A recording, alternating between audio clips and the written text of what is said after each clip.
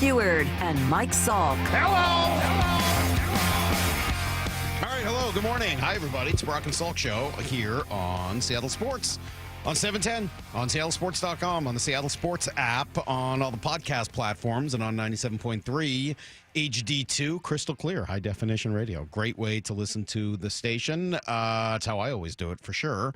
So, yeah, good to be with you guys today. I'm fired up, man. I watched 4 awesome hockey games last night, kind of flipping back and forth, and great hitting, great action, end-to-end, the whole deal. And, I'd love to come in here today and be like, all right, let's go. We got tons of great fun stuff, but I can't quite do that because I'm a little worried, and I'm hoping you guys would be honest with me. More, you're honest with me, right? You always hold me accountable. Is it possible that I'm in some sort of Matrix alternate world thing where I've gone crazy? Is that possible? Is it possible that you may have just gone crazy. Just today, that I've been living my life normally, and then all of a sudden something happened, and now I'm living in some alternate crazy world where up is down and left is right and hot is cold and opposites and everything else. Have I gone nuts, or are all 3 of these stories that I'm looking at and all 3 of these things true? Because it's really this is hard for me. I feel like maybe the ground beneath my feet is shaking and tumbling, and I'm falling down a dark chasm into nothingness. I have 3 stories here. I can't believe that all 3 of these things are happening or being said.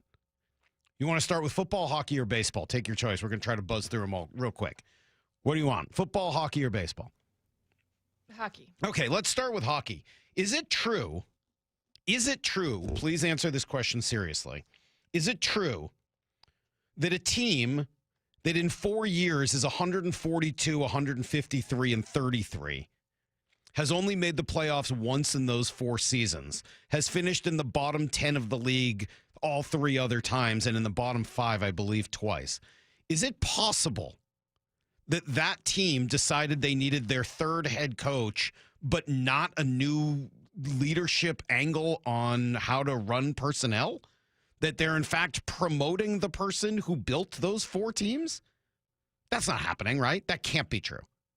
Is that true? It's true. Yeah, that doesn't make any sense. Yeah, it's a bit. There was a lot of confusion on social media after that move yesterday. That doesn't make any sense. Now, we're going to talk to John Forslund today. There does seem to be, that's at 9:30. There does seem to be some level of open-endedness maybe, or lack of clarity yet on what Ron Francis's next job will be. He is. I read 2 things yesterday. I read that he was going to be promoted from GM to president, which in theory would mean a kick upstairs where you're going to now be in charge of business stuff. But I also read that he was going to be promoted to president of hockey operations, which really is more of a Jerry DiPoto style role where you're getting a promotion, but you're doing the same job. You're still responsible for what's happening overall in hockey ops. If it's the latter, I really am confused. If it's the former, wow, must be nice to fail up.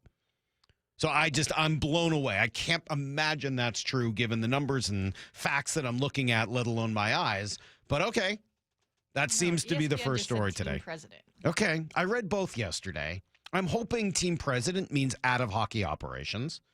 That would be nice. That would sort of help, maybe cushion the blow here.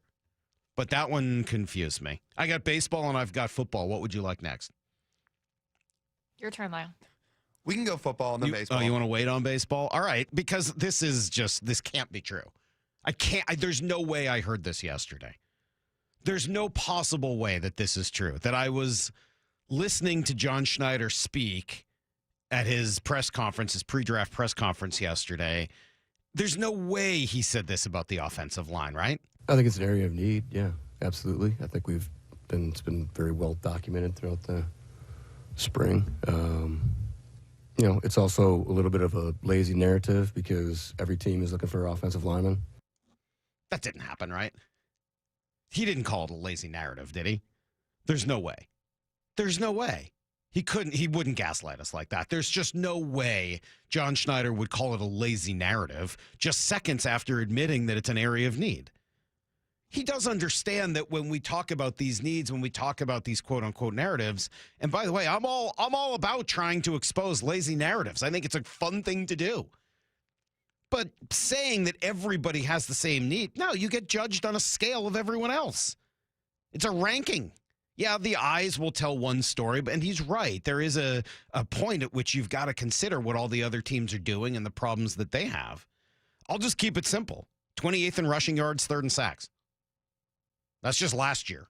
You have a bigger need than other teams. That's right. And every team, sure, likes to have depth there, but do the Lions need to add an offensive line? No, not really. Not really. Do the Eagles? No, not really. Do the Ravens? No, not really. Those teams don't have that as an area of extreme need. It's a glaring need. So to call it a lazy narrative, yeah. I just don't understand the insult to the people that are trying to be helpful. They're just trying to help.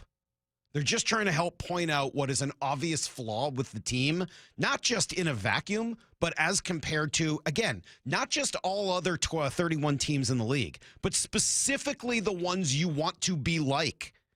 The ones that want to run the ball, the ones that want to be physical, the ones that want to be nasty. Not even the ones that want to play a finesse game. Not even the ones that want to throw the ball 400 times a game.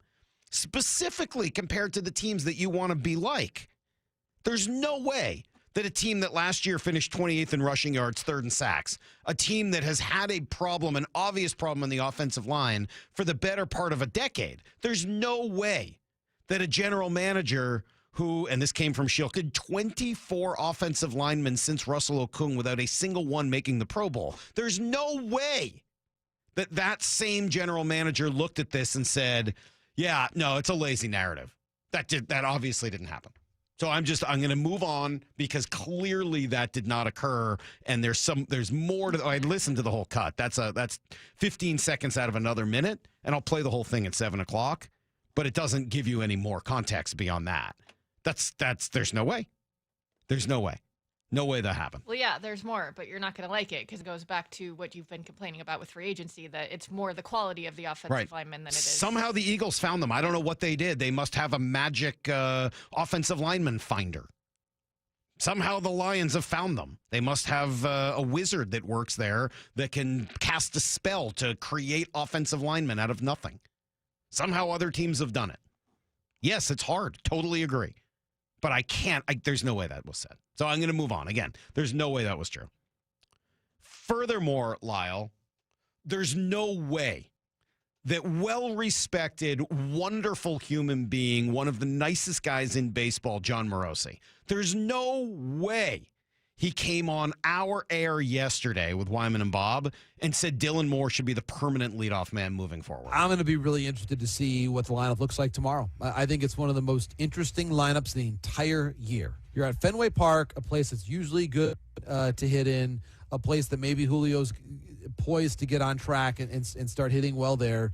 But we haven't really seen it. Now, his performance was better on Sunday, again, against the lefty, so maybe that was part of it. But I thought that lineup looked pretty good. And listen, I understand there's a dramatic split with Dylan Moore. He's much better against lefties. I get all that. But the dude's also the reigning American League Player of the Week, and he started, of the last 4 games they had against the righties, he started 3 of them. So, I mean, to me, Dylan Moore belongs in this lineup every day now. And it's just a question of how you round out the rest of the group. No. I mean, that's just ignoring what has been obviously true throughout his career, and despite the AL Player of the Week deal, which we'll talk about, has been even more pronounced this year.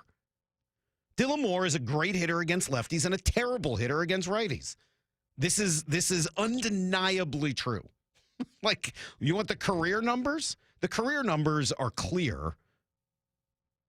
In his career, his batting average is over 40 points higher against lefties.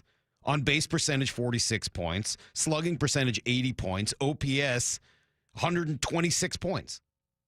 That is a dramatic difference. But, okay, some of that took place 5 years ago. Maybe you think things have changed. Maybe you think now that he's being given more opportunities, it's working out better against right-handers. No, not really. No, that's not true. Now, his batting average difference is 180 points this year, 429 to 250. On base percentage, 520 to 270, nearly double. What? The slugging percentage difference is 1143 versus 278. What am I taking crazy pills today? Seriously. There's no way this is true. That a guy who this year has an OPS that is more than 1,000 points higher against lefties than righties. Guys, an 1,000 OPS is an insane number. That's like Barry Bonds type of numbers. That's how much higher his OPS is against lefties than righties right now. 1663 versus 548. There's no way somebody looks at that and says, oh, you got to get this guy in there every day against righties. Clearly the thing that's been missing. By the way, he has more bats against righties than lefties this year. I swear I must be taking crazy pills today. There's no way that these three things are all true. No way. There can't be true. Can't be true. So we're going to take a break because I need to pinch myself and make sure that I'm actually awake and not living in some sort of alternate universe this morning. I don't know what's going on. Find me Morpheus because there's no way all this is true. Seattle Sports, your home for weekdays 10 to 2. Mike Greenberg, kind enough to join us. Do I believe in Sam Darnold? Yes. Do I believe that he will duplicate what he did a year ago? I'm not so sure. He definitely has the talent. He is turnover prone. It is not realistic to think that's going to get coached out of him. But I think he is more than good enough to win with. Hear the rest of this interview on demand at seattlesports.com and on the Seattle Sports YouTube page. My perfect day has sand, salt water, and friends. But my moderate to severe plaque psoriasis can take me out of the moment.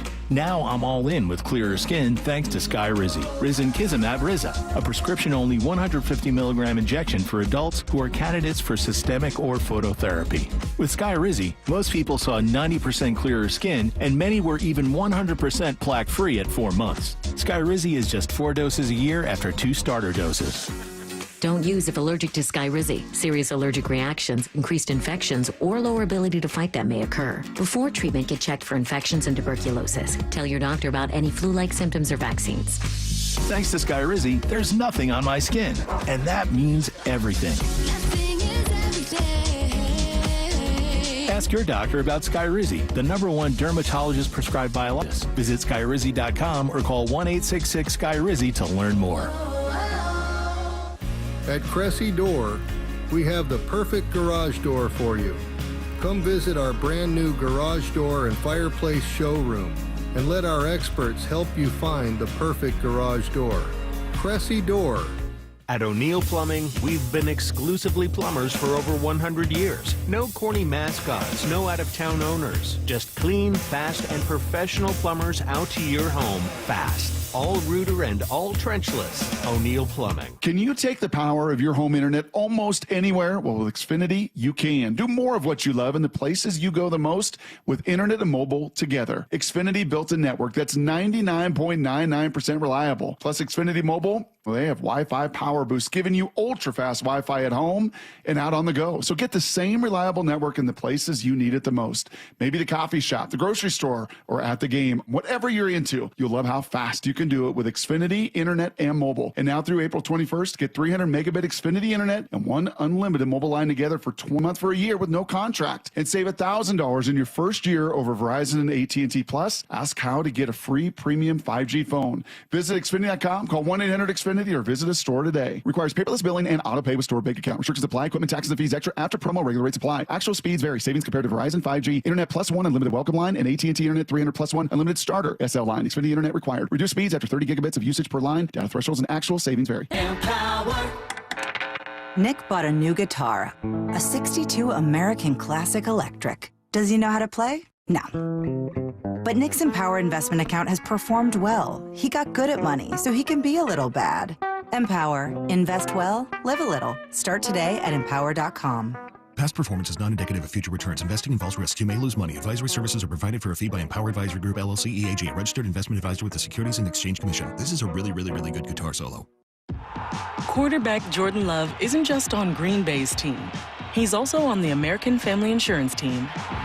Because like us, he believes in dreaming fearlessly. Just chase your dreams and don't let nobody hold you back. And we help protect those dreams with the right coverage so you can dream fearlessly. American Family Insurance. Get a quote and find an agent at amfam.com. Products not available in every state. American Family Mutual Insurance Company, SI, and its operating company, 6000 American Parkway, Madison, Wisconsin. The noon hour of the Bump and Stacy Show is powered every day by the caring and compassionate team at Pendergast Law Personal Injury Lawyers. Go to pendergastlaw.com. This summer, make sure your roof is ready for the season ahead with a company you can trust, like 3 Tree Roofing. We're not just your roofers, we're your neighbors, and we're here to help you protect your home this season. Visit 3treeroofing.com to schedule your free on-site estimate and get your roof replaced before the summer rush and potential material price increases. Our certified technicians make your roof replacement easy and worry-free, so you can focus on the important things this summer. Visit 3treeroofing.com to schedule your free, no-pressure estimate. 3 Tree Roofing, your Puget Sound roofing experts. I'm attorney Rob Iddens, proud Marine Corps veteran and owner of Warrior Injury Law. We help all types of injury victims, like Bobby, who was hurt riding the bus. The bus made a left turn, and the scooter that I was on overturned. Ended up having surgery on my back. So I knocked on the door of Warrior Injury Law, and I thought if anyone could help me with my situation, they could, and they did. They everyday people who work for everyday people. I would recommend this company over all the rest. If you've been injured, call us at 253-WARRIOR. Warrior Injury Law. Battle tested. My teacher is the best because she gives us pajama day. No matter how old you get, you always remember that one great teacher.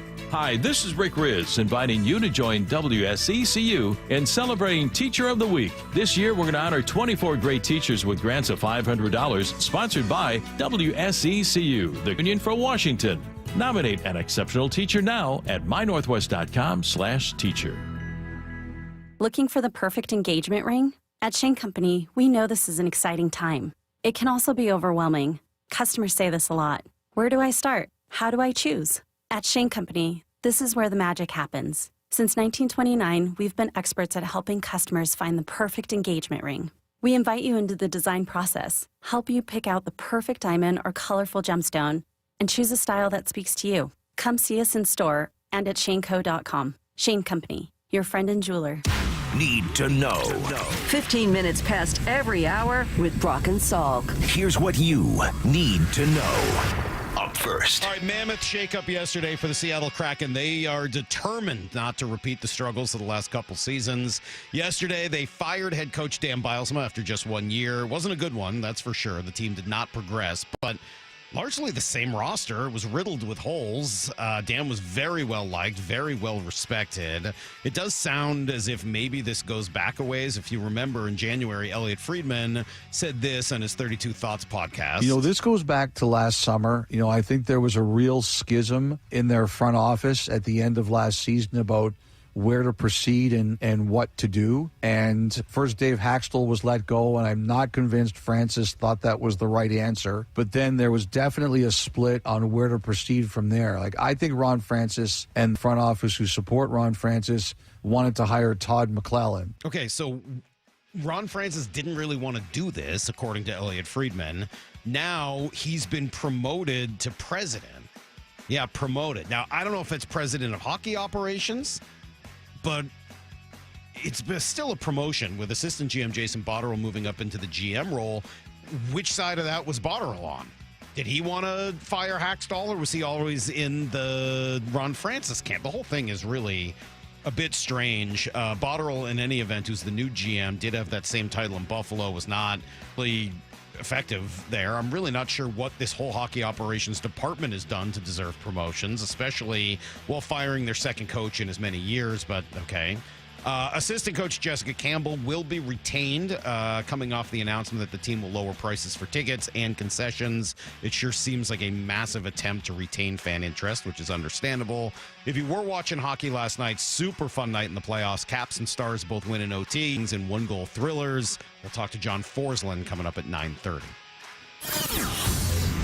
Here's the second thing you need to know. I've already played you the sound from John Schneider talking about that lazy narrative about their offensive line problems. I don't know really what to say beyond that. We'll talk more at 7 o'clock.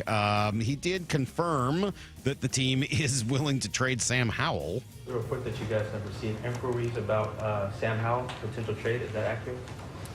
Yeah, that's accurate, and we have a great relationship with Bruce, his agent, and Bruce is very well known and respected throughout the National Football League, so he has a ton of contacts as well. So it's a very open dialogue. All right, so we'll see what happens. Generally, once a team gets to the point where they say they're willing, buddy, unless that person has a ton of value like DK Metcalf, generally it means that they're getting ready to release that person because there's not been enough of a market for them to make a trade. Maybe I'll be wrong this time and Sam Howell will get dealt. That'd be great. But gut tells me that this ends up with him ultimately being released and finding another home somewhere else. Head coach Mike McDonald was there yesterday as well at the press conference. Pretty excited about the direction they're going. We have a very clear vision about what we're trying to create and what it takes to get to that point. And it's not just me, sitting there saying this. It's everybody. I think all the coaches. We have a great alignment in how we want to go about our business. And again, we've done it before. Together, and we've gone through that feedback loop already. And just talking to one of our players about an hour ago, and he knows who we're talking about. But like they know there's a reason behind what we're doing and why and what we're trying to chase, and it's not some big secret on what day in day out looks like, and we can get that message spread across to the guys so we can hit the ground running. All right, well, they will do that, and obviously the makeup of this team will change this weekend as the draft starts in just 2 days. Here's the third thing you need to know. I should have mentioned this as part of the second thing. Big news yesterday, state of Washington officially becoming the 15th state to sanction flag football as a girls' high school sport. Opens the door for teams to play in an official state championship tournament. Also, just a really cool step forward for women's participation in football. The league has made an honest effort to push this and makes sense to continue to grow that audience. Mario Bailey had a big part of that for the Seahawks, and we'll talk to him tomorrow morning at 9:30. The real third thing you need to know, congratulations to this guy. Easter Sunday. Here's a swing and a drive deep to left field. Luke's going back, looking up, and goodbye baseball. Dylan Moore, a leadoff home run here in the top of the first inning. Yeah, another one there for Dylan Moore on Sunday. He wins American League Player of the Week. Hit .385 with 3 home runs, 3 stolen bags, 6 games last week. Doing most of that damage, yes, against left-handed pitching. Not bad for a Gold Glove winner who barely mustered a single hit in spring training. He'll get a shot against 2 more lefties in this Red Sox series tomorrow and again on Thursday. Brian Bayo goes. Is it Bayo? Brian Bayo goes today, and then you got Sean Newcomb and Garrett Crochet, the 2 lefties, tomorrow and Thursday. Team did make a small move yesterday. They dealt Drew Pomerantz to the Cubs. He was in the minor leagues. Adam Jude also reporting that George Kirby is scheduled to throw a bullpen at T-Mobile this week. If that goes well, the next step would be a live BP, and we'll see where it goes from there. That is everything you need to know. 1/4 every hour here on the Brock and Salk Show. All right, I started off talking about the crazy pills, and for the most part, a lot of agreement here on the Kraken take and the Seahawks take. A couple people, though, who don't agree on Dylan Moore. And I guess all I'll say is this. I've never fully understood when a manager is doing a good job of putting a guy in the right positions to succeed, and it's working, and you're getting the most out of that player, why people want to change that in order to overexpose that player and put them in situations they're not as good at. Dylan Moore's not 24. He's in his 30s. Like, this isn't a new player who you're like, hey, he's proven it against lefties. Let's see if he can do it against righties. He's been in the league forever. He's been in the league like a decade. This is not a new player where you've got to find out. We know. This narrative this die has been cast. It's not just narrative. Like, we know the answer to this one. Allow him and allow Dan to keep doing the right thing. Dan's played this perfectly. That idea of Dylan Moore should be playing every day and this and that, like, no. Dan's played this really well. He's used Dylan Moore the right ways. And because of it, you get an AL Player of the Week. Don't spoil that. Continue to use this opportunity to get the most out of your guys. I like it, man. And if you need somebody else to hit leadoff right now while Robles is out, honestly, moving J.P. Crawford back up there against righties, or Lyle mentioned Luke Raley if he gets going here as a possibility at some point, yes. It would make a whole lot more sense than letting Dylan Moore out there against righties where it's not a strength. Just not a strength. All right. Adam Jude joined us yesterday and gave us kind of a where we're at with the Mariners. We'll play that coming up here in just a moment. Joel Klatt is going to join us at 7:30 today. We've got Jeff Passan at 8:30, so two people who like to give me a lot of grief. That should be fun. And then, of course, John Forslund at 9:30 talk through what the Kraken have done. It's a big day. You're going to want to be here for all of it. It's Brock and Salk. Seattle Sports on 710, seattlesports.com. The 2025 NFL Draft. The first real opportunity for Mike McDonald to build this team in the image he really wants. With 5 of the first 100 picks. Are you kidding me? What are the biggest needs? It might be too early to take a guard in the first round. And nobody is taking you deeper inside Seahawks HQ on draft day. With General Manager John Schneider live at 4 p.m. What you do here matters. Thursday, only from the home of the Seahawks, Seattle Sports. All right, let's talk about Crawl Pros, and let's talk about what happens when all of the rain comes. This is the time of year, right? Towards the end of the winter, all that spring rain, and it can wreak havoc on your crawl space. So if rain or groundwater starts getting in there, well, that creates big problems, right? Maybe structural damage, maybe toxic mold, things you really don't want at your house. Well, that's why Crawl Pros can help. They can keep your crawl space dry. They can install a sump pump and drainage to reroute that water back out and away from your home. Take care of any mold that's been created, and yes, even address any plumbing issues that you might have in your crawl space. That's how you make sure your home is tip-top, and they'll come out and check everything for free, which is huge. They'll do that free corner-to-corner inspection of your crawl space and attic, come out, tell you exactly what's wrong, tell you how they're going to fix it, and then when you approve it, they just do exactly what they said they were going to do. So if you're worried about water damage, mold, insulation, critters, issues, anything else related to your crawl space or attic, call Crawl Pros or visit crawlpros.com to schedule a free inspection. That's crawlpros.com.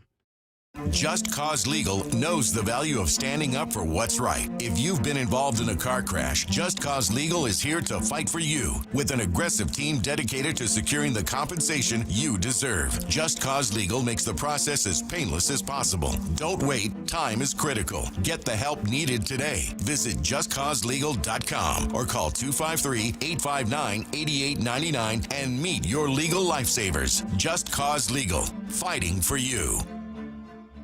You never get a second chance to make an impression. Superior Linen Service will help your company with logoed apparel, uniforms, floor mats, linen, and more.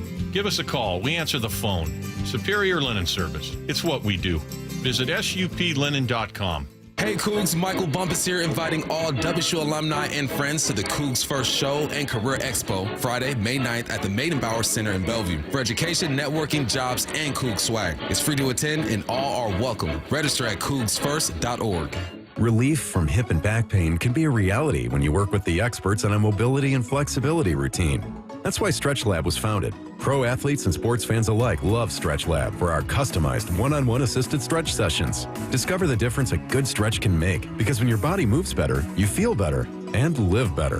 Visit your local Stretch Lab today or go to stretchlab.com and use code FAN10 to get up to 50% off your first 50-minute stretch. Plus, receive an additional $10 off. SoFi Personal Loan is here to help you achieve something once thought impossible: overcoming high-interest credit card debt. Walk the tightrope of your finances with one low, fixed-rate monthly payment, no fees required, and as soon as the same-day funding. That's right, pull off your own debt-defying stunt with a SoFi Personal Loan. Visit SoFi.com/trick to learn more. Loans originated by SoFi Bank, N.A., member FDIC. Terms and conditions apply. NMLS 696891. It's our 23rd anniversary, and we're celebrating by giving you the chance to become a millionaire. That's right, a chance at $1 million. Join us on this road to riches every Saturday in April, with 2 winners drawn every hour from 4 to 9 p.m. But the fun doesn't stop there. At 10 p.m. on the 26th, we're giving away a 2025 Mercedes-Benz worth $50,000. Don't forget, your Reef Rewards card can save you up to 25 cents per gallon at Lummi Bay Market next to Silver Reef. Silver Reef Casino Resort, located off I-5 exit 260.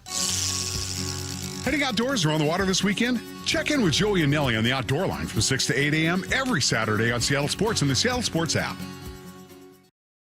At Uline, they know going the extra mile takes hard work. For companies pushing to go further, Uline will go the distance with you. 24/7, they answer the phone to get you the shipping and industrial supplies you need. Business can move fast. Unexpected large orders, adverse weather, new safety guidelines, and changing economic trends. Uline works hard keeping 41,000 items ready to ship, minimizing detours on your way to the extra mile. Visit uline.com. There's a sink at the brink and a drain that's a pain. DayandNight.net. You got a pipe with a leak, water's reaching its peak. DayandNight.net. Your old water heater, she's starting to peter. DayandNight.net. The throne's not too well, and ooh, does it smell? DayandNight.net. Have a clogged drain, water heater issue, or plumbing repair, and wish you could get a second opinion? Maybe it's sticker shock, or you'd like to know your options. Hi, I'm Bruce, General Manager of Day and Night Plumbing and Heating. Don't feel trapped. Do the smart thing and get a second opinion. Day and Night will provide you with a fair and honest quote, explain all your options, and help you with the right solution. Give us a call or visit dayandnight.net. I guarantee you, whether Day and Night is your first choice or smart second opinion, we'll work harder than anyone to earn your trust. DayandNight.net. Now is your time to get into a new D.R. Horton home by taking advantage of their National Red Tag Sales Event, now extended through April 27th. Stop by any of their participating communities and find select Red Tag homes at incredible pricing. So whether you're buying your first home or looking for an upgrade, you don't want to miss the Red Tag Sales Event, extended through April 27th. Discover the D.R. Horton difference at drhorton.com. drhorton.com. D.R. Horton, America's builder and equal housing opportunity builder. Brock and Salk's Rewind is presented by Toyota of Kirkland and Toyota of Renton. From the Quantum Fiber Studio. This is Brock and Salk. Weekdays 6 to 10. On Seattle Sports and 97.3 FM HD2. 206 pointing out that the Hewards are a two-headed shame monster.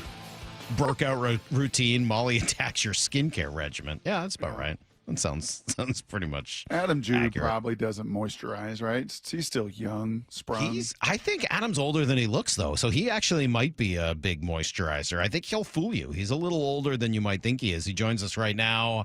Mariners reporter Adam Jude from the Seattle Times. Good morning, sir. How are you? Good morning, gentlemen. I'm definitely a moisturizer. Come on, get on board. Who isn't moisturizing? It's 2025. Yeah. Feels gross. Come on. That's probably Come why on. he looks young. Yeah, because you're older. How old are you? I am 44. I'm old. Whoa. Yeah. Whoa. Wow. He looks mid-30s. I know, right? It's pretty impressive. Yeah, Adam. Especially when you compare you to Divish, who looks, and acts well beyond his years. I mean, you're really the youth movement there at the Seattle Times. All right, let's dig in. This has been a bizarre season so far, and I have a feeling there's a lot more bizarreness to come. Yeah. So I'll start open-ended. So far, who are the 2025 Mariners? Oof. This is, man, I don't even know where to start with that. They are, all of a sudden, they're an offensive juggernaut. Is that a weird thing to say? I mean, you get them away from T-Mobile Park, and they certainly look better than average offensively. Sometimes it comes in weird spurts or in extra innings or in weird ways. But, we're gonna follow Dan Wilson's lead here, because if you listen to his post-game news conference just about after every game, what's the one thing he's always saying? He's like, these guys are fighters. These guys are fighters. They're going to fight some.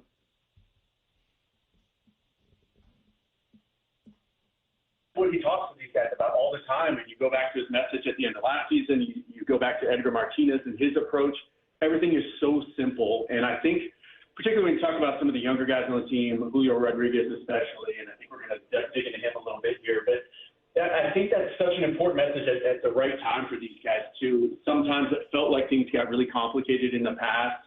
And at the end of the day, just go out and play to the last out. Go out and fight. Give it everything you got, and we're going to win for today, and then we'll worry about tomorrow when tomorrow arrives. And I think that's what we're seeing in a lot of these late-inning games. It looks like, who is he going to bring out of the bullpen? What arms do they have left? He's exhausted everyone off the bench, and yet they still somehow find a way. Rowdy Tellez comes through, or another Cal Raleigh home run. So they're a little unpredictable. Maybe it's the right word for it at this point, just because of the way they're doing it, right? We're so used to seeing pitching dominating and winning these 3-2, 2-1 games. All of a sudden, high scores and these extra inning games and crazy things are happening. But it has been a little unpredictable. But obviously, I think Mariner fans got to be excited about where they are here over the last week and a half. I think, 8-2, best record in the league over the last 10. So they're pointed in the right direction. How about that? How about another maybe difficult one to quantify? Who is Dan Wilson, 22 games in as the Seattle Mariner manager in 2025? Yeah, I think you look at the Root Sports camera shots every once in a while when they'll pan in the dugout at him. It seems to me he's like always clapping. He's always cheering these guys on. He's always chirping at the guy in the batter's box. It's just like, hey, come on, Cal, come on, Julio, come on. It's just sort of like this little league dad mentality of like just constantly trying to pump these guys up. And like I said, keeping the message simple. Again, I don't know exactly how to quantify or to define who Dan Wilson is as a major league manager. Honestly, I think he's still figuring that out himself. I asked him last week about some bullpen management things, and there have been some real questions about that here early in the season. And he said he's still learning. He was pretty honest about it. He's like, yeah, I'm still learning it as we go here. He's used a guy like Eduardo Bizzardo in some interesting spots where you're kind of shaking your head in the moment. It seems to sort of work itself out. Obviously, the bullpen has been taxed. I think they've thrown the most innings in baseball so far, but he's managing through it, and it seems like the guys are following his lead, that they have his back. And again, I think the simplicity of the message, the simplicity of the approach is working for them right now. Cal going to hit 60? He might. I was joking with him, actually last spring. I was like, you got to get 40, right? And not to give all the credit to the hardware, but this new torpedo bat has obviously made a difference. He's only swinging that from the left side at the moment. He's waiting for his new model from the right side to arrive. But we've seen this from him in the past, right? He's such a streaky player, a streaky hitter. He'll go through spurts with massive power surges, but nothing like this, right? We were talking about it on the road, too, when I was in Cincinnati. He's got to be a lock for the All-Star game at this point. It'd be his first one. He's absolutely in the discussion as best catcher in baseball, best two-way catcher, best defensive catcher. Getting the contract, prime of his career. He has the respect of, not only the pitching staff, but that entire clubhouse, the entire organization. He's in his prime, and he's carrying this team right now, and it's a lot of fun to watch, isn't it? It is fun to watch, leading the league in home runs, and that may feel, amongst all these things, the different variables, honestly, like that might feel the most sustainable because he does it from the right and he does it from the left. He doesn't have to have it just with one kind of swing. Done it in a variety. So, yeah, you mentioned earlier that we wanted to ask you about Julio. We saw your blurb in the paper there at the Seattle Times. Adam Jude here with us. Blurb? Well, it wasn't a whole column on Julio. It was a little blurb. Just a blurb.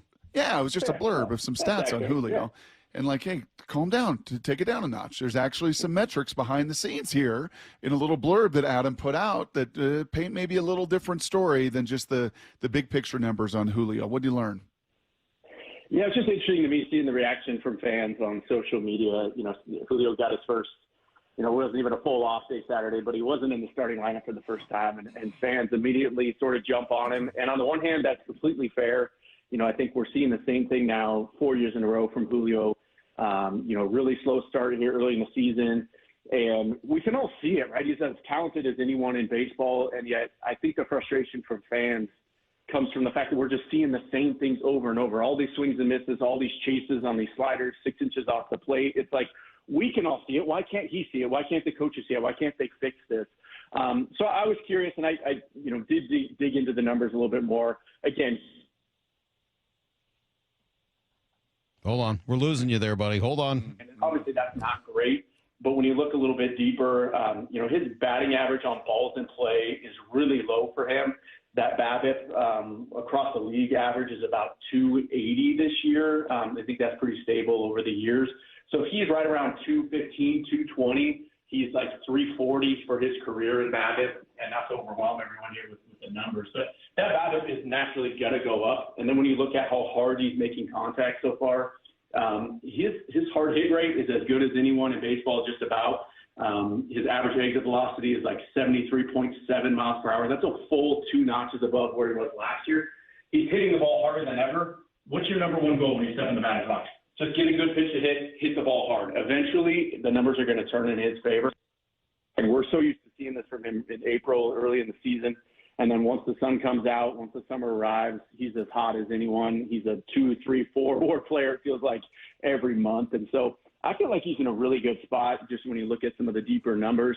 it's going to pan out. It's going to even out. And I think he's fine. That's my suggestion. He's on pace for a career high in steals. He's still an elite defender. I think he's on pace for a career high in runs. He's getting on pace on base still, taking more walks than he ever has. The interesting thing to me, and Scott or Mike, I know this is something you've looked at a lot in the past, but his overall swing rate, it's pretty alarming. It's pretty high. He's top 10 in baseball. It's a career high, I think 57% of pitches he's swinging at right now. It's really high. And then he's also whiffing more than ever. I think he's only making contact on about 65, 66% of all his swings, which is bottom 10 in the league. So, yes, you could say those are alarming. But are you guys seeing any regression in skill? I just don't think all of a sudden he's become a bad hitter. He is seeing a lot more fastballs than he has in the past. I think pitchers are approaching him a little bit differently. He is trying to hit the ball the other way and up the middle more, which is, coming from Edgar Martinez. So that's a little bit of an adjustment for him. But again, to me, that you could spin that as, yes, he's swinging more, or yes, he's swinging and missing more, but he's still an elite hitter when he's on. And I think that actually you can tilt that the other way and say he's not going to miss the entire season. And eventually, because he's hitting the ball so hard and because he is being more patient, he's going to get better pitches to hit here eventually, and I think it's going to turn here pretty quick. Well, I just think that what I'm seeing is that Julio is going through a fairly standard Julio struggle, except that this one hasn't been as bad as the others. And so if, the highs are still going to be where they've always been and he can keep the lows to what he's done in the first month of this year as opposed to what it was last year, the year before, that seems like a win for Julio. He's probably always going to be streaky, just like Cal Raleigh is. Yep. But this idea, and of course, as soon as you start talking about it, our text machine lights up with people, Julio stinks and he's overrated and this and that. And I don't know, 3 days ago, Rowdy Tellez is the worst hitter in baseball. And he hits 3 home runs in 3 days. No one's more capable of going on a hot streak than Julio is. And when he does it, those numbers change. I was really struck. Were you guys struck by the number that Root Sports had up of the total WAR in their first 3 seasons by center fielders in history? Because Julio, I believe, was 4th behind Mike Trout, Joe DiMaggio, and somebody else really, really good. I forget Mickey who it Mantle? was. Maybe. I was like, okay, well, that's the company you're keeping? How can we possibly get so upset? Yeah, and again, part of it is not really Julio's fault. He comes in as a 21-year-old, right? He's got this whole marketing arm built around him. He's a superstar before he's actually a superstar on the field, right? And so our expectations were through the roof for this guy. And then he continues, like I said, to go through these same struggles at the beginning of every year. And we're going, why can't he figure this out? We all see it. Why can't he figure it out? I do think there's some great times there. And I will tell you, sort of talking to people in the background as well, if you flip back to a year ago, and again, Mike, I know you talked to his personal hitting coach, Ovi Diaz, last year for a while too. I do think there has been a bit of a switch with Edgar as well. Julio was, I don't want to say obsessed, but he was really tweaking and working on his swing a lot at this time last year, really trying to refine it. I think we saw it week after week, just a slight adjustment here, a slight adjustment there. He was over swinging at times, right? We can kind of picture him falling into the left-handed batter's box sometimes. We're not seeing that this year. And I can tell you too, just in the background, he is less concerned about his swing at this point this year, and just, again, getting a good pitch to hit and hitting a line drive up the middle. That's all Edgar. Edgar has been in his ear now for over 6 months.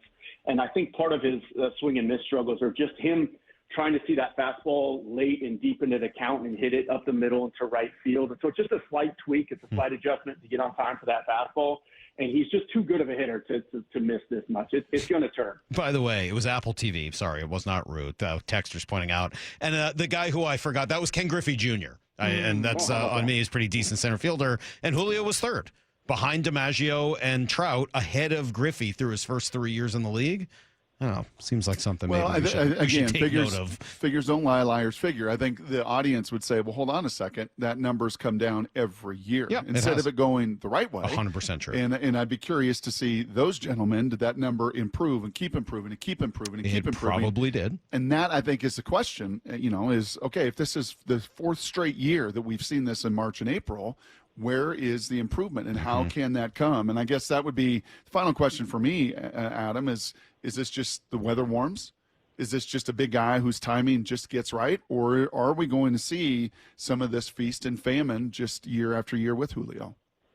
Yeah, again, this is just who he is at this point. We have a long enough track record to think he's just one of those guys. We see that sometimes. I think Francisco Lindor with the Mets is finally starting to pick it up too, but he's one of those guys traditionally is a really slow starter, picks it up in the summer. Again, to me, he's just too good. He's too great of an athlete. He's too fast for a guy to have a batting average on balls in play so low, right? You usually see these fast guys. Ichiro, his BABIP for his career, I'd be curious to look that up. I'm sure it was amazingly high. Bobby Witt Jr., I know it's a really high BABIP. You're so fast, so when you hit sometimes soft ground balls, you're going to beat it out, right? I think with Julio, it's a lot of hard hit ground balls right at the shortstop right now. Eventually, those are going to turn into singles. Eventually, he's going to get the ball in the air more. He's hitting it so hard, it has to turn. The logic and the numbers just tell you eventually that's going to turn. And I'm curious to see how quickly that happens for him if he doesn't get frustrated by it. But again, I think everything's pointing up for Julio at this point. Hey, Adam, what have you thought of just the quality of competition that they've played? I mean, they've won 4 series in a row. What have you thought of the teams that they've been beating? Well, to go on the road and do it, obviously they got swept in San Francisco, and so they needed to lost that first one in Cincinnati, and so it's like, okay, they kind of need to reset. And when you get into hitter's ballpark, who are you? But it helps to have a Dylan Moore who just crushing lefties on the road, and then Cal Raleigh. You take it where you can. They had to play an early series against Detroit, who has owned them, who I think is probably the best team in the American League right now. Had to go to San Francisco again for their opening series. Great crowds there, great weather. You get swept there. The weird injury to Victor Robles was a huge downer. The Giants are probably a top 5 team in baseball right now. So they kind of had to get over those early hurdles and sort of righted the ship here.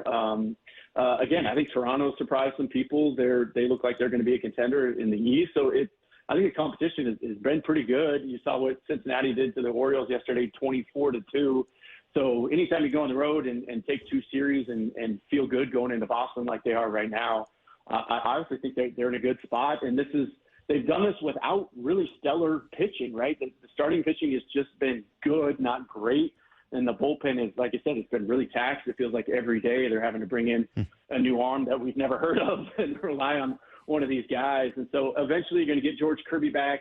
I said all along, if they can just get into early to mid-May, sort of hovering around 500, just stay afloat until George Kirby gets back. I think that's the goal, and they're obviously right on track. And honestly, I think they're going to be fine.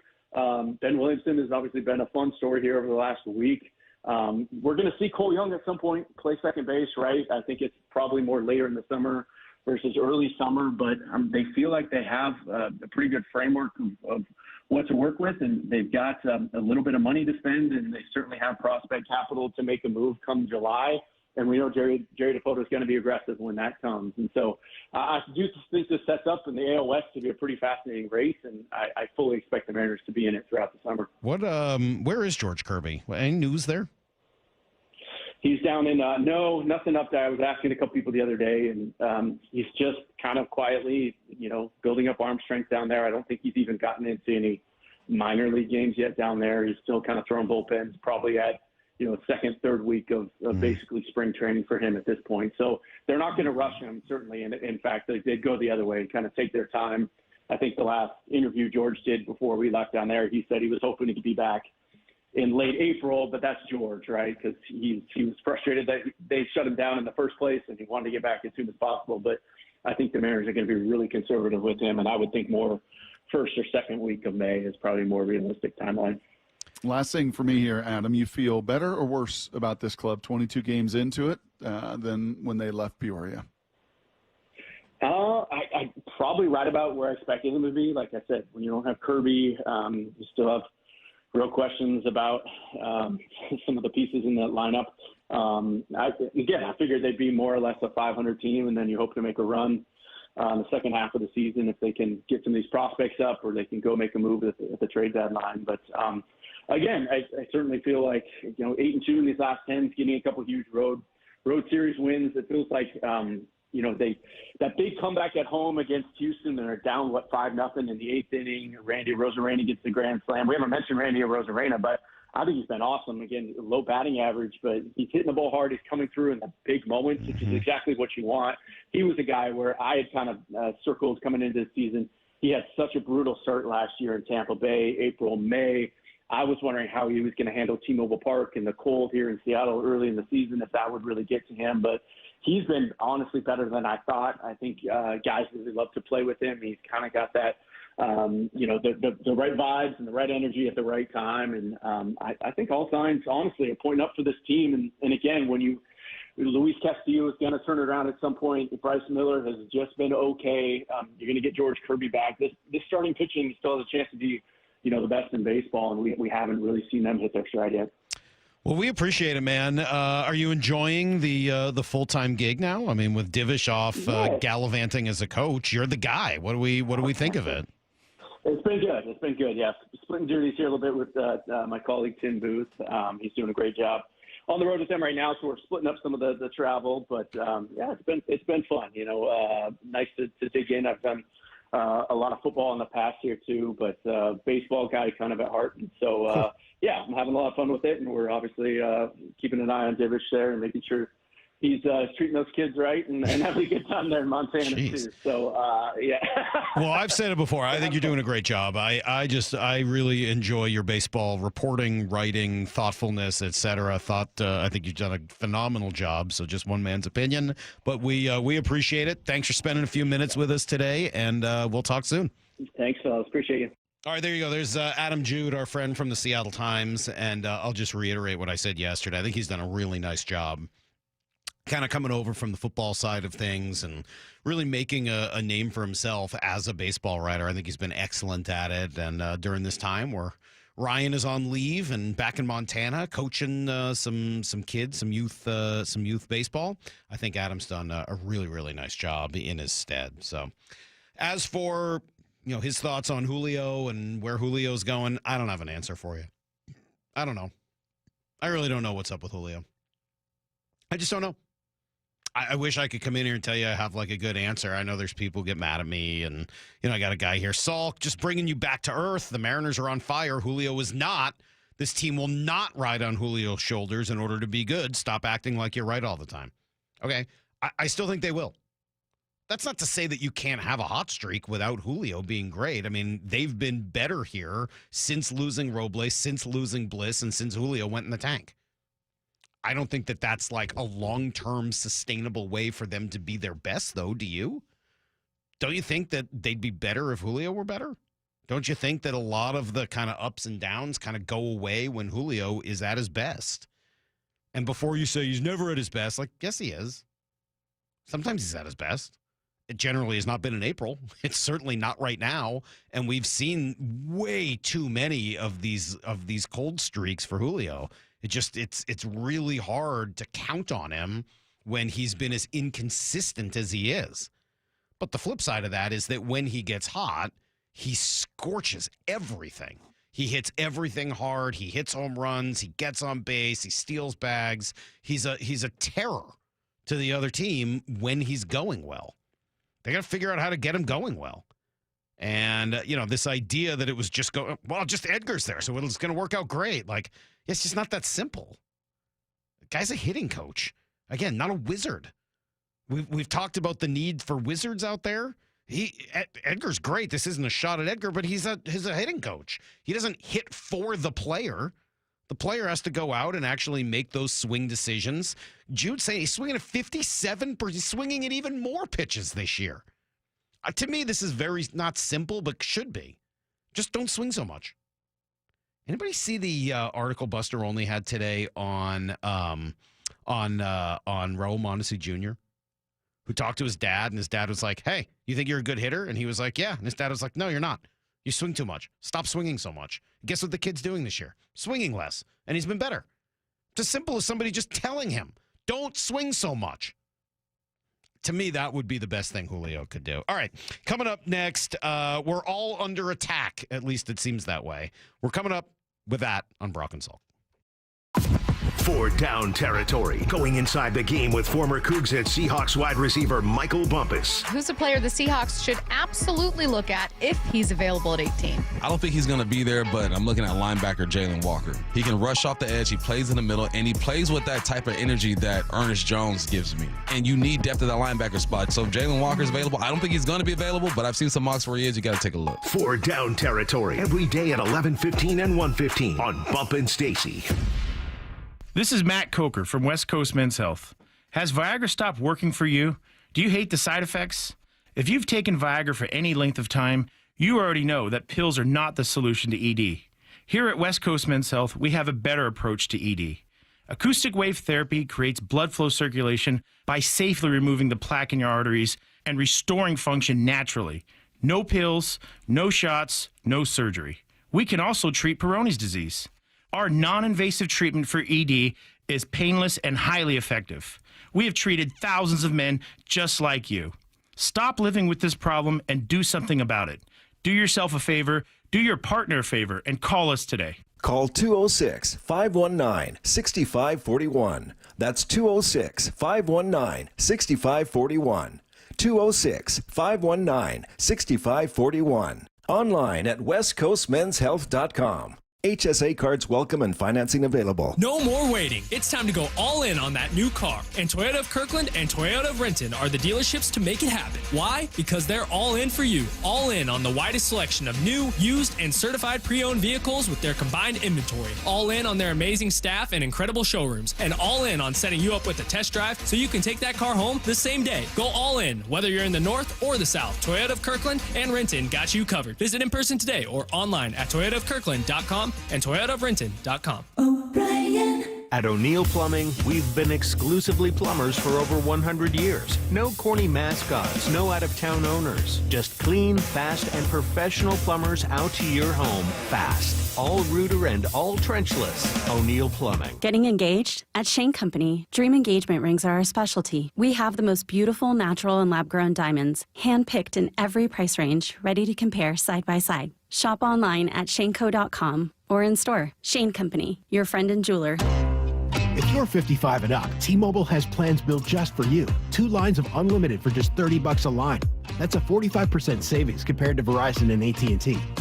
But don't just take our word for it. It's not just the savings that are great with our T-Mobile plan. There's all this value from all these other things that T-Mobile offers.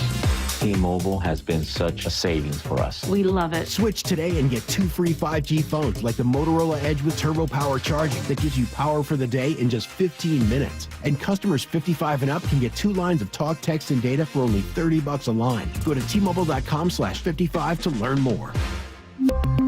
With 24 monthly bill credits and 2 new lines with autopay for well-qualified customers plus taxes, fees, and $35 per line connection charge. Credits end and balance due if you pay off early or cancel. Contact us plus $5 per line without autopay. Debit or bank account required. 45% off 2 lines versus AT&T Starter and Verizon Welcome. Plan benefits vary. See details at T-Mobile.com. Motorola Edge requires 68-watt charger. Chargers sold separately. Actual performance will vary based on usage and configuration. When you have really good leaders, it makes it easy. Gia arrived at Lee Johnson after 10 years at another dealership. You know your job, but then you have people who you can rely on to help you with the big stuff that you need that support from. And I've gotten that every day with my service manager, with our assistant service manager, with even like our GM and our GSM. The way that, we're now on the showroom together, we are so close-knit just as a department. My service manager here, he's always open to teach you whatever you want to know. He just wants everybody to do good around him, and if somebody wants to learn something, I'm here to do it. And I've never had a service manager like that before. They're really good at promoting from within. That's one thing that I've learned from working here. I see people start out as a lot porter, and people work their way all the way up to being a general manager.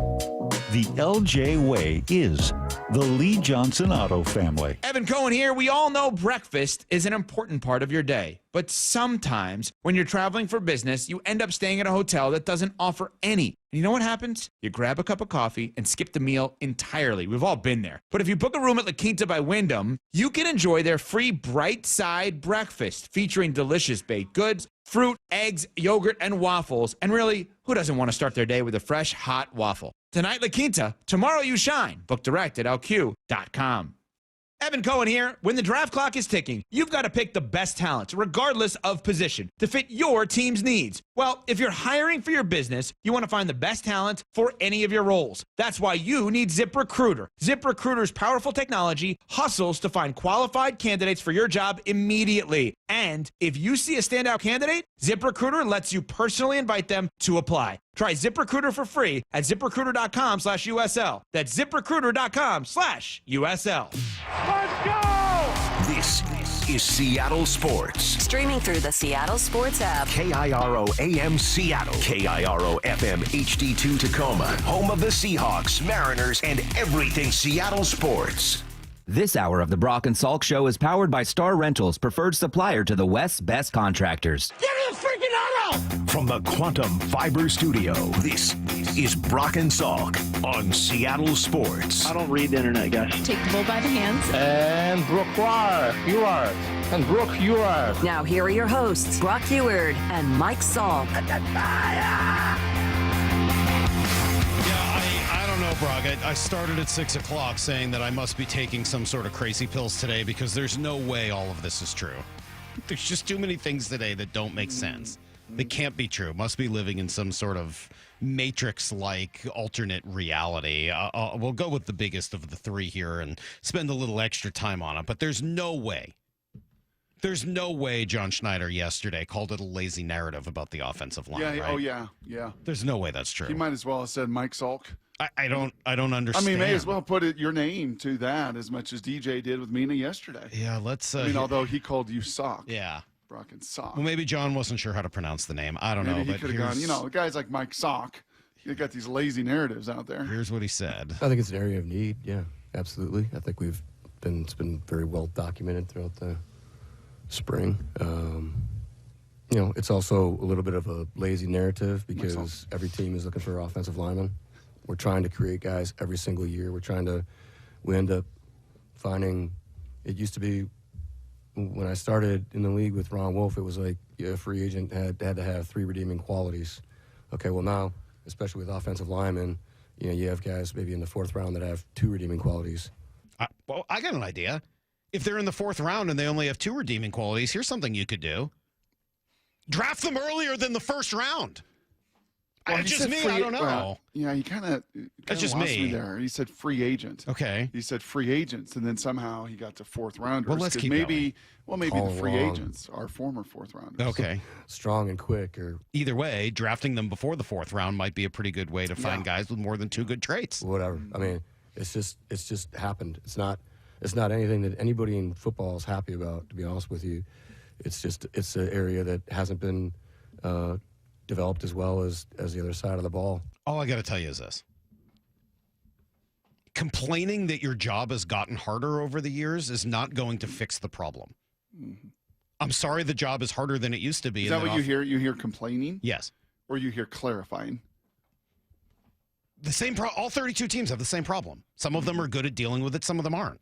Mm-hmm. This isn't about you. It's about Most you are in not. relation to the rest of the league. Most are not. Most don't have the supply. Put together a good radio station. Well, I can't because there's no good talent.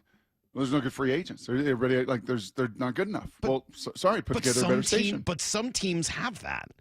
And it's not like they all got them back then. Like, it's not like the teams got their offensive line talent 15 years ago when the talent was better, and they're still running out the same 5 guys for the last 15 years. Everyone's been subject to the same talent pool forever. Yep.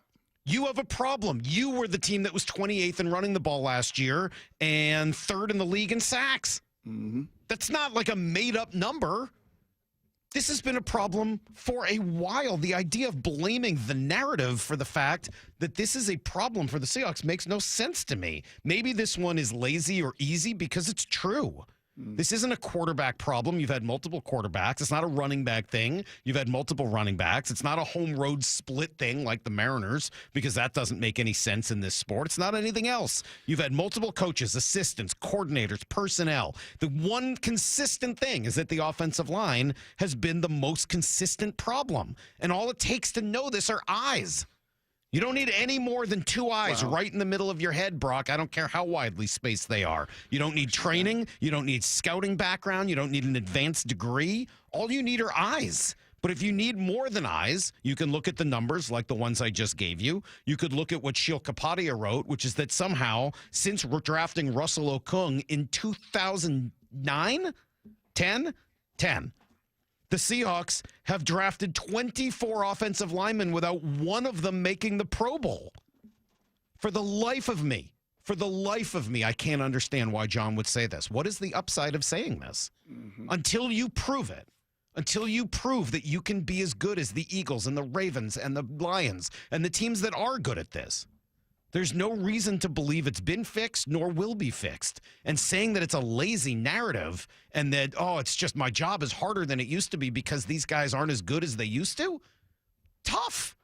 Like, so what? That's the job. The supply chain is clearly limited, and all 32 GMs would say that. It is the clearest pinched supply chain of any position group, that and quarterback. But at least quarterback, you can kind of take a swing because if you get quarterback right on the rookie contract, you can see what happens. And sometimes Mr. Irrelevant turns into, a Super Bowl quarterback. 24 O-linemen since 2009. And by the way, those have been first rounders, second rounders, third rounders, fourth rounders, fifth rounders, sixth rounders, seventh rounders, right? I mean, they've taken linemen all across the spectrum, from John Moffitt's to Abe Lucas's to Christian Haynes. It's not all been Anthony Bradford, like 6th, 7th round, just scrap heap guys. But you got to get them. I mean, like the Christian Haynes is the best one as an example. Like, Dominic Pooney was available a couple picks beforehand, or a couple picks later he went. Like, that's not a supply issue. That guy was a starting guard and who played pretty well for San Francisco. Your guy couldn't get on the field. Like, that's not a supply issue. Yep. That's, you had a choice and you made the wrong one.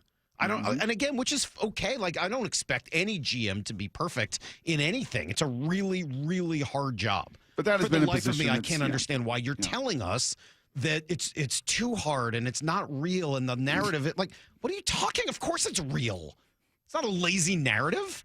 Your offensive line has been a problem for a decade. Okay, what else you got for me? That's number one. Well, that's the big one. I know, but what else you got for me? Oh, man, I already went through this. The Kraken think that, their problem seems to be only with the coaching and not with the front office. That doesn't make any sense. Yeah. I got John Morosi, who thinks Dylan Moore should be playing more and hitting leadoff against righties. Despite his, 1,100 OPS difference between righties. And, it's... Crazy pills this morning, Brock. Just crazy pills. I read something kind of crazy, too. Actually, Benetti sent it to me yesterday. You want a fourth one? You want a certificate of participation? I don't think I can handle another crazy thing. This is a certificate of participation. I was going to save it for trash takes tomorrow, but I might as well unload it right here. Sources have told Heather Dinich, who's really connected with the playoff committee in college football, Salk, that in order to maybe differentiate and maybe a key factor in the process of picking the 12 playoff teams will be how those teams' TV ratings were. Oh, my God. Really? Yeah. I mean, how they rate on television. Like, if we got a 9-3 and a 9-3, let me look at the TV ratings between, I don't know, Penn State and SMU. Or, you tell me which one's got bigger ratings. So the bigger brand, Lyle, the bigger brand is going to get preferential treatment. That's insane. You love that. It's almost like it happened on a certain targeting call in the playoff anyway. I mean, that's just great. At least they're saying what we already know to be true. Yes. At least they're admitting to the obvious. Is that the tail wagging the dog? Is that the line I'm looking for? I mean, is the that tail wagging the dog? Yes. Is that not the ultimate? Yes. Yeah. We'll just say this out loud. Brock, can you answer? 512 Texas says it's weird that Brock doesn't support you in your offensive line efforts. What am I wrong? I mean, no, I do. I do support you. I do understand it. The data is pretty clear. They've not been good enough. I think John would tell you that. We've not been good enough. We've not been good enough at development. We've not been good enough at selecting. We've not been good enough at finding the right fit. We've not been good enough at coordinator. Then the last why few is it years. a lazy narrative? Yeah, I don't think there's much upside to that. I don't think there's much upside to saying that. I am on your side on that. I don't understand. I think it's an area of need. Yeah, absolutely. I think it's been very well documented throughout the spring. It's also a little bit of a lazy narrative because every team is looking for offensive linemen. I think I don't think it's honestly a shot necessarily at you. I think it's what Ray Roberts stands up to a lot. And Ray Roberts is like, stop picking on the O-line. Everybody always picks on the O-line. It's always the O-line. It's always the O-line. Here, because the offensive line hasn't been good. Yes, it's not been good. It has been problematic, but it's not just I don't know. It's the chubby kid that gets picked on all the time. He just gets picked on. It's not fair. It's not right that he just gets picked on. There is a role of the O-line coach. There's the role of the development. There's the role of the play caller. We've talked about that. There's the role of also making their job easier over and over and over again. Just stop with. Don't blame But other this people. wasn't a problem. This wasn't as big a problem in the first 3-4 years, 5 years, right? Because there was some continuity. There was some symmetry. They were able to run the ball. Marshawn did make those guys better. Maybe it was a problem until Marshawn got here. And then it really became a problem when it got a little cute, I think, when it was like, well, we can take D linemen and make them O-linemen. It was a problem before Marshawn, and it was a problem after Marshawn. So Marshawn may have been offensive line proof because of his unbelievable ability to break tackles and physicality and I think all Buffalo that. and Vegas and places before and after would tell you that, maybe it was the system and the scheme and the commitment to it. I think Vegas would tell you he was toast at that Max point. Unger and having James Carpenter and having Russell Okung and having Breno Giacomini and having those guys that, were really good at what they did. All those guys you decided not to keep? All those guys you decided not to retain? Again, I think this is not a narrative. This is what's happened. A narrative is when something fake gets built up out of nothing. Fake news. This is not fake. This is real. And until you fix it, it's not a narrative. It's fact. It's not opinion. It's not. This is what's happened. Their offensive line hasn't been good. Okay. Get better. Make it better. And yeah, just stop the sentence with, yes, it's an area of need and something we need to address. Okay. And by the way, understood. Here's a fifth one and last one before I need to know. My goodness, we got Klatt. We got a busy day. I'm looking at Jason Jones from CBS Sports' latest mock I told draft. you this yesterday. Trading up? Yes. Trading up. You don't even listen to me because I told you that yesterday. He had them trading up 2 spots to get Teterow and McMillan. You know what? That's not fair. I listen to everything you did not, because I said that 5 times yesterday. Well, I was blind with rage. Clearly not when I told you about it. All right, we'll come back with everything. You know what I was doing? I was multitasking, putting my tweet together. That must have been thankfully our people do support us, Salk. Yeah. He was worried about moisturizing, so he doesn't look old for him. And now he looks all red now that he's put all that moisturizer on. Your face looks super red. I'm fired Let's come back with everything you need to know. Everything's crazy today. It's Brock and Salk, Sales Sports on 710. The 2025 NFL Draft. The first real opportunity for Mike McDonald to build this team in the image he really wants. With 5 of the first 100 picks. Are you kidding me? What are the biggest needs? It might be too early to take a guard in the first round. And nobody is taking you deeper inside Seahawks HQ on draft day with General Manager John Schneider live at 4 p.m. What you do here matters. Thursday, only from the home of the Seahawks, Seattle Sports. Are you trying to buy a new home, or are you a local real estate agent seeking financing for a client? We're all tired of dealing with banks, credit unions, and endless guidelines. Wouldn't it be nice to go back in time when we had common sense lending? Hi, I'm Scott Rireka, CEO of Legacy Group Capital based in Bellevue. We are one of the largest local private portfolio lenders in Washington. We've helped thousands of home buyers and real estate investors reach their financial goals by leveraging the Legacy Common Sense borrowing platform.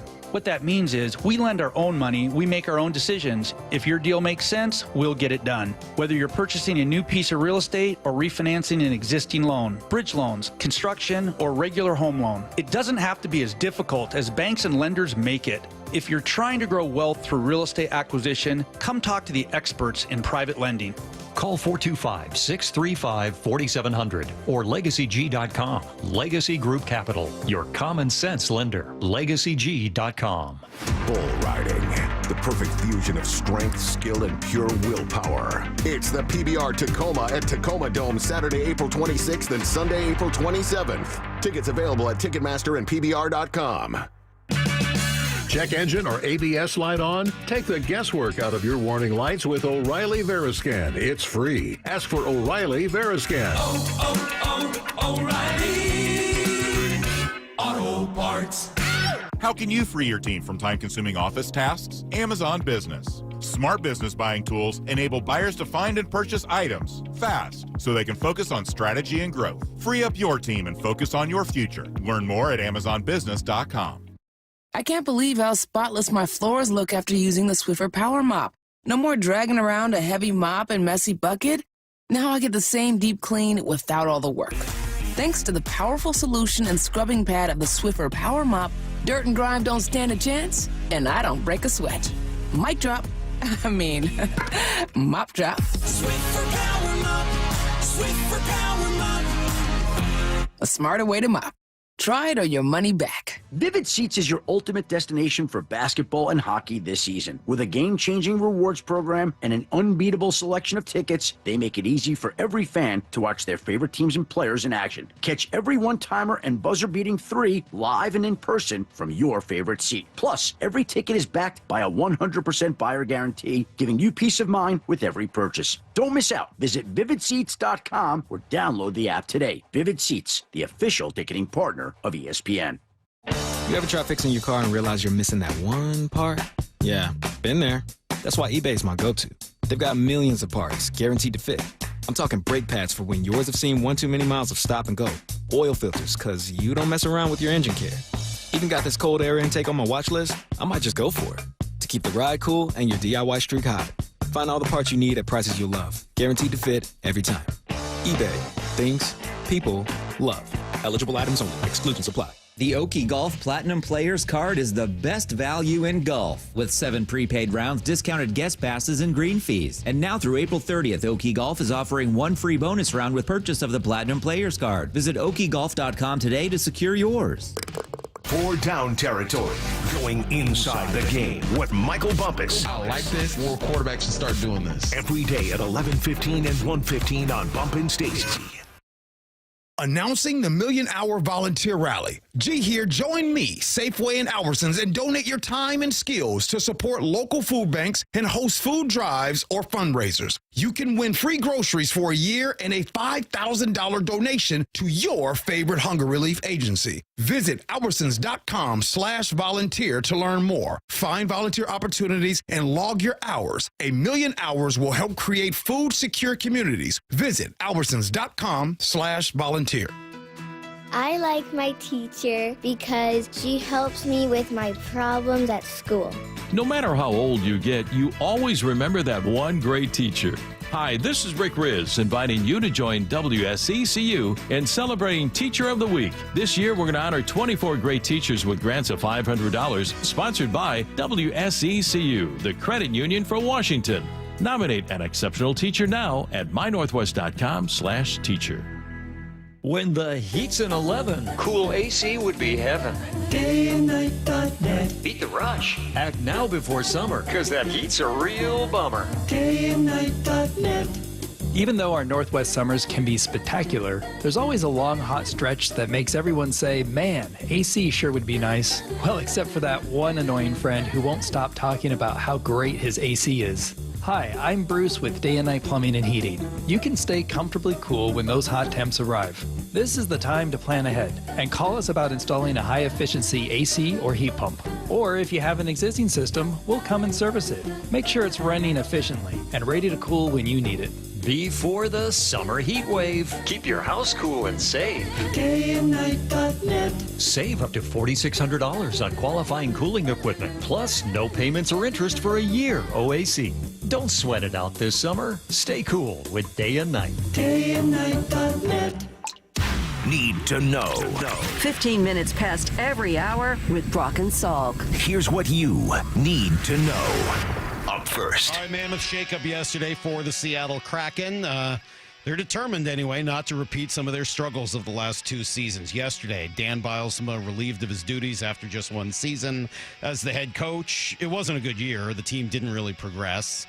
But was it the coaching or was it the roster? I think that's a pretty fair question, especially when the roster portion of it was led by Ron Francis, who was apparently promoted from GM to president. Now, there does seem to be some confusion as to whether or not that's president of hockey operations or more of a business role.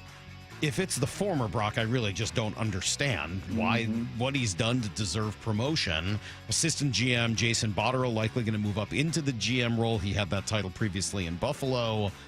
I just don't see what the hockey operations department has done to deserve promotions here. Yeah, I think what this is an indictment, isn't it? Just from afar, just looking at the whole big picture, quite an indictment on the coaching and development.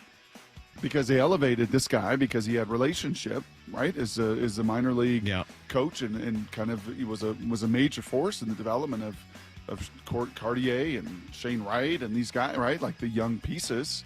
So isn't this an indictment? I guess. On the whole developmental process. I don't think it's the any organization. Of those things, honestly, what I think this is they're having a problem with season ticket holders right now, which is why they're lowering prices, lowering concession prices, firing the head coach, showing action, all the while retaining assistant coach Jessica Campbell. It doesn't feel like this is a whole lot more than eyewash at the moment. We'll see where it ends up going, but it doesn't feel like you got to make actual substantive changes. And maybe those are still to come. It was a great night in hockey last night. All 4 playoff games were awesome.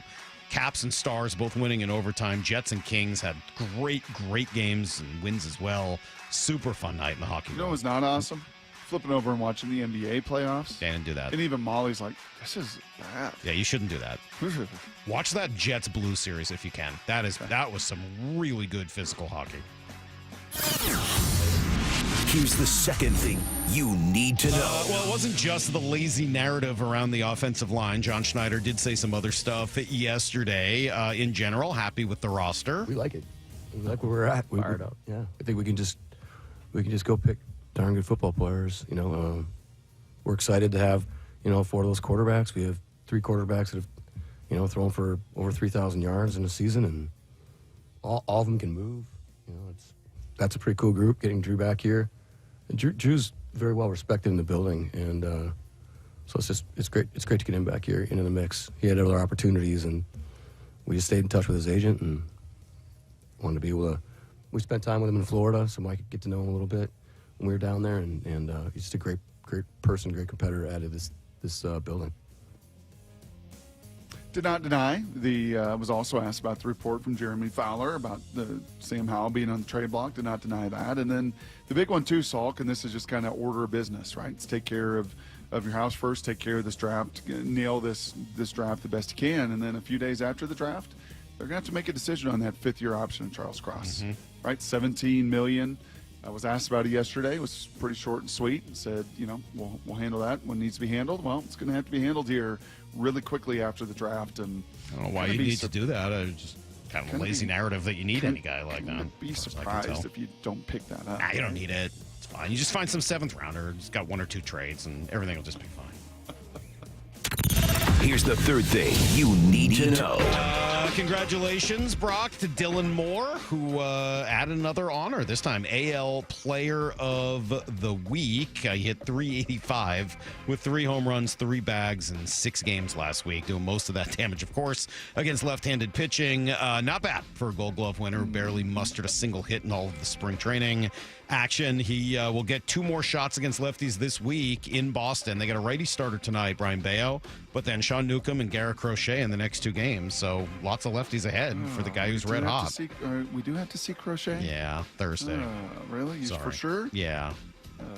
Sorry about that. Not going to avoid him the way they have a bunch of the other better pitchers around the league here so far. Team made a small move yesterday. Drew Pomeranz dealt to the Cubs. Adam Jude also saying George Kirby is scheduled to throw a bullpen at T-Mobile this week. Assuming that goes well, the next step would be a live BP after that. So that is everything you need to know. I should also mention, I missed this earlier, really cool. The state of Washington officially becoming the 15th state to sanction flag football as a girls' sport here in Washington. So there'll be an official state championship tournament, varsity sports, the whole deal.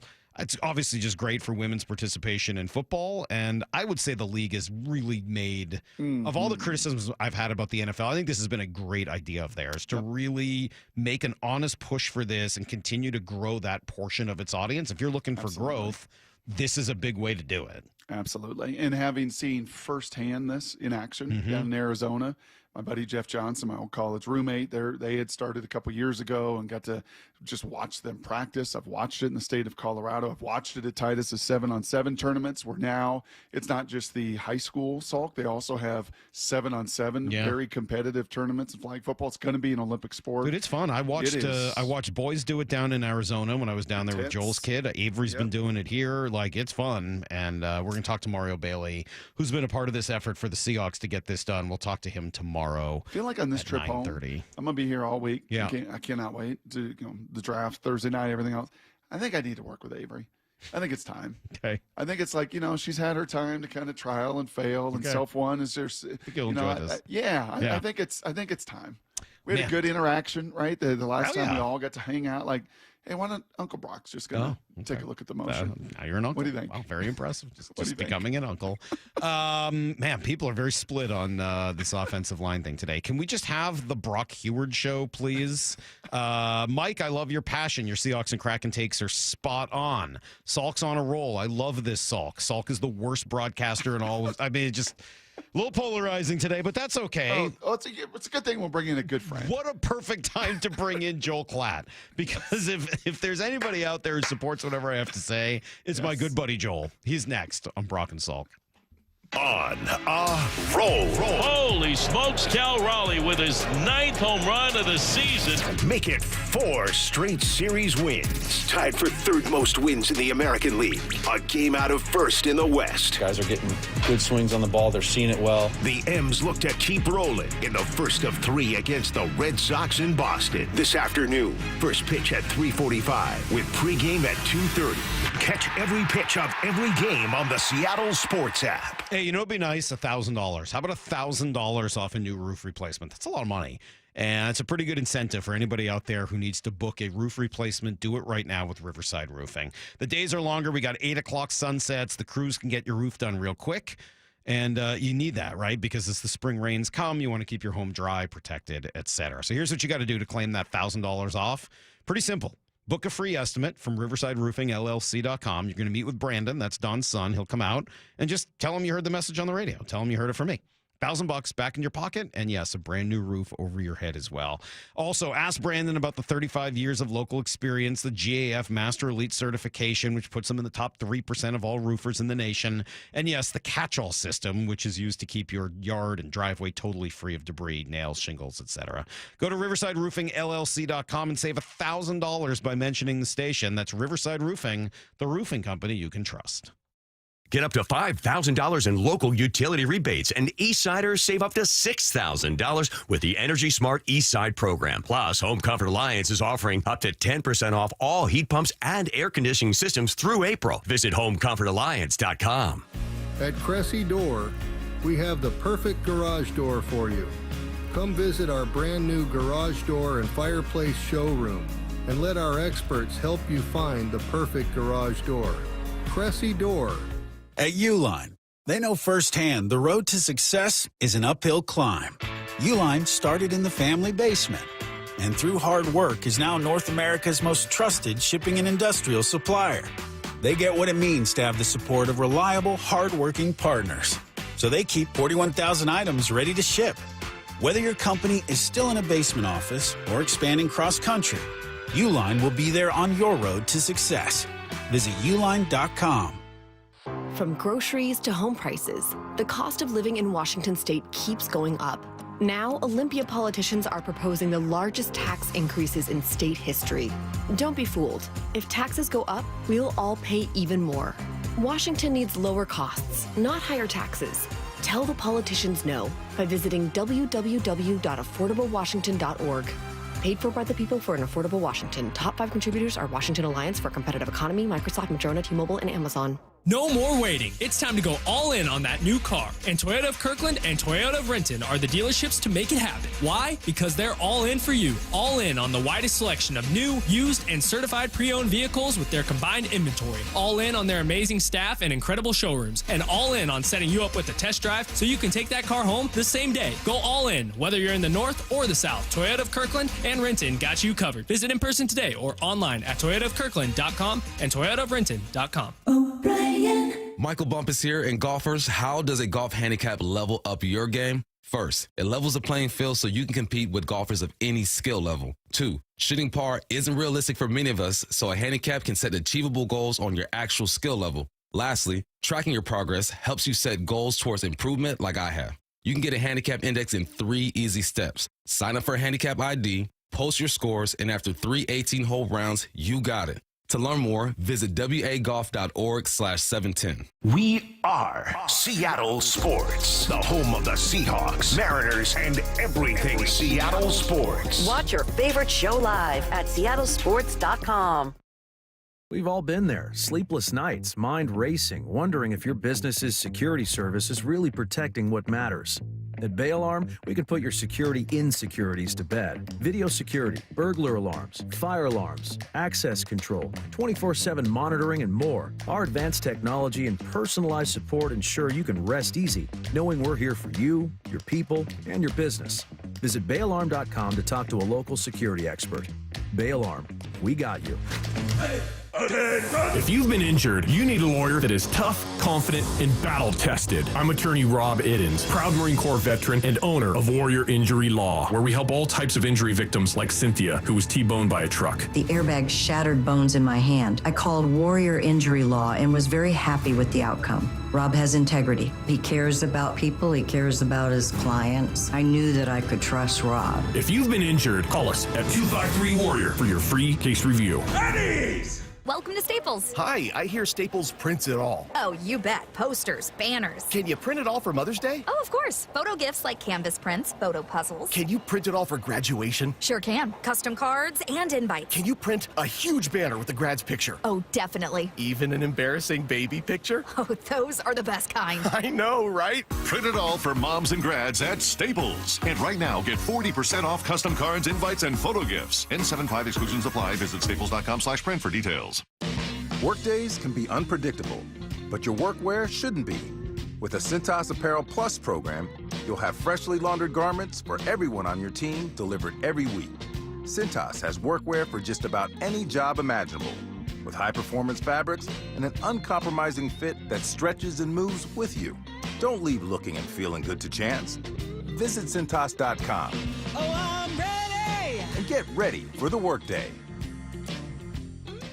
From the Quantum Fiber Studio. This is Brock and Salk. Weekdays 6 to 10. On Seattle Sports and 97.3 FM HD2. I hope I don't have the yips, Brock. I'm worried about talking to Joel Klatt now. The last couple times I feel like he's just been maybe openly hostile, so I'm a little worried about where today will go. Well, just start just on 2 your days blink, before the draft. Just start on your blink scouting. He loves that. He's a yeah, big well, fan now of blink that scouting. we've been able to kind of discover Yeah. what you're all about, Yeah. I think that helps add some context to the Just way a you look blink at the scout. game. Yeah. You're a blink scout. I'm a blink scout. Good morning, Joel. Joel Klatt, Fox College Football mock NFL Network drafter Thursday. extraordinaire. Yeah, just tremendously moving up in the world of sports. Hi, Joel. How are you? I'm good, John. How are you?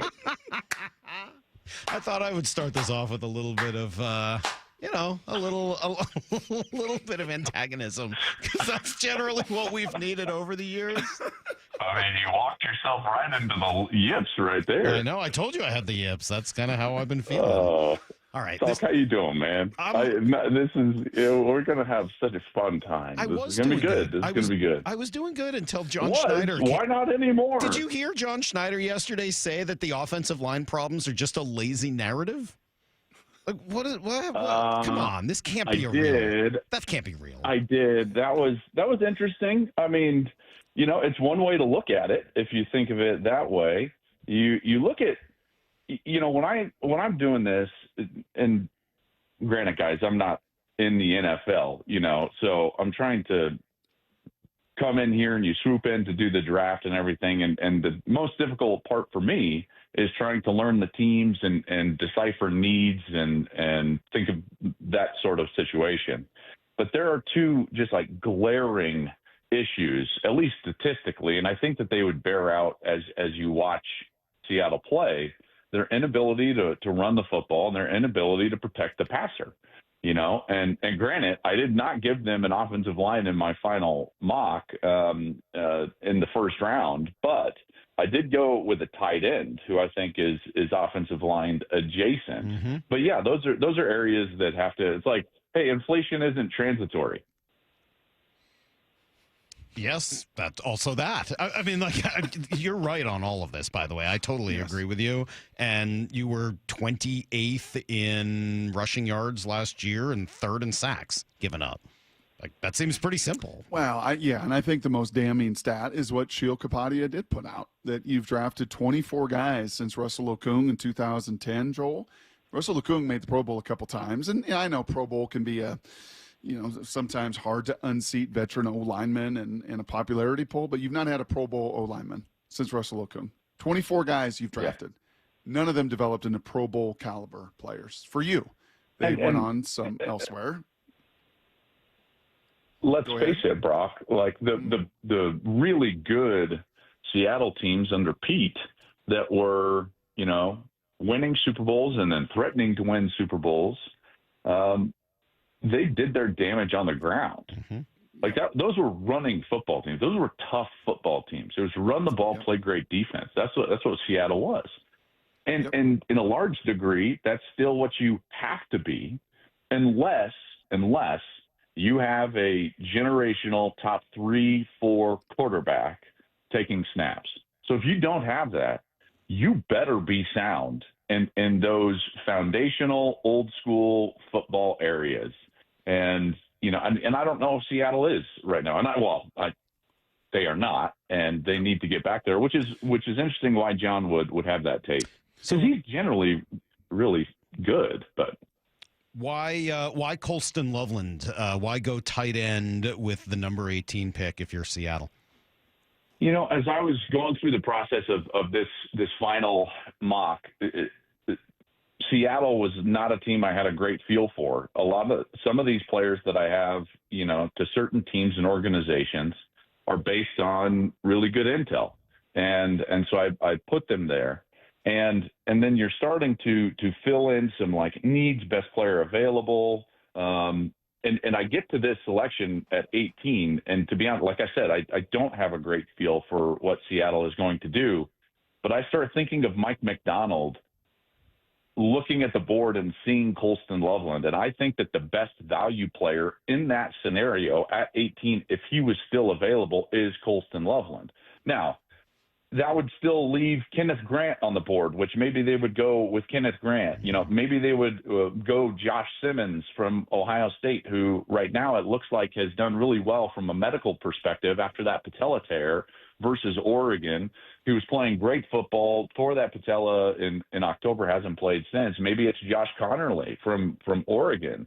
Those are all guys that would still be on the board and probably fit positions of need, like we were just talking about, but this idea of the value of Loveland at that point, I'm a huge Colston Loveland fan. I know Brock, we've been around him and that organization, that program at Michigan, but there's something about a guy at that position that can create his own space and be a great route runner that I think is highly valuable, in particular when you're looking at third downs, when you're looking at red zone, when you're looking at the ability to put the ball in the end zone. So that's why I put Colston to Seattle. I just have this idea in my head of Mike McDonald looking at that board and being like, I know that kid, and he's great, and I'm going to take him. If we are sitting there, Joe Klatt here with us, and he'll be sitting with DJ on that NFL Network set up there in Green Bay, Wisconsin, just a couple days. If we're sitting here Thursday night, Salk's going to be live on television. His head might pop off if a certain pick is made, which will be just tremendous. I'll be on the radio with Bump and Wyman and Bob and having a blast for 5 hours down at the Seahawks facility. If we're sitting there Thursday night and Booker, Banks, and Zabel are all still on the board at 18, is there any one of those three you run the card up to and say, I have to have this guy in Seattle? Of those three, I think it's Banks. I would go Banks, and the reason is because I think that this guy is a game from being the top tackle in the draft.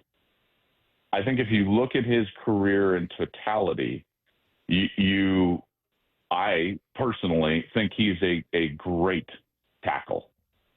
And Georgia got after him. And that film, I believe, is the issue with where he is falling / kind of being slotted right now amongst the offensive tackles. And I don't think it was all his fault. You go back and you watch that Georgia film when Georgia came to Austin and got after Texas. Quinn was doing funky things with the protection. Georgia did a great job of mixing up their stunts and bringing second and third level players into the mix. And, so to me, there was some schematic issues versus him just getting beat by an edge player like a drone. I don't think that was necessarily the case. Now, did Georgia get after him? Yeah. But to me, Banks is above those other players. You know, I struggle a little bit with Booker being only an interior guy. I struggle with Zabel in that same sense, whereas I do think Banks has position versatility. Long answer to a simple question. I think it would be Kelvin Banks Jr. if that was the case. Well, I'm glad it's a long answer, though, because that may very well be the question of kind of, you know, if you get to that spot, do you go with one of those offensive linemen? And if so, which one? I could only come up with a couple scenarios where I don't think they should go with an offensive lineman. As much as I don't really have a problem with the Colson Loveland pick, it's not the one I would make. I'd prefer they go with that. If you want to not go O-line, make your defense elite. And you know, we asked DJ about it. Is there an edge rusher that you could come up with at 18 that would be better than Boye Mafe, better than the guys they have? And he said, no, not really. So what do you make? You mentioned both Grant and Harmon. What do you make of either of the defensive tackles as, you know, elite game changers at the position? So I'm a big believer in Kenneth Grant. Again, I have the bias of proximity. I don't know. Brock is smart, so he doesn't fall into the bias of proximity. But I mean, I've covered Michigan what is like bias of 18 proximity? times. I don't even know what bias of proximity is. Yeah, I basically call Michigan and Ohio State games. You have a condo, right? So, and Gus share a condo in Detroit, don't you? Yeah, for all those Michigan games. I think if Brock basically called Michigan and Ohio State games, he'd still be doing college football next year. Wow, Salk. Anywho, we're having a great morning, and Salk just decides to just, my goodness. Sorry. That's what he does. Oh, that's it. There he is. Can't help himself, can he? My gosh. Well, John, let me tell you. So when you come talk back to with Grant, those guys, yeah. I'm going. Don't worry, you don't have to lead me. Okay, good. We're pros on this side. Don't worry, Salk. You don't have to tell me what to do. So let me get back to this. I've seen Grant so much and Michigan so much, all the way back to when Mike was the defensive coordinator at Michigan. I've called, gosh, man, 20 Kenneth Grant games, Michigan games in the last 3 years.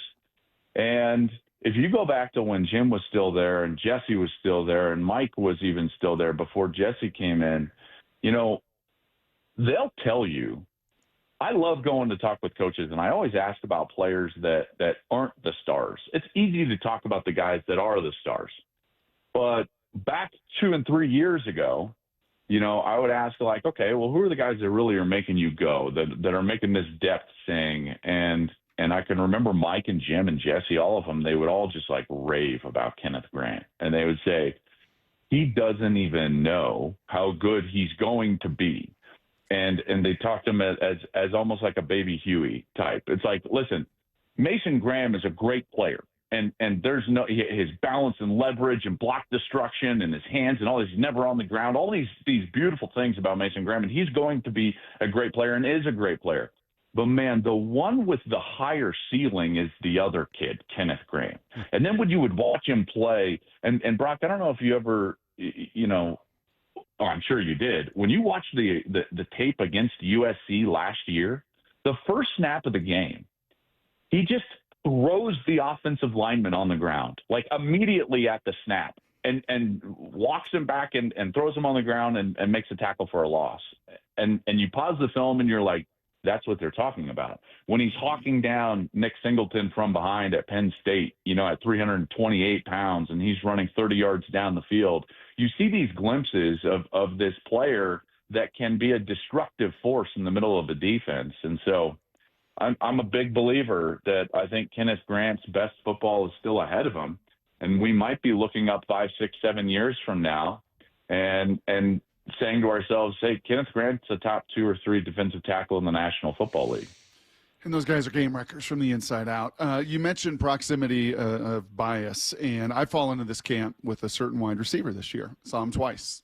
Went into the game thinking, I can't wait for this. Travis Hunter, T-Mac. They're going to go at it and everything else. And then, well, I mean, not great the first time, but he gets ASU. He gets a rival. Let me see him against ASU later in the year. And both times, Joel, it was one of the most underwhelming, both performances of Teteroa McMillan this season when I saw him in person. And very polarizing. I think in my 16 years of doing this with Salk, I don't know if I've ever been as adamant against somebody, and yet all I see is him mock after mock after mock after mock to the Seattle Seahawks. What am I missing?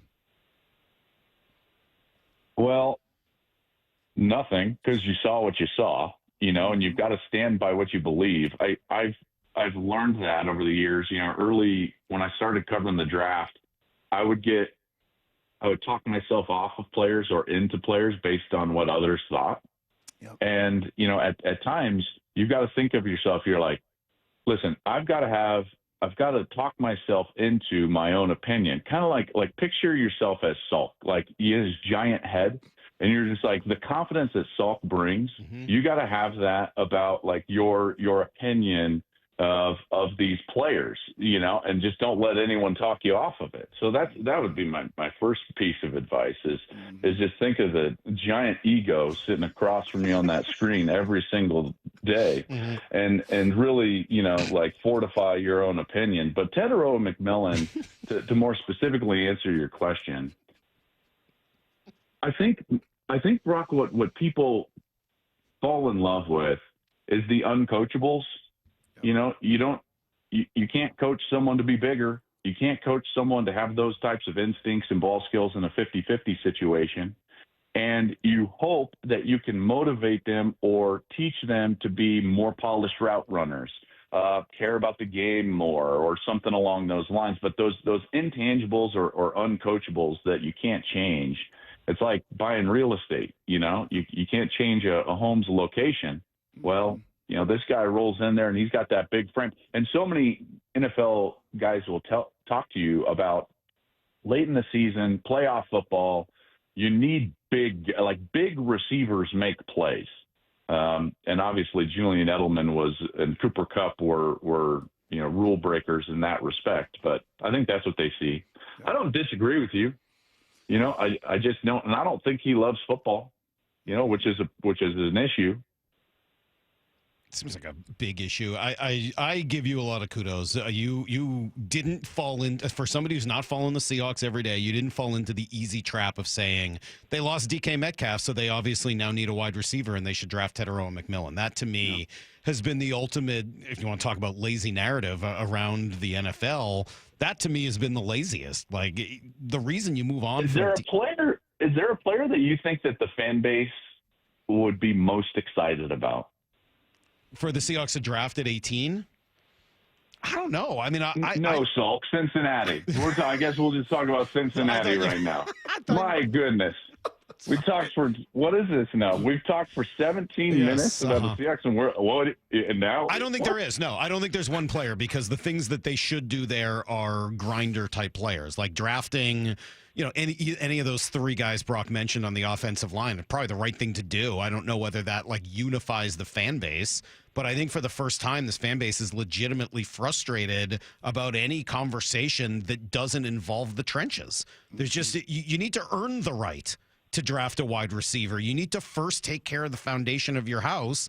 And then, like Brock always likes to say, the way you like to earn the right to rush the passer, you get to earn the right to draft a wide receiver or a corner. You did that 2 years ago in the first round. Now you need to draft big people and get better where it matters. I would say this about Seattle. They're in a great position in this draft, and I think you guys would agree with this. There's only two teams with more picks. I think it's like Baltimore and I think, San Francisco? Each have 11 selection. I think Seattle has 10 selection, if I'm not mistaken. Yep. And a lot of those are in those roster building rounds, 2 through 4, maybe even extended to 5. You get those guys. And I will say, and I'm sure if you've had DJ on, which I'm sure you have, this is a starter draft. It might not be a star draft, but it's a starter draft. And so I think we fall into, whether it's, the media or fan bases, we fall into this idea that you're building your team only with your first round draft selection. And that's the guy that we all talk about and you have to hit on and so on and so forth. And yet, if you're in the building, you would be talking a lot about having 2 2s, 2 3s, a 4, 2 5s. And that's what Seattle has.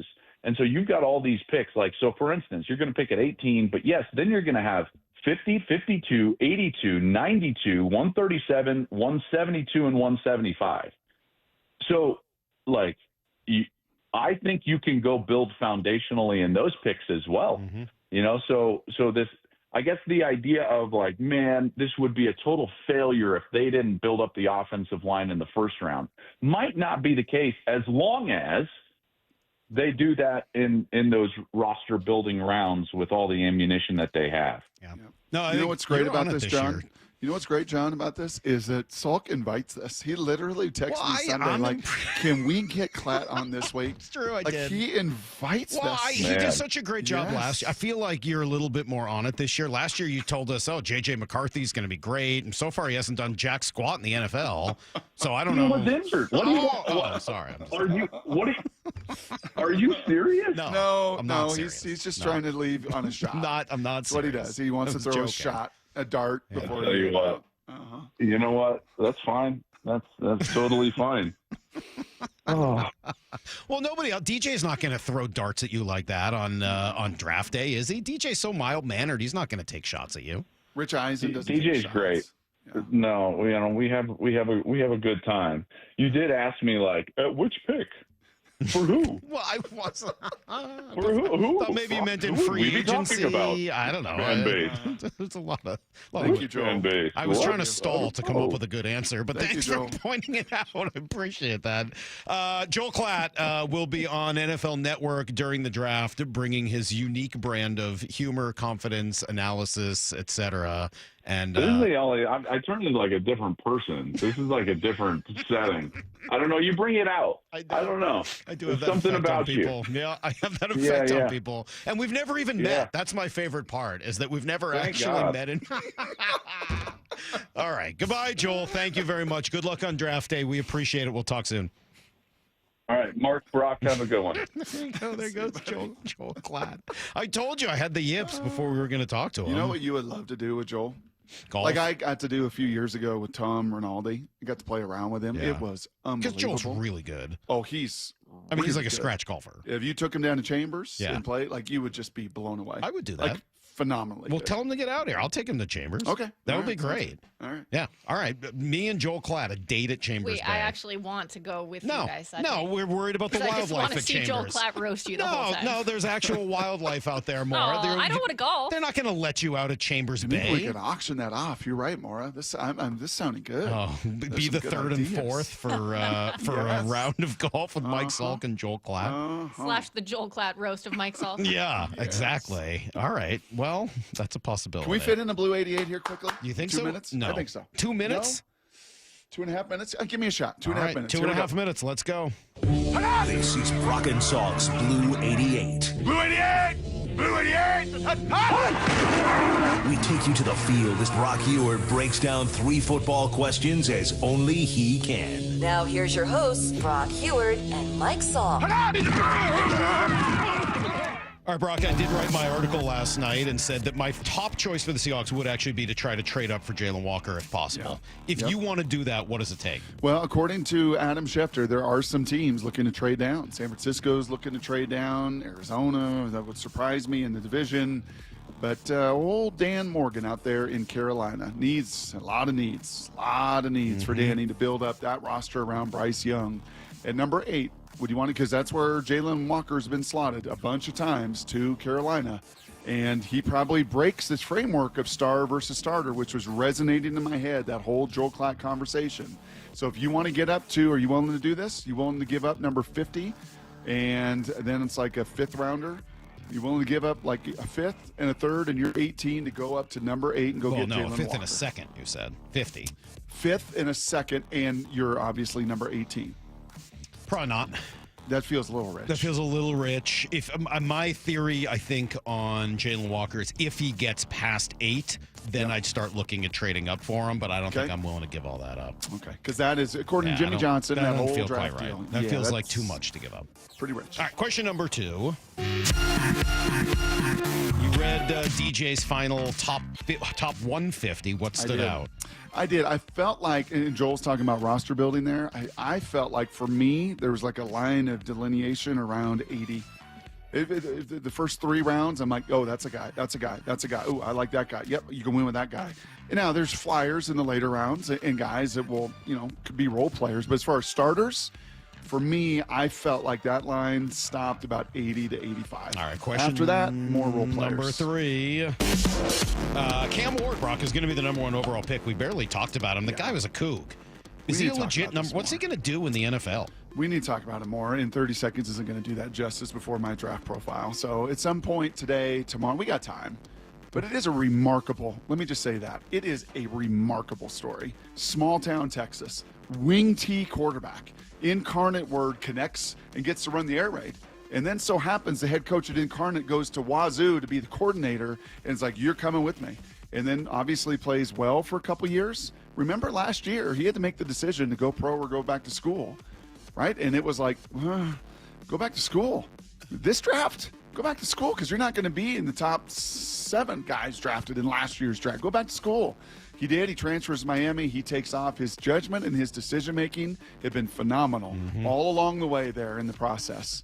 Being number 1, that's going to be a lot of expectations on his shoulders. All right. Concerns me a little bit. That is today's Blue 88. Yeah, let's talk a little bit more about that later today. We're running a little behind, so let me just say 8:30, Jeff Passan will be here to talk some baseball. 9:30, we have John Forslund to talk hockey. Up next, it's Brock's final draft profile. In theory, the guy he wants the Seahawks to take at 18. Does he still have the courage of that conviction? Find out next. The John Schneider Show with Wyman and Bob. Brought to you by Pizza Hut. John, since we talked to you last week, there's a new backup quarterback in town. Yeah. Drew Lock. I think it's a great situation. We have 4 guys that we really like. It doesn't preclude us from doing anything in the draft either, and figuring out what's going on there. It's really like, okay, let's get this in the mix. Drew had other opportunities, so we figured we better kind of put a bow on it. Hear the rest of this interview on demand at seattlesports.com and on the Seattle Sports YouTube page. Was drafted in 1999 by the Philadelphia 76ers, and that was just absolutely a dream come true. Todd's playing in the NBA is unique. His battle with neuropathy is not. I first started noticing problems a couple of years into my NBA career, and I felt like my sock was just balled up right in the arch of my foot, and there'd be areas of burning and tingling, and then there'd be other areas of deadness where there would be no response to touch. We tried everything possible, from surgery to different drugs, to try and take care of some of the symptoms. I'm Dr. Mark Shelley, a chiropractic physician and board-certified functional neurologist at Sound Pain Solutions. Our neuropathy treatments can rehabilitate damaged nerves. We use FDA-cleared, non-surgical, non-drug, pain-free procedures that have helped thousands of neuropathy sufferers find relief. Now I'm able to spend more time doing the things that I enjoy, being on my feet. If you experience numbness, shooting, or burning pains, or loss of balance, call us. Sound Pain Solutions, 855-996-0025, or click soundpainsolutions.com. Hey, it's Jason Rantz. Our local tax expert Greg Nunn wants taxpayers to know the IRS is now going after older cases very aggressively. If you received Form CP-504 from the IRS, do not ignore it. Be proactive and resolve your situation with Greg Nunn, N-U-N-N, None Better Tax Resolution. Get up to $5,000 in local utility rebates, and Eastsiders save up to $6,000 with the Energy Smart Eastside program. Plus, Home Comfort Alliance is offering up to 10% off all heat pumps and air conditioning systems through April. Visit homecomfortalliance.com. Vivid Seats is your ultimate destination for basketball and hockey this season. With a game-changing rewards program and an unbeatable selection of tickets, they make it easy for every fan to watch their favorite teams and players in action. Catch every one-timer and buzzer-beating 3 live and in person from your favorite seat. Plus, every ticket is backed by a 100% buyer guarantee, giving you peace of mind with every purchase. Don't miss out. Visit vividseats.com or download the app today. Vivid Seats, the official ticketing partner of ESPN. Quarterback Jordan Love isn't just on Green Bay's team. He's also on the American Family Insurance team. Because like us, he believes in dreaming fearlessly. Just chase your dreams and don't let nobody hold you back. And we help protect those dreams with the right coverage so you can dream fearlessly. American Family Insurance. Get a quote and find an agent at amfam.com. Products not available in every state. American Family Mutual Insurance Company, SI, and its operating company, 6000 American Parkway, Madison, Wisconsin. Transforming your land with a John Deere compact tractor is as easy as connect, latch, load, haul, spread. Cutting grass is as simple as roll, click, mow. Box blading is as effortless as hook, lock, grade.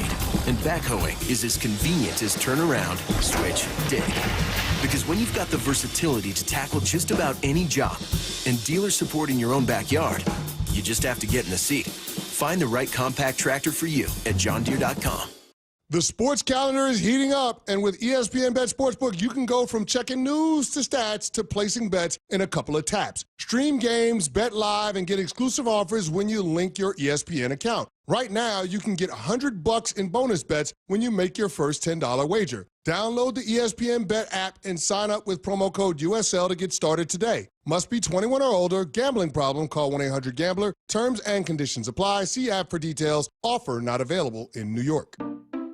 At Fisher Investments, we may seem like other money managers, but we're different. Are you really that different than the rest of us? We are. As a fiduciary, we always focus on what's best for our clients. What services do you offer besides investing?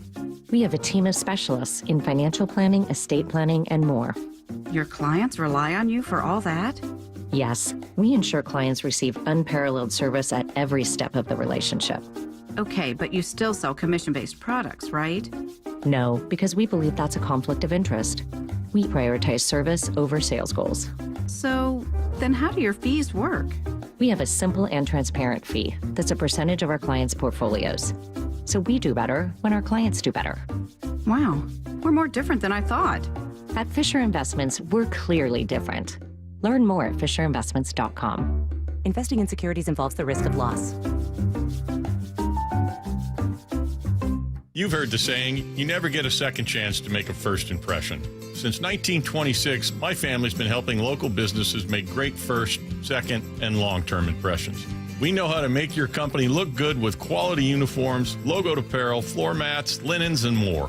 If you're paying for linen service or doing it yourself, let's have the conversation. The information and quote are free, but the savings and service can really add up. Visit suplinen.com. Superior Linen Service. It's what we do. This is Seattle Sports. Streaming through the Seattle Sports app. KIRO AM Seattle. KIRO FM HD2 Tacoma. Home of the Seahawks, Mariners, and everything Seattle sports. Give me a freaking auto! From the Quantum Fiber Studio, this is Brock and Salk on Seattle Sports. Brock Heward and Matt Marcus. Sorry about just Mike. Heward, not exactly Joe Cap there in the pocket. Now here are your hosts, Brock Heward and Mike Salk. All right, Brock, there are just a couple days to go here before the NFL draft on Thursday night. How great is that going to be? Seattle Sports, home of the Seahawks, and you're home for that draft. You can find us on the radio, the app, our YouTube page, complete coverage of the Hawks' 5 top 100 picks. Coverage starts Thursday at 4 with the John Schneider Show, and then you got every Seahawks pick. You can follow along via the Seattle Sports app. And, of course, Brock and Bob and Dave and Bump are all going to be there Thursday. Stacy and I will be wallowing in our tears as all of you guys, everybody else gets to be a big part of the show, and just Stacy, we'll come in on Saturday. It's fine. You know what's great, Salk, is the way that Bob and Dave look at me over those 4 hours. Oh, yeah? Why do you have so much energy? Yeah, like, what's wrong with you? Will you please stop talking? Will you please settle down? Will you please stop being, just... It takes about, like, the first hour, it's great.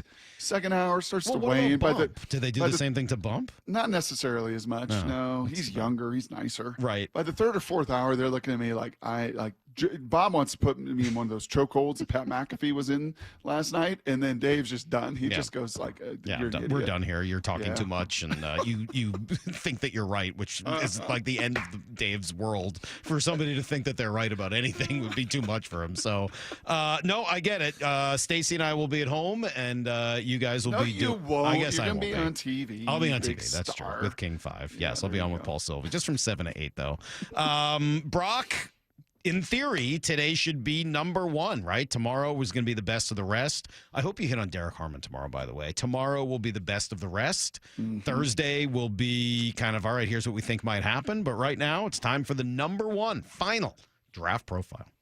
The Seattle Seahawks select. This is Brock Heward's Draft Profile. You want traits? Check. You want a vocal leader? Check. At the end of the day, you have to say, okay, what's best for the organization? Can you make people around you better, and can you bring people together? Every day leading up to the draft. Man, why flip-flop between Tyler Booker, number 2 yesterday, and Gray Zabel, number 1, offensive lineman.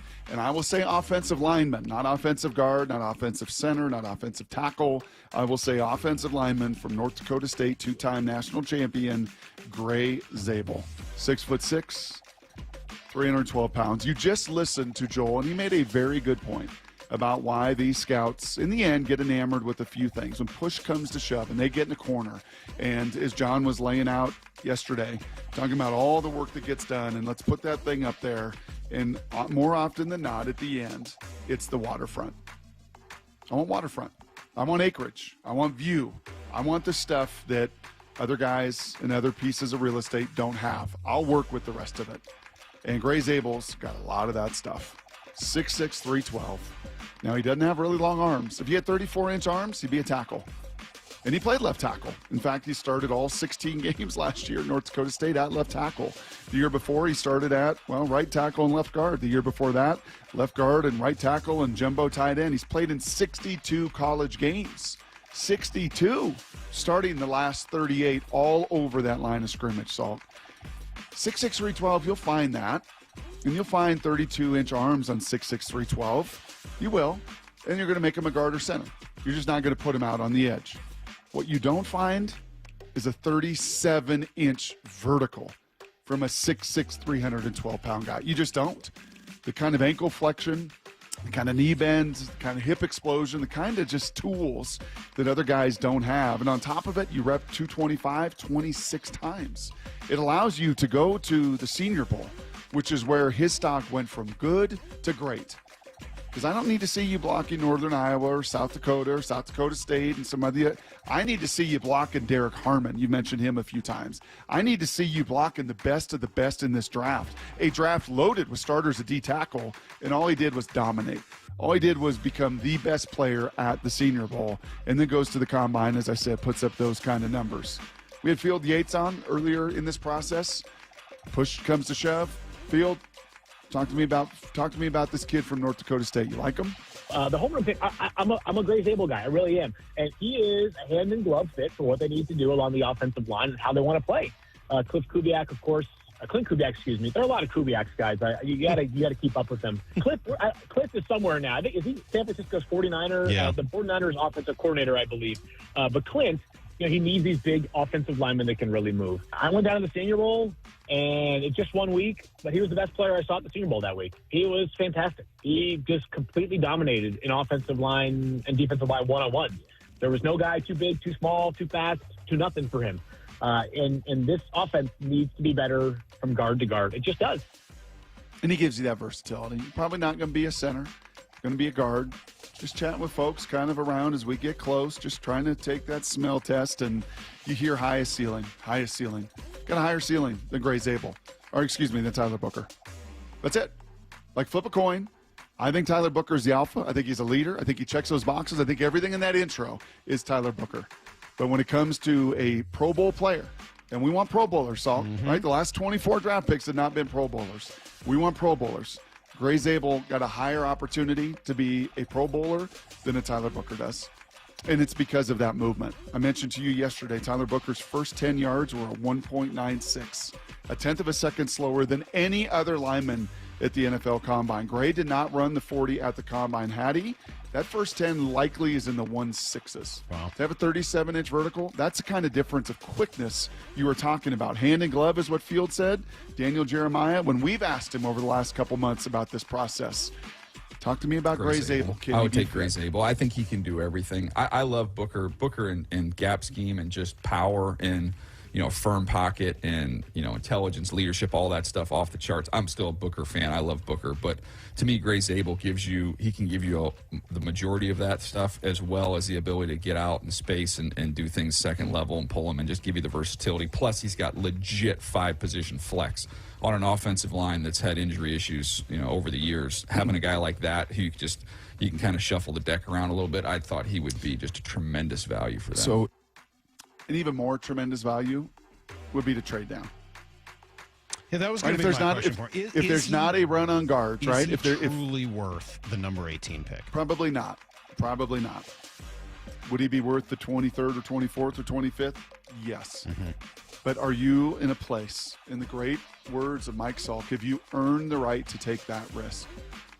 Well, there's got to be because if there's a run on guards, left. if Booker is gone and some of these other cats that we've talked about, Kelvin Banks is gone and these guys are gone, are you willing to take that risk? Yeah, it depends kind of where you're at. That's the last draft profile from Brock. It's Gray Zabel. Yeah, I think it depends what else has happened, right? And how far you're actually moving down. I mean, I did write about this last night. If you have a few minutes, seattlesports.com, kind of going through, all right, here are sort of the three options I see for the Seahawks at 18. One is to try to move up for Jalen Walker. And again, Brock, I'm not doing that to number 8, but if he slips past Carolina, maybe there's a conversation in the 10 to 14 range. Mm-hmm. Number 2, draft Kenneth Grant and be happy with a guy that is going to, as Joel Klatt just said, potentially be one of the top game wreckers at the defensive tackle position and make that elite for a long time to come with him and Byron Murphy. Or try to trade down if you have the opportunity to do it. You have to come away with a good offensive lineman or two. But if you have the opportunity to trade down and still get a Gray Zabel or a Tyler Booker, I think you probably have to do that. You used a word right there that I am not using in this first round. I can use it in the second or third. I am not using it in the first round. And it's a thing that scares me a little bit about Kenneth Grant, potentially. Chuck Knox said potential is a coach killer. At this position, I don't need potentially. Maybe a D tackle. There is a place there because you have Jaron and you have Leonard and you can unlock that guy. But we've seen that story played out, and it's not been the greatest of stories. Well, and I'm only talking about it at D tackle, though. Yes. And by the way, if it's potential, then aren't you a little more worried about Gray Zabel than Tyler Booker? If he is your upside guy coming from North Dakota State, don't you want the guy from Alabama who's done it in the SEC? Quite possibly. Or Kelvin Banks, the guy from Texas who's done it in the SEC?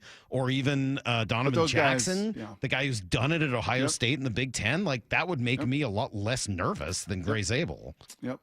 I just don't see 6'6", 312 running and jumping and moving. And by the way, starting the last 40 games at that level, being a 2-time national champ, and then taking that game to the Senior Bowl and not just being good, but being elite. Well, this conversation is not done. We still got a couple more days to go. Up next, you can hear the comments that are careening around the Northwest in just bizarre ways. It's next on Brock and Salk. The 2025 NFL Draft. The first real opportunity for Mike McDonald to build this team in the image he really wants. With 5 of the first 100 picks. Are you kidding me? What are the biggest needs? It might be too early to take a guard in the first round. And nobody is taking you deeper inside Seahawks HQ on draft day. With General Manager John Schneider live at 4 p.m. What you do here matters. Thursday, only from the home of the Seahawks, Seattle Sports. Oh, this works perfectly. All of this conversation about this draft plays perfectly into your insurance. You know what I don't want to do when it comes to my insurance or acquisition of players? I don't want to assume. I don't want potential. I want to know. I'm confused. I'm stressed when it comes to insurance. A lot of us are. Molly and I were. And it's why we took the First Mark Insurance Challenge. We heard so many of these First Mark Challenge victories that save people so much money. We finally, pulled the trigger. We need to do this because we need to know what we have covered and whether or not it is the best deal. Here's how they do it. Here's how First Mark goes to work for you, like they've done for me and Molly, many of my friends, family. They fully analyze your current coverage, making sure you're not overpaying for the wrong coverage. Then, unlike you and me, they go to the market. Dozens of major carriers to find you the best fit. That's it. No stress, no confusion. They're your teammate. And they spent the last 30 years helping thousands of families successfully manage this complicated world of insurance. So don't wait a morning longer. Take the First Mark Challenge. And I mentioned it's totally free. And you might be the next First Mark Challenge victory. Just go to firstmarkinsurance.com. It's all right there. Firstmarkinsurance.com. Your teammate that goes to work for you. Jaden Schwartz for Tech Line Roofing. The ice may have melted, but spring is the perfect time for a new roof. Call Techline Roofing. Take advantage of our easy financing and our spring special. That's TEKLINE roofing.com. What is that sound? Ugh, that sounds like a plumbing sound. Luckily, there's a company that fixes all the plumbing sounds across Puget Sound. That's All Sound Plumbing. Puget Sound's plumbing experts. Have a sound? Visit allsoundplumbing.com. At Uline, the prevailing opinion is, if you don't live it, you don't believe it. The people at Uline believe in hard work, and they live it by being there 24/7 to answer your call, having 41,000 items in stock, and offering same-day shipping from 12 locations across North America. Business owners, sellers, buyers, shippers, and packers believe it. Uline is the hard-working, dependable source for your shipping and industrial supplies. Visit uline.com. Hey, baseball fans, Rick Riz here. I'm excited to introduce you to my good friend Keith Dashafy, owner of Pella Windows and Doors of Western Washington. Keith? Thanks, Rick. At Pella Windows and Doors, we pride ourselves on delivering top-quality windows and doors that enhance the beauty and energy efficiency of your home. Our products are built to last with innovative designs and exceptional craftsmanship. Whether you're looking to upgrade your windows or install new doors, Pella has you covered. That's fantastic, Keith. Don't wait. Schedule your free appointment today at PellaPNW.com. Safety comes first. When money is tight, don't neglect maintenance on your vehicle. Keep it safe. At Bucky's Complete Auto, we have you covered with available financing. For over 50 years, Bucky's Complete Auto has been servicing and repairing cars and trucks with modern-day technology and good old-fashioned customer service. There's a Bucky's just about everywhere for oil changes, wiper blades, brakes, tire rotation, tune-ups, and factory maintenance. No appointment necessary and financing's available. Check Bucky's.com for the location near you. From groceries to home prices, the cost of living in Washington state keeps going up. Now, Olympia politicians are proposing the largest tax increases in state history. Don't be fooled. If taxes go up, we'll all pay even more. Washington needs lower costs, not higher taxes. Tell the politicians no by visiting www.affordablewashington.org. Paid for by the people for an affordable Washington. Top 5 contributors are Washington Alliance for a Competitive Economy, Microsoft, Madrona, T-Mobile, and Amazon. The John Schneider Show. Every Thursday until draft day on Wyman and Bob. Listen live Thursdays at 4 p.m. or watch the interviews on the Seattle Sports YouTube page.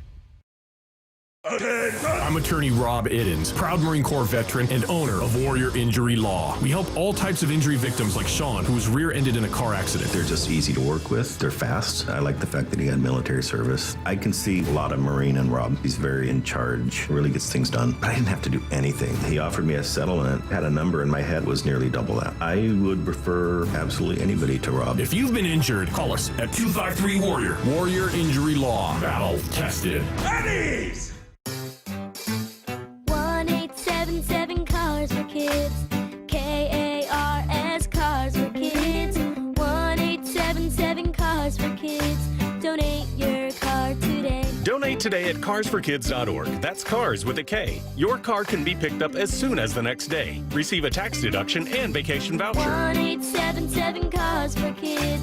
Donate your car today. Now accepting donations of land, homes, buildings, or any kind of real estate. Jason Rance here with our local tax expert and advocate Greg Nunn from None Better Tax Resolution. So, Greg, not all tax resolution companies are the same. There are some that are definitely not local.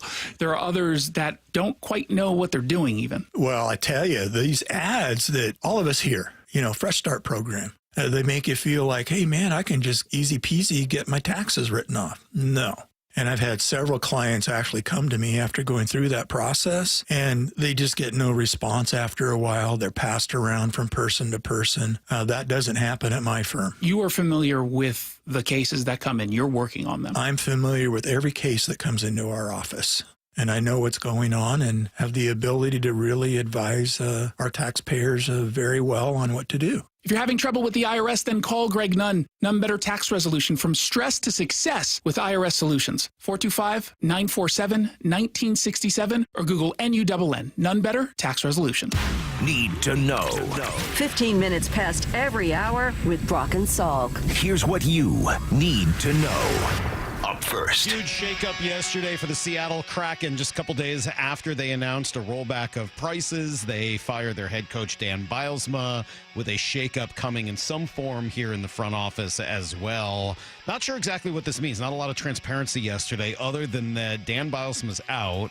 Jessica Campbell will be retained. Ron Francis promoted to president, but not sure if that's baseball ops or more of a hockey ops. Hockey ops or more of a general business thing. And it sounds like assistant GM Jason Botterill will move up to the GM role, which he had when he was in Buffalo, not particularly successful there.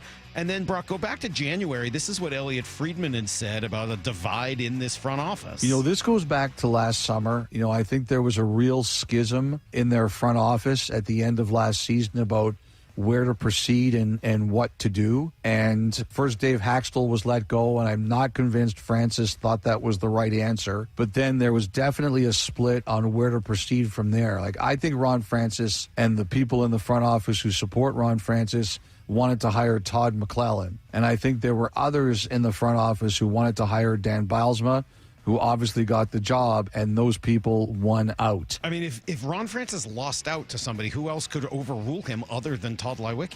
Right. And so if after all of that, now they're fine. The whole thing is very confusing. I do wonder if they end up with David Carl from Denver from University of Denver as the next coach. That would be interesting. He's got George's brother?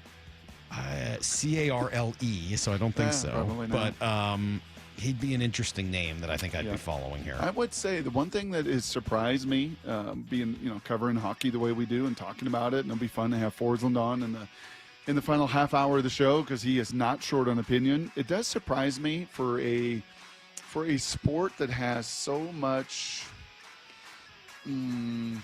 class and character and. There is a lot of turnover.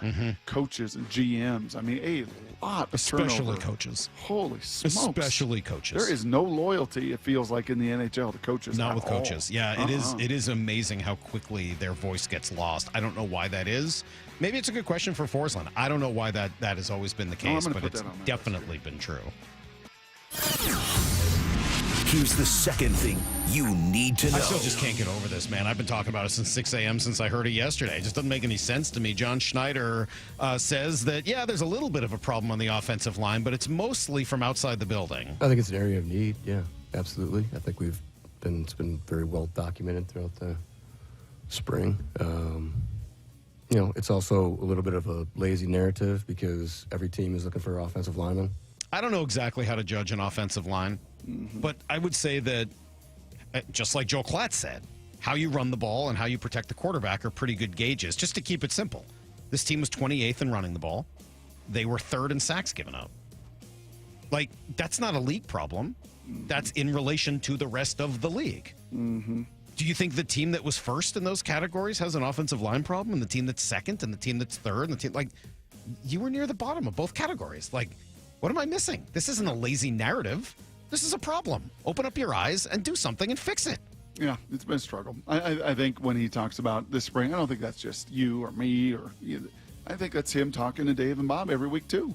And Dave and Bob are a reflection of the audience and what they want asked. And it's I'm sure when he goes and pumps gas, it's the same deal. Hey man, fix your line. I got it.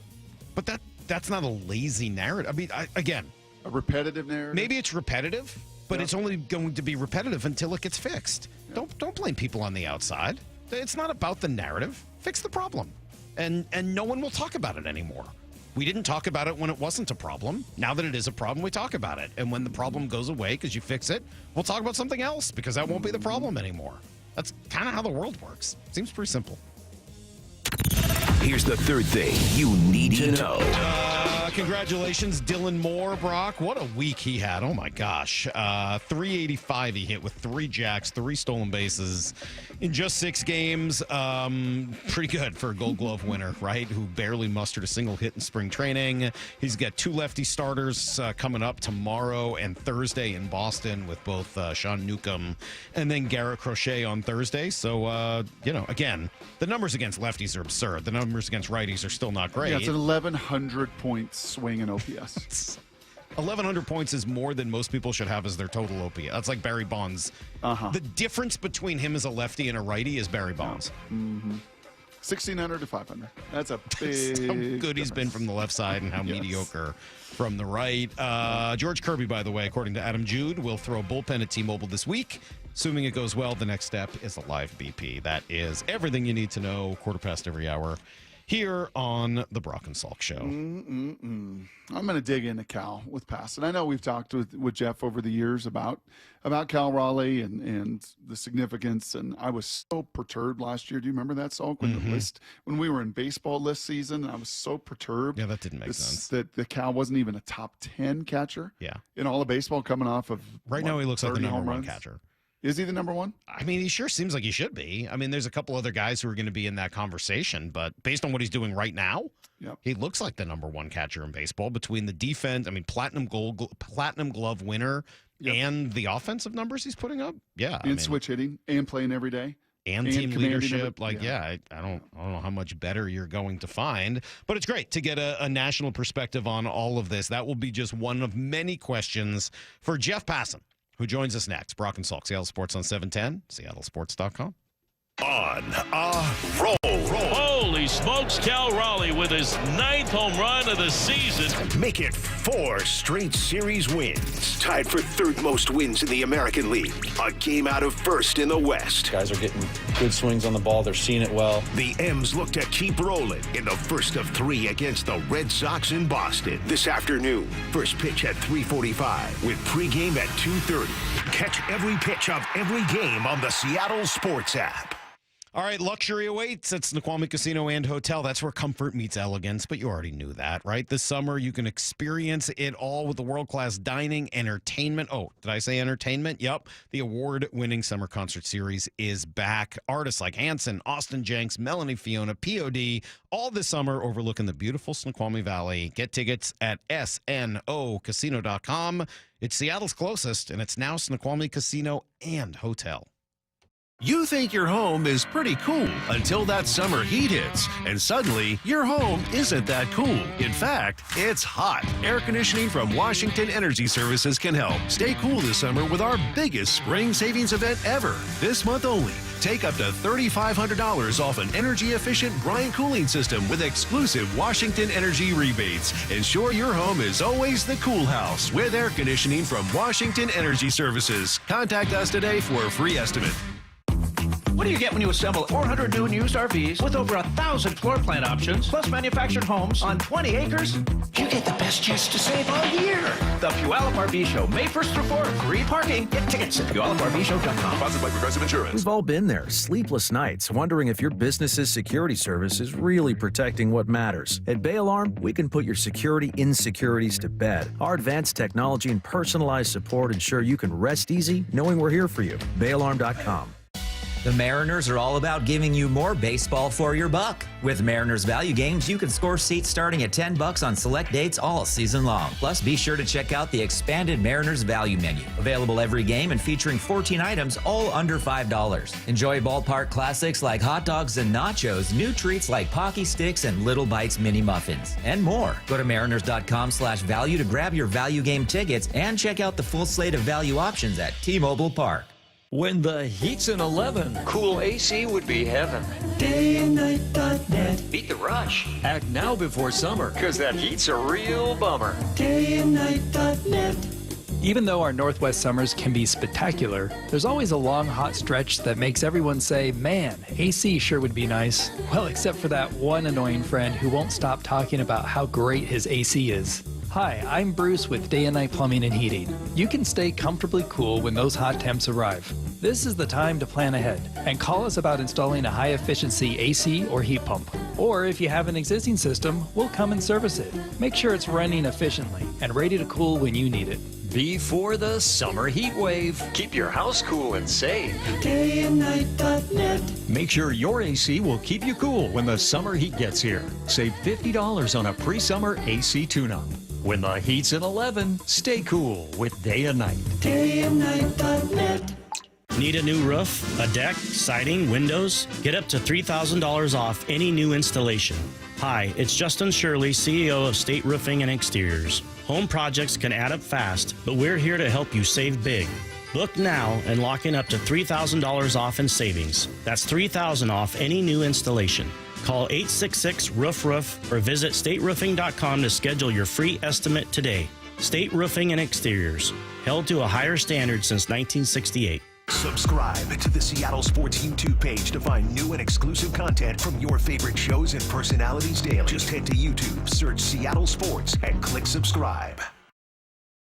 Washington is leading the way in car theft reduction. Car thefts dropped by 32% from 2023 to 2024 in our state, but there's still work to be done. Help keep your car safe with these simple and important tips. Don't leave your car running unattended. Park in well-lit areas. Lock up every time. Keep valuables out of sight. Use an anti-theft device like a steering wheel lock. Prevent the theft and keep you and your vehicle safe. These tips are brought to you by the Washington Auto Theft Prevention Authority. So I formed Davis Law Group about 30 years ago, and I would get, the same questions from people about what to do in the case of an accident. Do you need a lawyer? To the point where I decided that I would at least write a book which would answer the common questions that I would receive as a lawyer. Once I wrote my first book, it proved to be hugely popular. I decided to write then a series of books in different accident cases so that we could really teach people about their rights, how to protect them, and how to decide on whether they need a lawyer and what lawyer to hire. I've found in my career that having a client that is educated and knowledgeable about their particular type of case really helps the client and also usually ends up making the case or the claim more successful. To get your free copy of any of my Washington accident books, visit WashingtonAccidentBooks.com.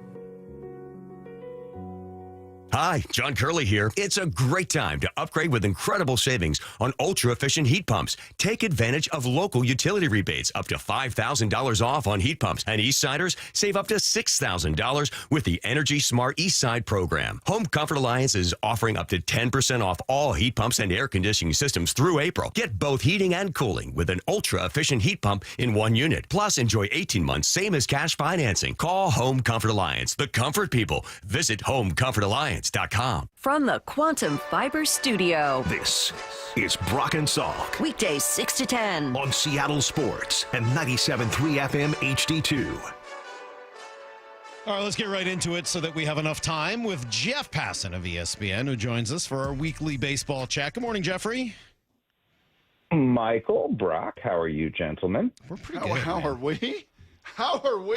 Yeah, we're watching the red best hot team Mariners in the American League. 8-10, won 4 series in a row, 9-12, MVP of baseball, Cal Raleigh. How are we? Whoa! I don't even know why I'm here. I don't know where that came from. I don't know where that came from either. Let's make sure that doesn't happen again, though. Okay, sorry. Don't embarrass us in front of Jeff. Sorry, Jeffrey. Let's start with Cal, since Brock mentioned MVP of the league. What are we seeing with Cal? A hot streak or a legitimate another jump in who he is as a player? I don't know that the two are mutually exclusive. Mm-hmm. I think it could be a little bit of both. What we're seeing, though, is the guy who the Mariners gave $100 million guaranteed to. And what Cal Raleigh has always done well is two things: hit home runs and be a leader.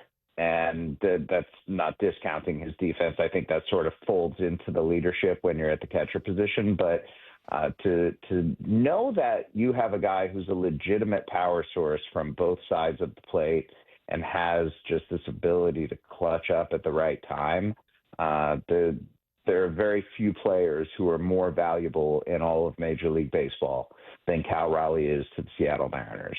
And seeing his development and knowing that there is perhaps that extra gear is even more exciting, because all of a sudden, boys, looks like the Mariners can hit a little. Like, that to me has been the part of these last couple of weeks that have been really interesting, that not only are we seeing the home runs, but they're complementing it with stolen bases and with just good baseball. Like, it's a really balanced offense right now, and it's wonderful to see. So add a little context to Cal for us, right? I can be quite myopic in my fandom and my view. You look at all 30 Major League Baseball teams. Where is Cal in the pantheon of the best catchers in baseball right now? I think he's at the top of the list, right? I mean, just at this point, I'm not sure who else is there. Like, William Contreras is a good catcher, but defensively and offensively this season, he's not on Cal Raleigh's level. Adley Rutschman is a good catcher. Offensive, like, it's not even close at this point. And we got to acknowledge also that Cal Raleigh plays a lot. Like, you just don't see catchers out there every day like him. And so it's a weak position at this point. The only argument I think that you could make would be Will Smith, but I feel like Cal Raleigh is so much better defensively than Will Smith is. That's the separator. And so I think you're looking to the best catcher in Major League Baseball right now. Who comes to mind, Jeff, of players in your life experience that have gotten paid and it frees them up to take that next step? Do you think that's real, or do you think that's just maybe a perception from the outside, or is there an anecdote or two of players where you're like, wow, they got their bag, they got that guaranteed generational money, and it just freed them up to do even more? I think it is unquestionably real, Brock, but I don't know that it's applicable to Cal Raleigh. I think he has such strong constitution and belief in himself. This is a guy who did it in youth ball and did it in high school and did it in college and did it in the minor leagues and is now doing it in Major League Baseball. That some of those concerns or worries that lead players to taking extensions so it can free them up. Jose Ramirez is an example that comes to mind, a guy who took 2 under-market long-term deals and did so because he just didn't want the notion of contract weighing on his mind at all. And he wanted that security. And, the first contract, he got enough money to last his family for the rest of his life and their life and their kid's life. And after that, the second deal that he got, it was truly like generational wealth. Like, anytime you get into the 9-figure range, it's a ridiculous amount of money, and you never have to worry about it again. Even if you do go out and spend frivolously and stupidly, it doesn't matter. You have so much money that there's almost no way that you can go and spend it. With Cal Raleigh, though, I don't think that was like the raison d'etre here. I think that he wanted to be a Seattle Mariner. I think he sees something in this organization and in this team that's worth sticking around for and seeing through the end. And, man, just to know that you have this anchor that bridges the offensive side and the pitching side, and somebody who is really well-liked and really well-respected, to have him there, the closest facsimile I can think of is Salvador Perez in Kansas City. And they're similar players, actually. I think Cal is probably better than Salvi ever was defensively, and this is a guy who's won multiple Gold Gloves, but they are low on base, not great batting average, big power guys who command respect in a room and on the field. And having seen what Salvador Perez has done in his career, going to the World Series in 2014, winning it in 2015, getting the Royals back to the playoffs last season, it's a security blanket that the Mariners have now, knowing that Cal Raleigh is going to be around for the prime of his career. It's a heck of a comp, and that should be an honor for anybody to be comped to Salvi Perez. Seriously, I mean that's a really nice compliment for Cal Raleigh. You said got him back to the playoffs last year. I think it's I'm sorry to interrupt. No. I hadn't thought of it before. This was on the fly, Do you think it's appropriate? Yeah, absolutely. Oh, I'm not disagreeing with you at all. I thought it was really nice. That was all. I was being sincere. Well, and it's Salvi that hit. It's rare, but I was being sincere. 48 bombs, right? Well, I was also going to use it as a little bit of a transition because while he was a big part of them getting back to the playoffs last year, I think we would all say Bobby Witt Jr. was an even bigger part. He's the real big star on that team, and while Cal is kind of turning into a Salvi Perez-like figure, the Julio Bobby Witt Jr. thing is maybe not looking as positive for the Mariners. Where are we at right now with another slow start from Julio? I'm just wondering when we're going to see the real Julio, or maybe better put, are we seeing? Well, that's the real question Julio? we're getting from fans. Like, I'm getting that text a lot. Hey, Mike, stop talking about the real Julio. This is the real Julio. What do you think? Yeah.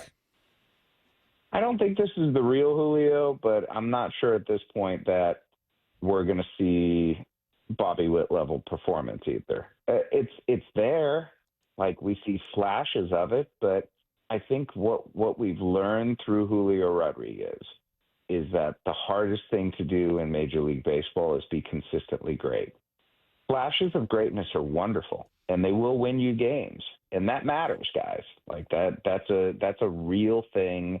And a real differentiator when you have just the physical capabilities of taking over a game and carrying a team on your back for a game here, a game there. What Bobby Witt Jr. does, though, is he carries the team every damn day. Like he really does. It's marvelous to see. And I don't know how Julio finds that consistency. It's been too much of this for too long to ignore. And yet I don't think that it's an impediment like it has been in past years. I don't know that the Mariners need Julio Rodriguez long term to be a Hall of Fame caliber player in order to win. It would facilitate that winning a lot more easily, but I don't know that it's a necessity. I think that there's enough here right now. A season ago, we said, as Julio goes, the Mariners goes. Yeah. Maybe that's not the case. And maybe that's somewhat healthy for both the organization and maybe even for Julio in the years to come, is it not?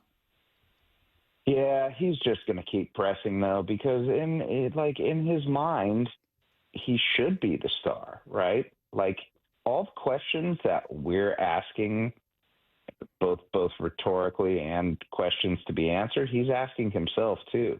And he's beating himself up more about this than any of us ever could. And I'm not saying that to, give him a pass on it. No, sorry, it's almost May. You shouldn't be hitting under 200. You can't have a slugging percentage below 450, let alone below 400 right now. You're too talented for that. And I look at some of the numbers, like I look at his expected weighted on base, and it's 50 points higher than his weighted on base right now. And so that portends well, that suggests that the batted ball data is still decent, but at some point, we got to see it. And at some point, he's got to figure it out, or at that point, if he's just going to be a good defensive center fielder who occasionally comes through for you, that's a lot of money to spend on that. But I still look at the Julio contract, and I'm not like that was an egregious mistake for the Mariners. I think at the time, from what we saw, it was absolutely warranted. And I am not by any means giving up on Julio Rodriguez becoming that perennial all-star. It's just at this point, need to see more. It's funny. You could almost make the case that if Julio and Cal switch contracts, you would feel maybe a little bit better about the way the team was built.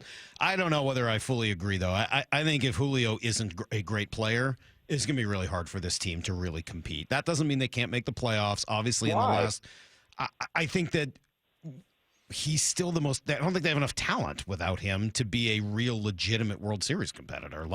He's the thing that gets them to that point. We talk about the rotation. I disagree. I think. Yeah, I was just going to say. I think the pitching is the thing that gets him to that point. Here's the problem I'm having, and we went through this a little bit last week. The pitching is probably not as good as it looks as soon as you get away from T-Mobile Park. Their ERA jumps by a run. Like, all their numbers get a whole lot worse, just like all the batting numbers get a whole lot better. I think that the offense probably a little better than we think. I think the pitching's probably not quite as great as we think. But regardless, without Julio without a guy like Julio, even just to pair with Cal Raleigh, it's really hard for me to see how you get to the top. I think you get there because have you seen the American League, Mike? Yeah, it's not great. That's for sure. Clearly it's not great. Yeah, that's the thing. You have to, if the Mariners are in the National League right now, they're not as good as the Mets. They're not as good as the Phillies. They're probably not as good as the Cubs. I'd say they're sort of on par with the Brewers. They're not as good as the Padres. They're not as good as the Dodgers. They're not as good as the Diamondbacks. And the way that the Giants are playing, they're not as good as them either. In the American League, though, I could look at the Yankees and absolutely see the Mariners winning a series against them. I could look at the Red Sox and absolutely see the Mariners winning a series against them, against Detroit, against Cleveland, against Texas. I think they are – you can make the argument that the Mariners right now could be the best team in the American League, which is wild considering where we are a couple weeks ago. But I think at that's the same time, sort of the point. It's just the consistency level without someone like Julio to really carry you. Kind of hard for me to see them doing that all year without their best player being their best player. Yes, and as great as Dylan Moore has been, I don't expect him to slug 600 this year. But I look at other players offensively. I think there's more still there with Randy Arozarena. I think that we've seen what Jorge Polanco can be when he's healthy. To me, it's less getting Julio to where he can be, which would be really nice, and more about those guys who are not playing well right now doing something. So if we're trying to narrow this down, and it's really difficult to do, and Jeffrey, I'm prisoner to life experience. I'm prisoner to my other sport where, quarterbacking is so much about your ability to process. I'm prisoner from going from a really smart Matt Hasselbeck and John Kidna and Trent Dilfer to seeing this supercomputer of processing, maybe the greatest to ever do it in the game, and Peyton Manning, and being mesmerized at his ability take all this information and see it in real time and process it because he didn't have the greatest physical tools. Julio's got the physical tools. If he's getting drafted Thursday night in Green Bay, there's not many in his sport that are 6'4", 230, glide, run, power, strength, all of it.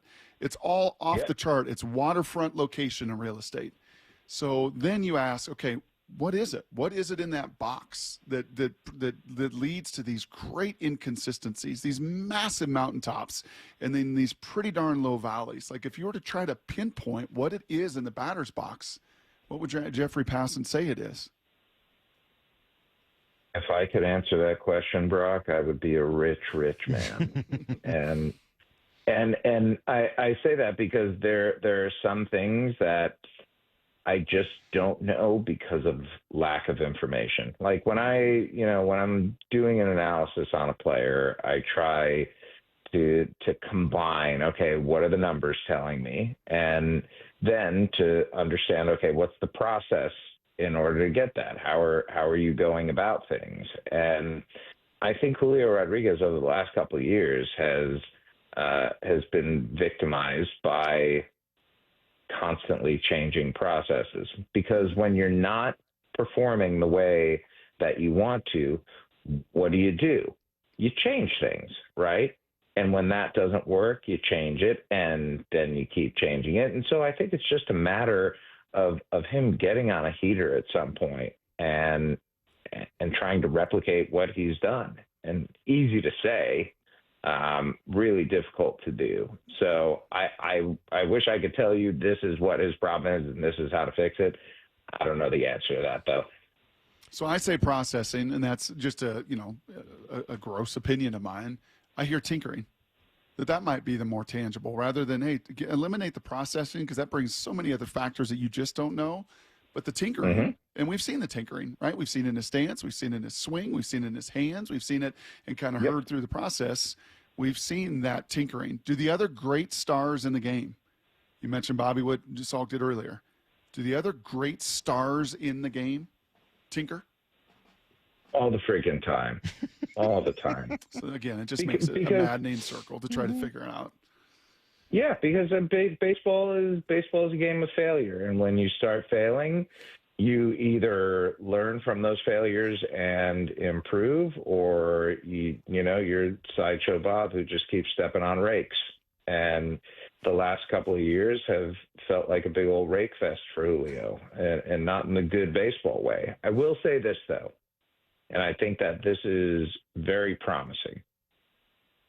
One of the big questions we had about Julio as he was, taking his early star turn is, how is his plate discipline going to age?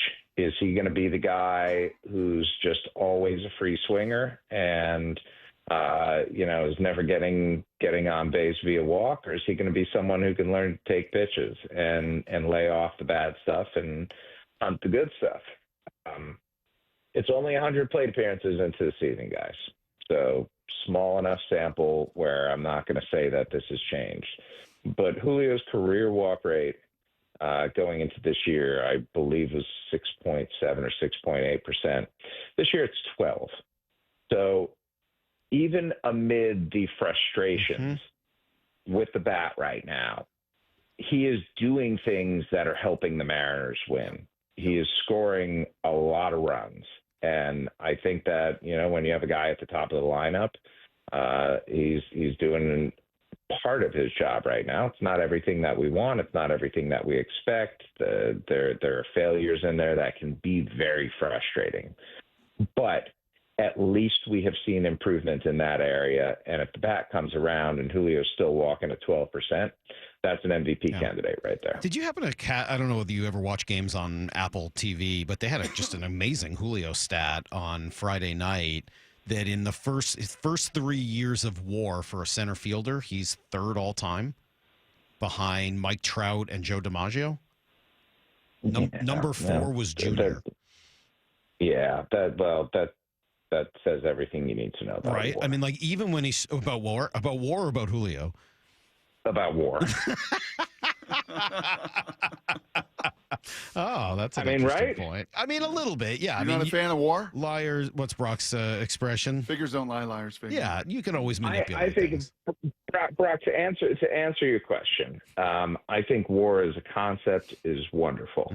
I appreciate the ability to compare players across generations and to have a number that says, hey, look at these guys, look at what they do, and this guy was better than this guy, or this guy is in the same vicinity as that guy.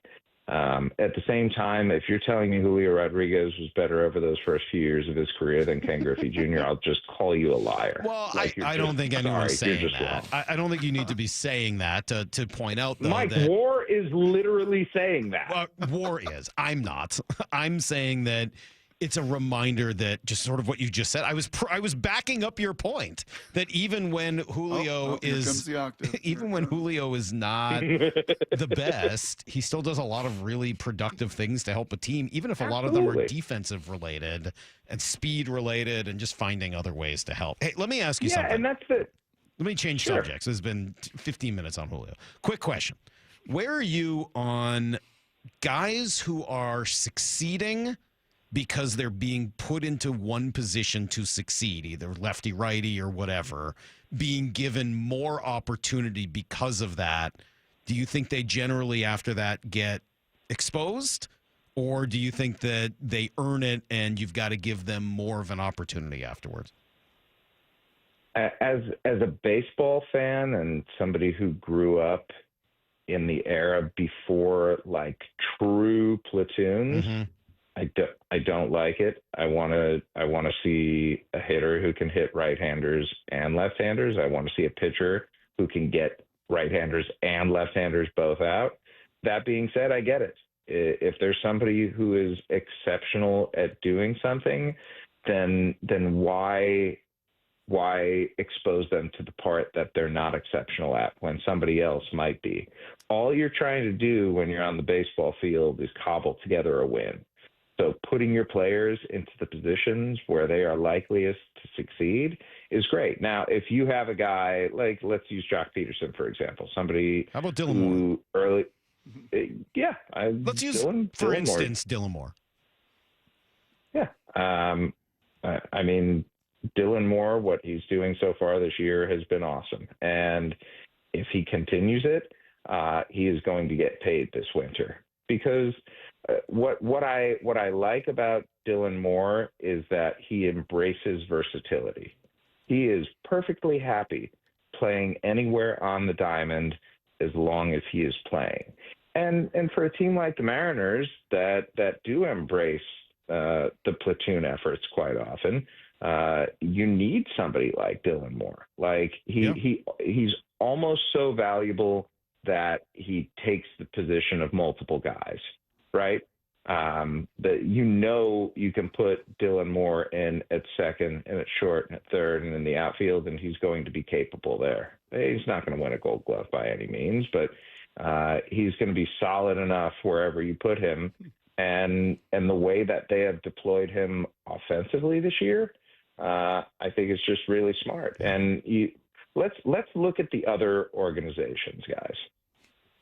Let's look at the most successful organizations in baseball. The Dodgers, they absolutely do this. Do it regularly and get guys to buy in. The Rays, another team that does this regularly and gets guys to buy in.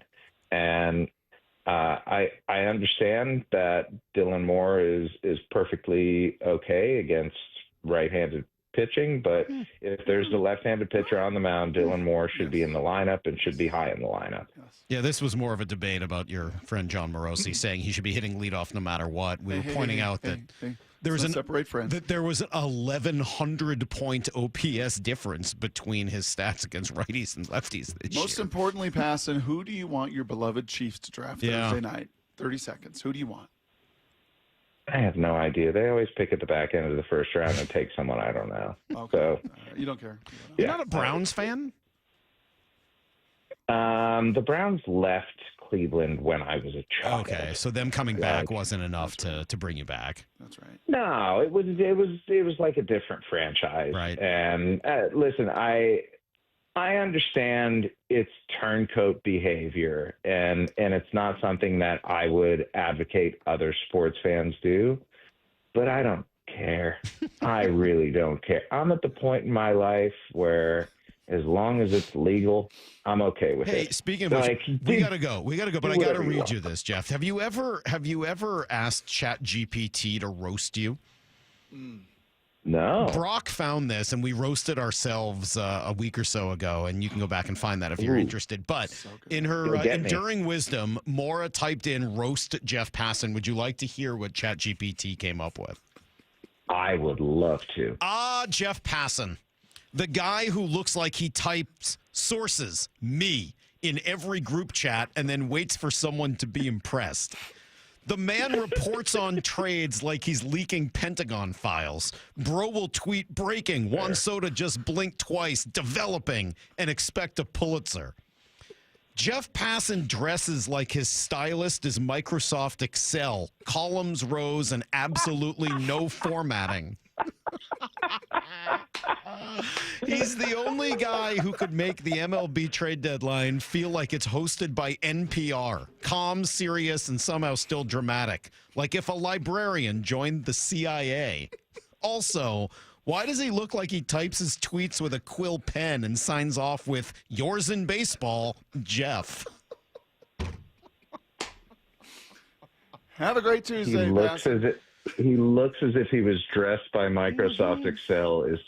That's frighteningly good. It's Wow. frighteningly good. Really Columns rose and absolutely no We love you, formatting. Jeffrey. We'll see you next Tuesday. Bye, Jeff. See you, boys. There you go. Every week with Jeff Passan. We'll come right back on Brock and Salk. The 2025 NFL Draft. The first real opportunity for Mike McDonald to build this team in the image he really wants. With 5 of the first 100 picks. Are you kidding me? What are the biggest needs? It might be too early to take a guard in the first round. And nobody is taking you deeper inside Seahawks HQ on Draft Day with General Manager John Schneider live at 4 p.m. What you do here matters. Thursday, only from the home of the Seahawks, Seattle Sports. Toyota gives you the power of choice. Now through April 30th, get 4.99 APR financing on a rugged new 25 Tacoma. Excludes TRD Pro and Trail Hunter. Or lease a 24 Tacoma SR5 double cab for $259 a month for 36 months with $39.99 due at signing. With approved credit through TFS, tax, title, and license extra, a negotiable doc fee of up to $200 may be added. Call 1-888-48-TOYOTA for details or go to Toyota.com. Toyota, let's go places. Welcome to Staples. Hi, I hear Staples prints it all. Oh, you bet. Posters, banners. Can you print it all for Mother's Day? Oh, of course. Photo gifts like canvas prints, photo puzzles. Can you print it all for graduation? Sure can. Custom cards and invites. Can you print a huge banner with the grad's picture? Oh, definitely. Even an embarrassing baby picture? Oh, those are the best kind. I know, right? Print it all for moms and grads at Staples. And right now, get 40% off custom cards, invites, and photo gifts. N75 exclusions apply. Visit staples.com/print for details. Wesley Financial Group is not a law firm. Are you a victim of the timeshare trap and think there's no way out? I'm Chuck McDowell, founder of Wesley Financial Group, the original timeshare cancellation expert. And I'm here to tell you that there is a way out. All you need to do is give my office a call. I will send you a timeshare exit information kit absolutely free, explaining how the timeshare industry works and your options for cancellation. Call Wesley now for your free info kit.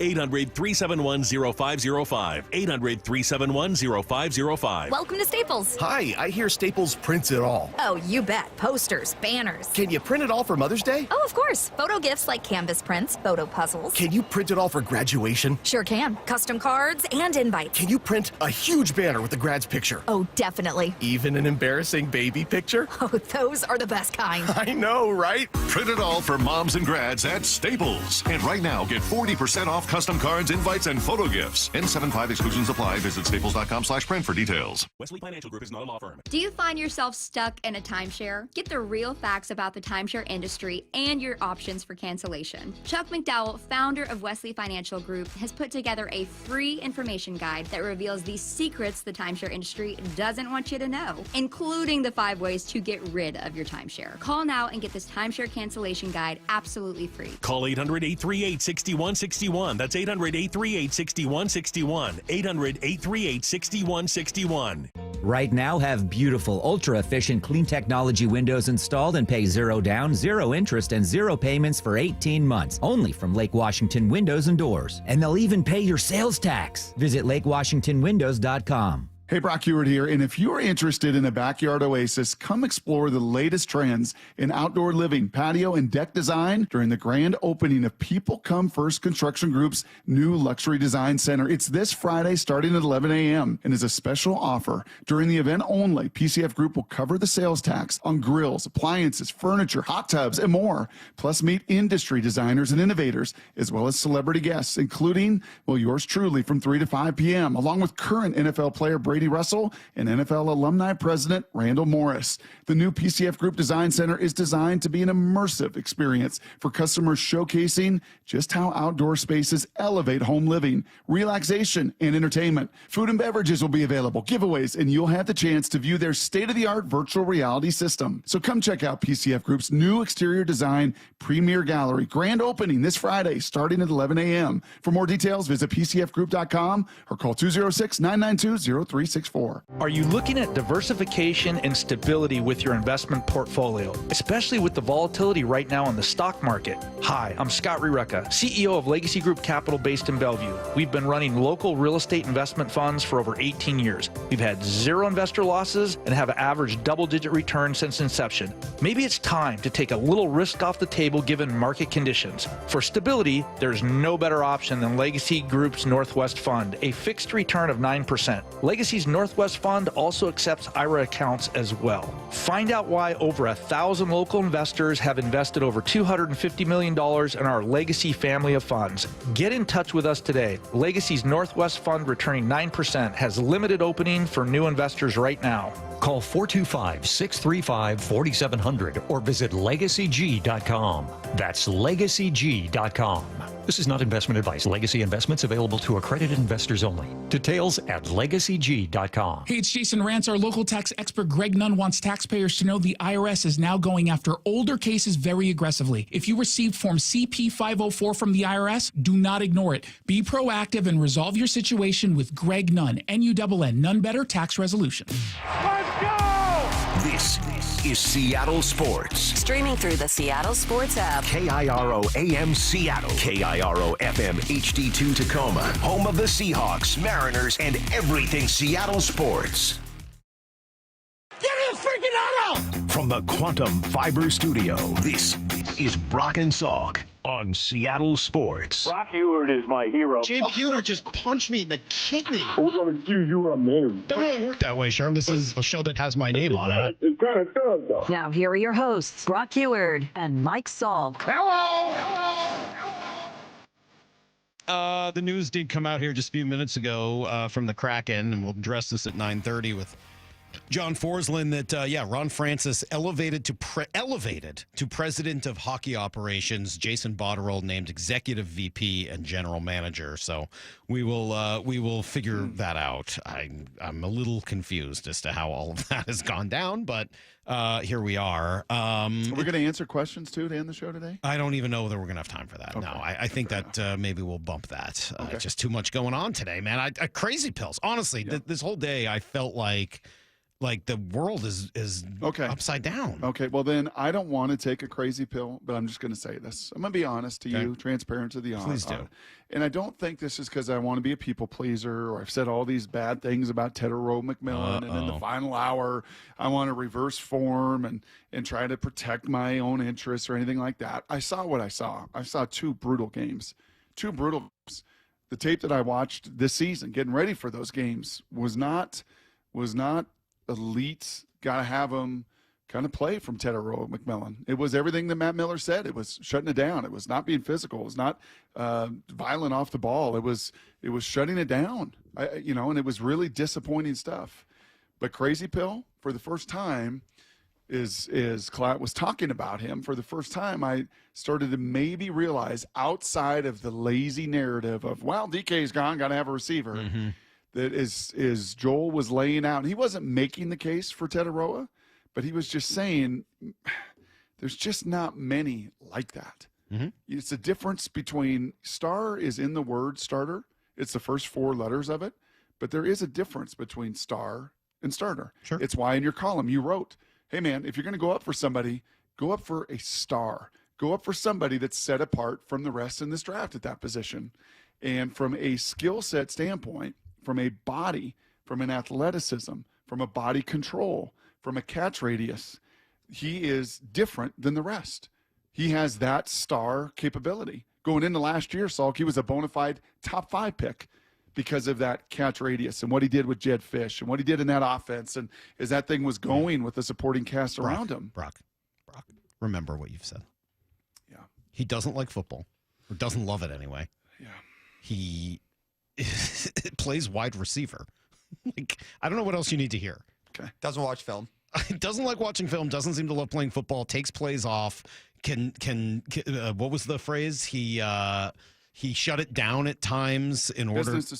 Made business decisions. Thank you. That was what I was looking for. Yeah. Brock, don't doubt yourself. All right. This is a terrible idea. Spit the pill out. Spit the crazy pill out. Not a good idea. By the way, the guy who told us he shut it down at times, Matt Miller, that was when he was asked for the negatives. He was still telling us how much he loved him. Right. Yeah.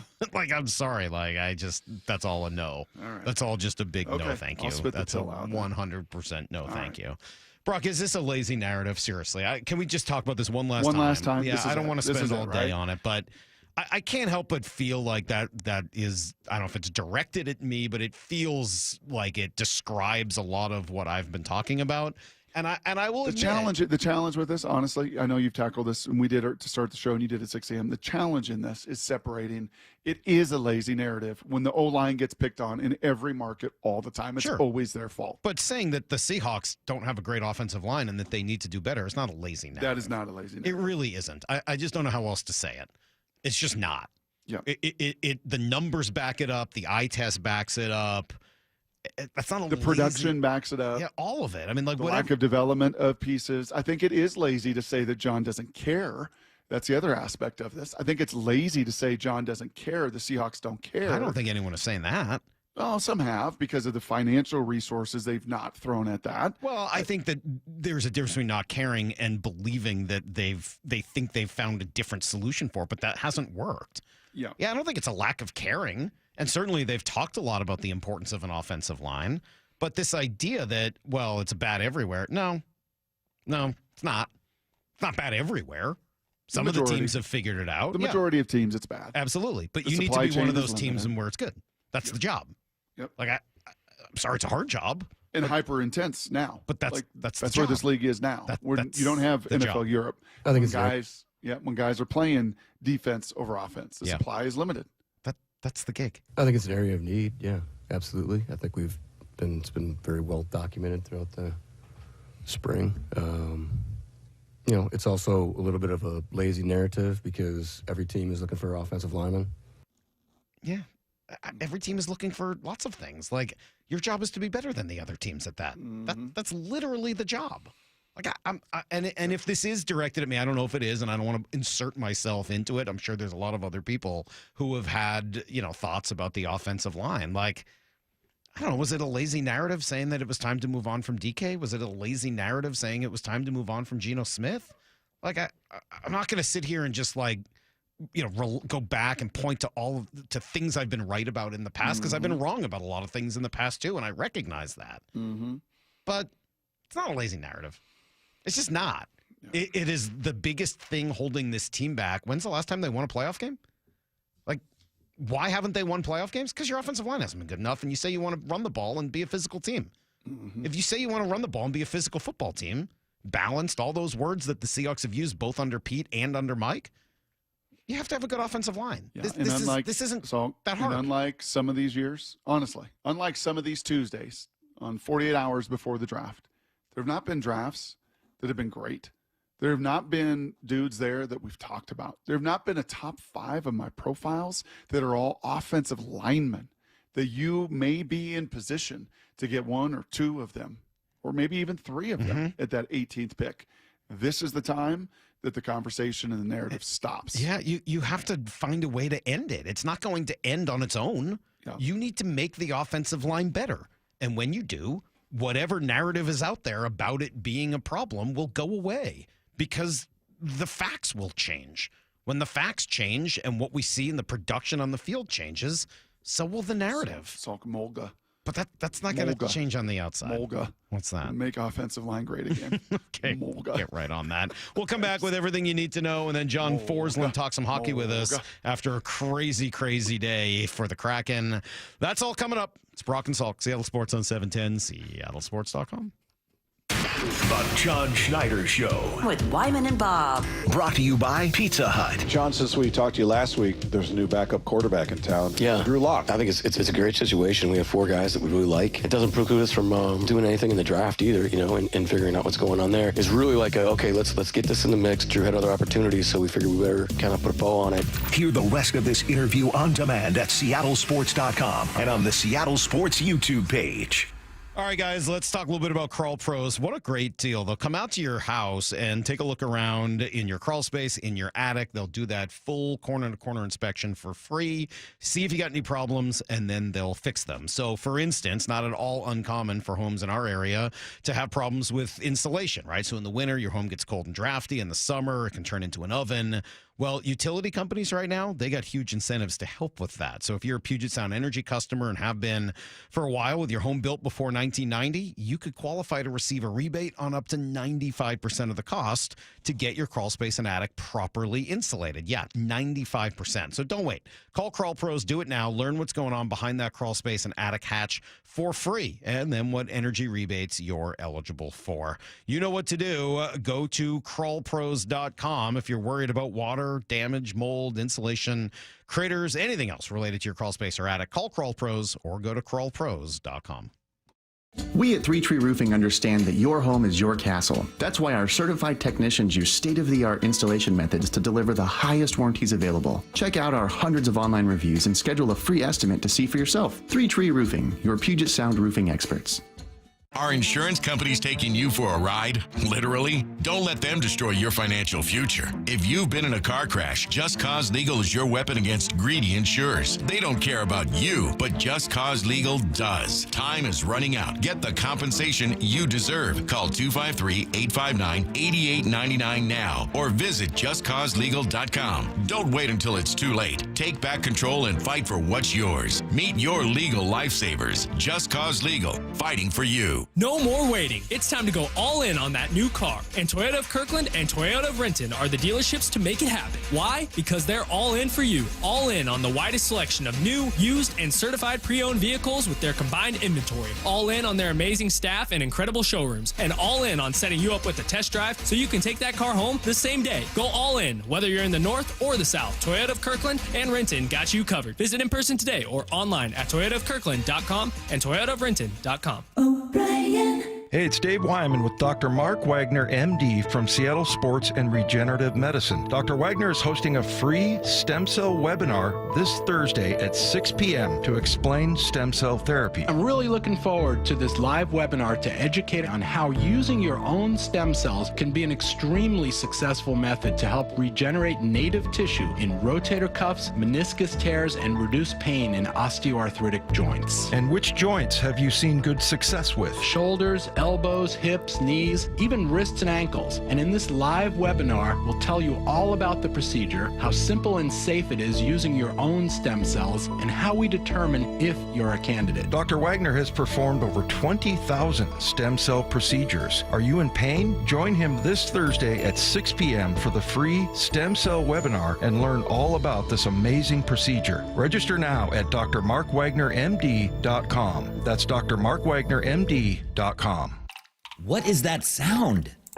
Ugh, that sounds like a plumbing sound. Luckily, there's a company that fixes all the plumbing sounds across Puget Sound. That's All Sound Plumbing. Puget Sound's plumbing experts. Have a sound? Visit allsoundplumbing.com. For Down Territory, going inside the game with Michael Bumpus. I like this. More quarterbacks should start doing this. Every day at 11:15 and 1:15 on Bumpin' Stacy.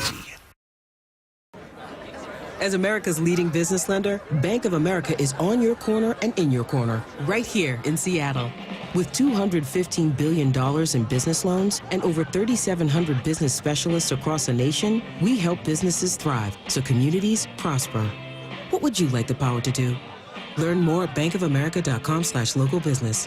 Bank of America, official bank of FIFA Club World Cup 2025. Copyright 2025 Bank of America Corporation, all rights reserved.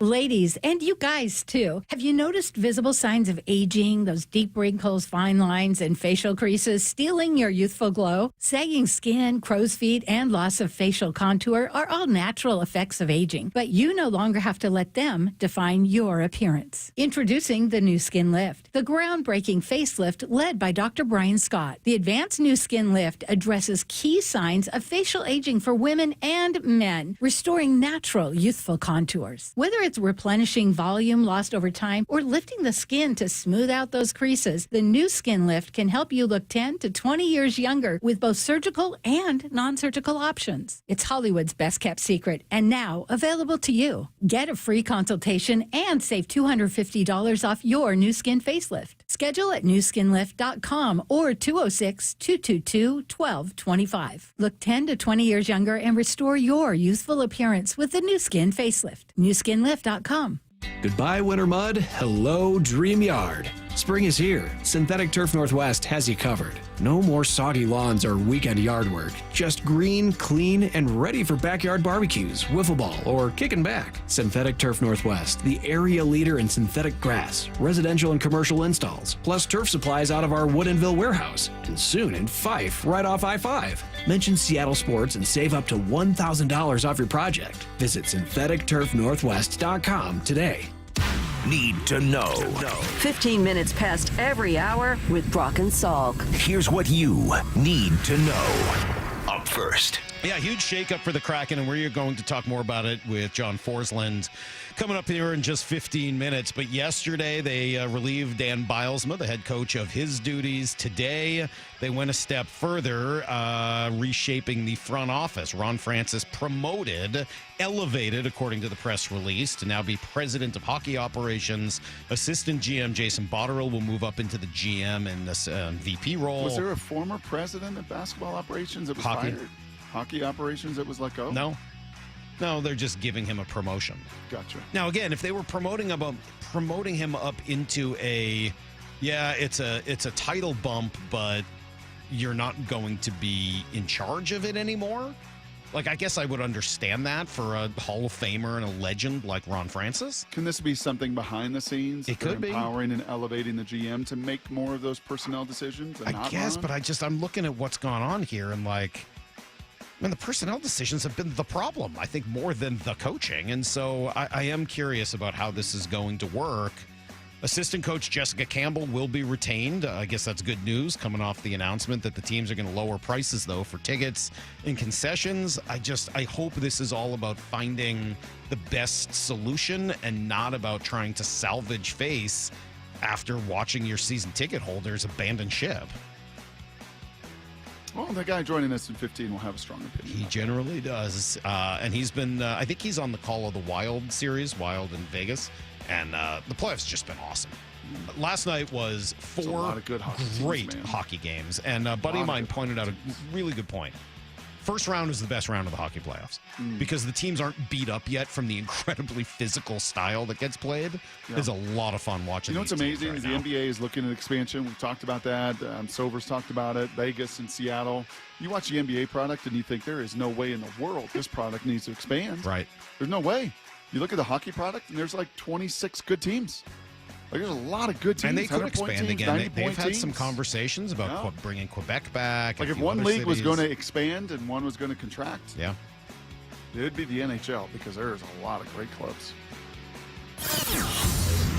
Here's the second thing you need to know. I think we've addressed the lazy narrative thing quite a bit. So elsewhere yesterday, as John and Mike both met the media to talk through the draft here coming up in just a few days, they did say some other stuff. Here's Mike McDonald on the path they now have moving forward. We have a very clear vision about what we're trying to create and what it takes to get to that point. And it's not just me, sitting there saying this. It's everybody. I think all the coaches. We have a great alignment in how we want to go about our business. And again, we've done it before, together, and we've gone through that feedback loop already. And just talking to one of our players about an hour ago, and he knows who we're talking about. But like they know there's a reason behind what we're doing and why and what we're trying to chase, and it's not some big secret on what day in, day out looks like, and we can get that message spread across to the guys so we can hit the ground running.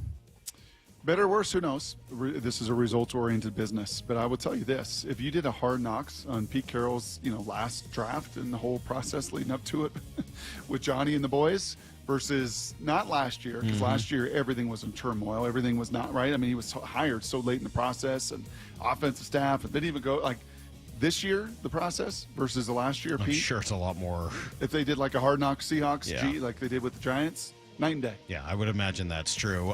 Reports had come out that the Seahawks are listening on Sam Howell. John confirmed. The report that you guys have received inquiries about Sam Howell, potential trade, is that accurate? Yeah, that's accurate, and we have a great relationship with Bruce, his agent, and Bruce is very well known and respected throughout the National Football League, so he has a ton of contacts as well, so it's a very open dialogue. I hope Bruce. No, I hope they get something done and are able to get something back for Sam Howell. My gut tells me that once you get to a point where you're talking openly about trading a player, you end up releasing them. Maybe. I think that's also Bruce calling them and saying, we're not good with the competition. Get us to a better spot. Let's see what rounds 1, 2, and 3 look like with these quarterbacks, and then let's find the place. Because there were 5 or 6 suitors a year ago for Sam Howell, right? It unfortunately just didn't work for any number of different reasons.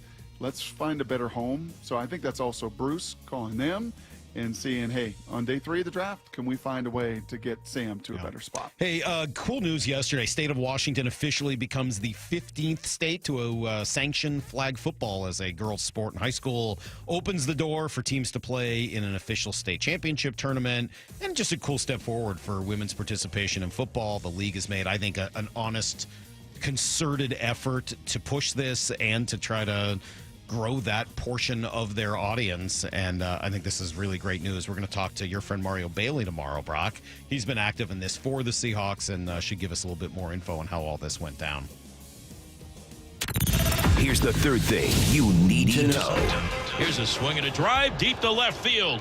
Luke's going back, looking up, and goodbye baseball. Dylan Moore, a leadoff home run here in the top of the first inning, and very quickly the Mariners have a 1-0 lead over the Blue Jays north of the border. Dylan Moore, home run number 5 on the season. On pitch number 3 of the game from Easton Lucas, he hit out to straightaway left field into the bullpen. Dude has been on fire and was rewarded, named AL Player of the Week. He takes over that honor from Ty France. Moore hit .385 with 3 home runs, 3 stolen bases. Did a lot of that damage against left-handed pitching, but man, he's been really good. Really, really good.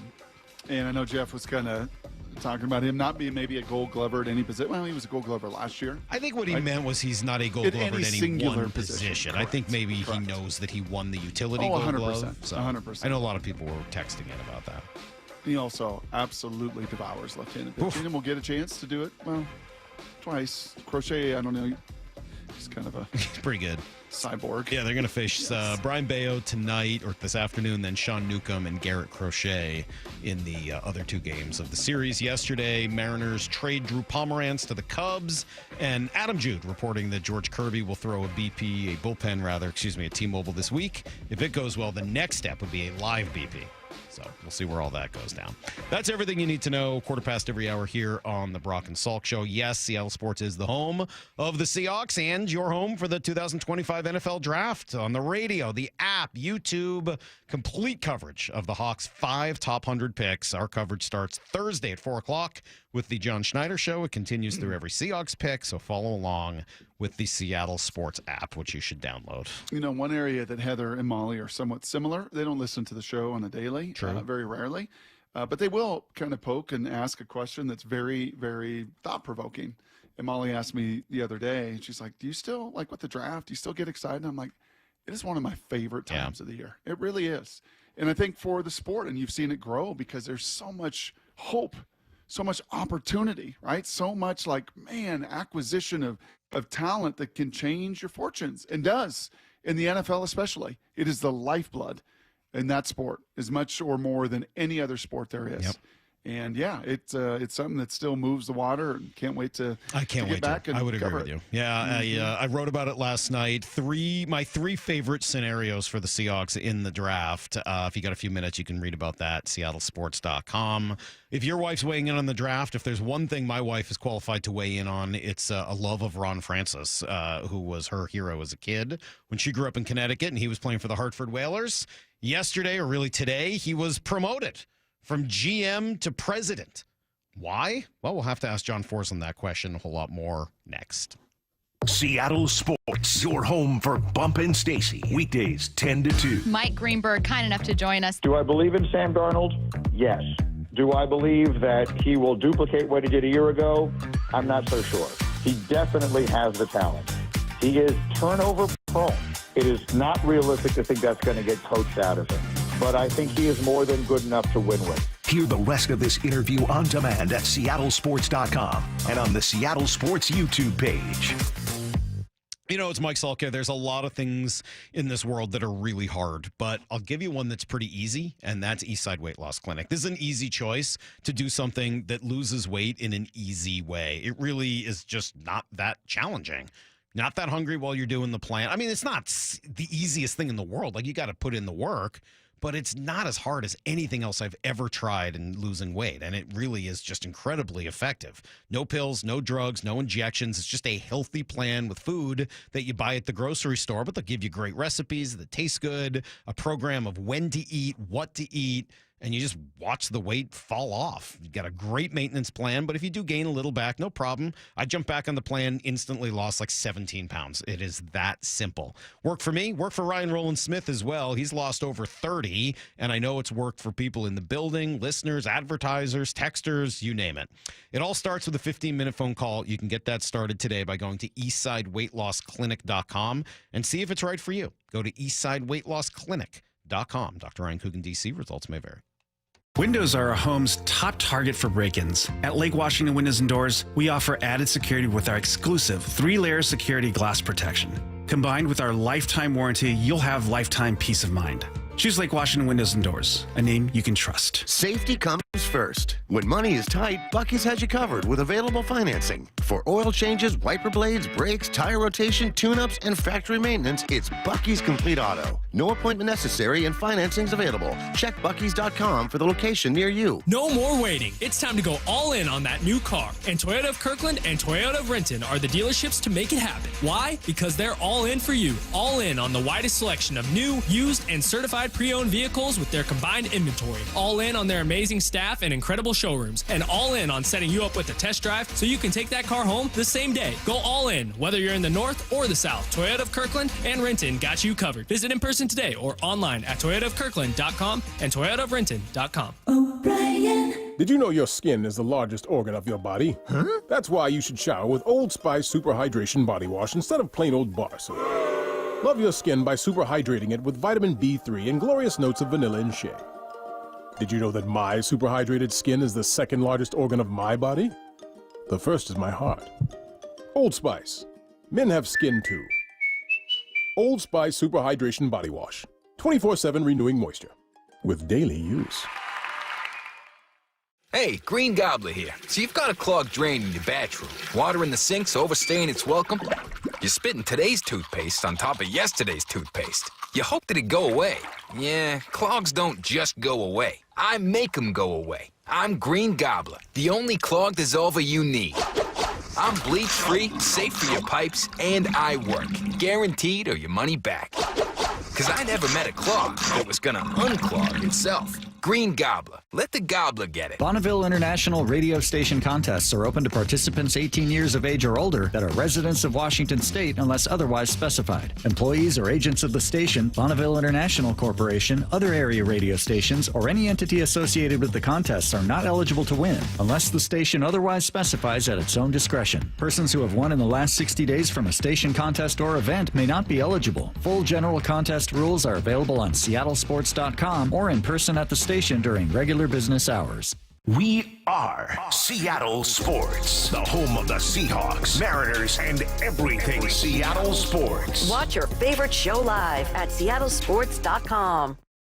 Hey, it's Jason Rance. I'm here with our local tax expert and advocate, Greg Nunn of None Better Tax Resolution. When you're dealing with business owners and the idea that they owe money to the IRS and they feel like they might be letting their staff down and it just spirals out of control. One thing I see with businesses, it's really tough because they have employees and maybe they're having a difficult time with the cash flow of the business.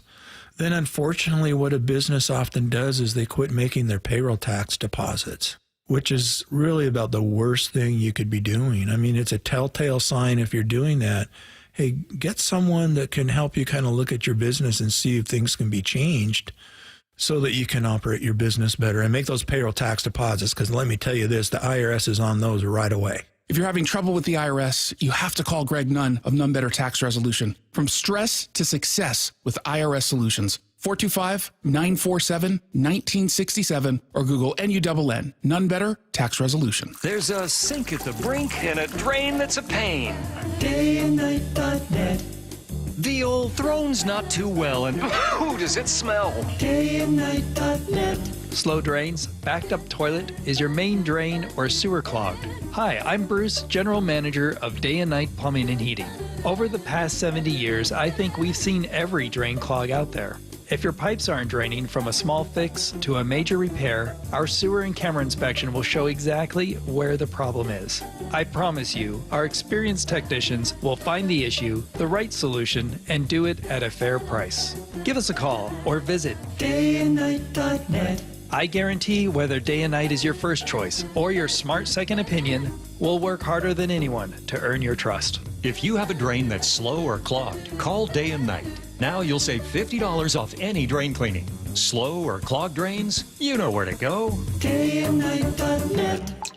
From the Quantum Fiber Studio, you're listening to Brock and Salk. Weekdays 6 to 10. On Seattle Sports and 97.3 FM HD2. NHL playoffs have been incredible so far. Last night, I was just glued to my TV, bouncing from game to game.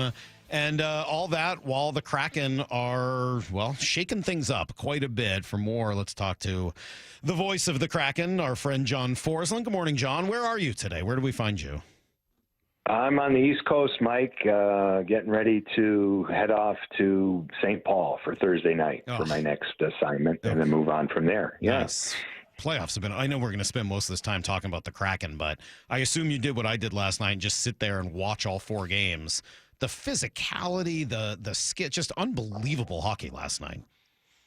Yeah, you know, as a fan, I'd be watching anyway. As someone that's working this and the way the playoffs are set up now, we don't get assigned a series. So we could do virtually anything depending on which network is covering the game and where we have to go. So you have to pay close attention to every game. It's exhausting, but it's a lot of fun in the first round. I don't like when games start at 11 East, as one will tonight, with the 2 teams that I'm covering Thursday. I'm not particularly excited about that, but it is terrific, and it's just started, and as we know, it's 2 months of this, and I can't wait. All right, well, get a little nap in so that you're ready for a late night tonight. That's what I'll be doing for sure. The Kraken, meanwhile, have shaken things up. Obviously, the move yesterday to move on from Dan Bylsma. Today, the announcement that Ron Francis has been elevated to president of hockey ops. Why? Why did they make these moves? The why is the big question. Let's handle the coach first. And I think I go back to a conversation you and I had in February. Yep. You know, I think I was pretty clear on what I was saying at the time. I've been pretty clear in all of my comments about observing how this team has played in the past season from 182 defensively. I thought there were some issues there that were never corrected. I thought special teams took a hit. I was expecting improvement. I was expecting the roster that Dan was given, which I felt, and Eddie Olczyk felt the same way. We said it on opening night. This is the best roster they've had in the 4 years. I thought they'd be closer to a playoff spot than 20 points out. I thought they'd be in the playoffs myself, and they're not. So I thought the step we keep talking about as a franchise would have happened this past year, and it didn't.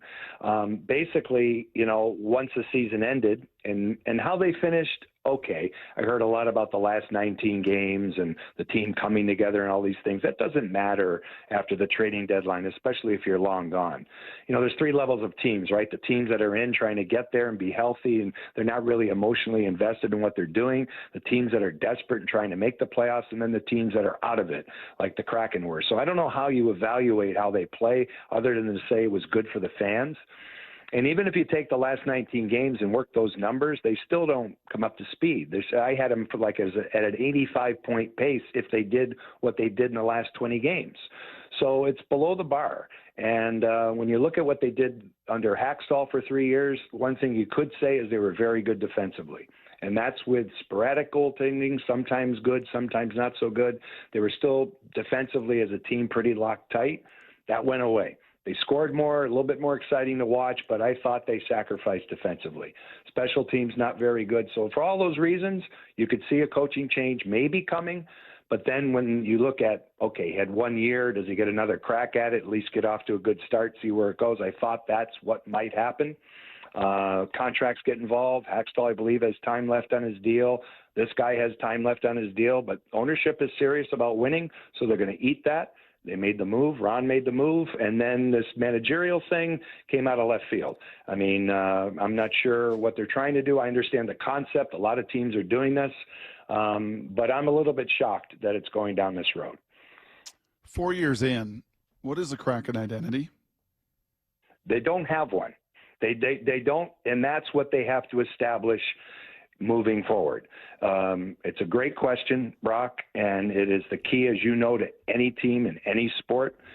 And they were onto their identity, I thought, after the first season, even though they were below par. That was a tough year, COVID-wise, a lot of challenges.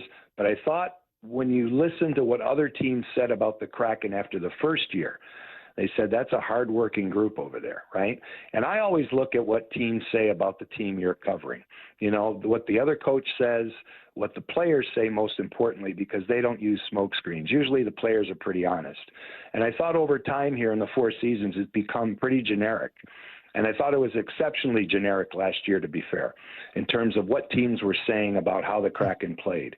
In the second season, everything worked. And you go 2 rounds of the playoffs, and that was ahead of the pace. That was a tease. Great for the fans.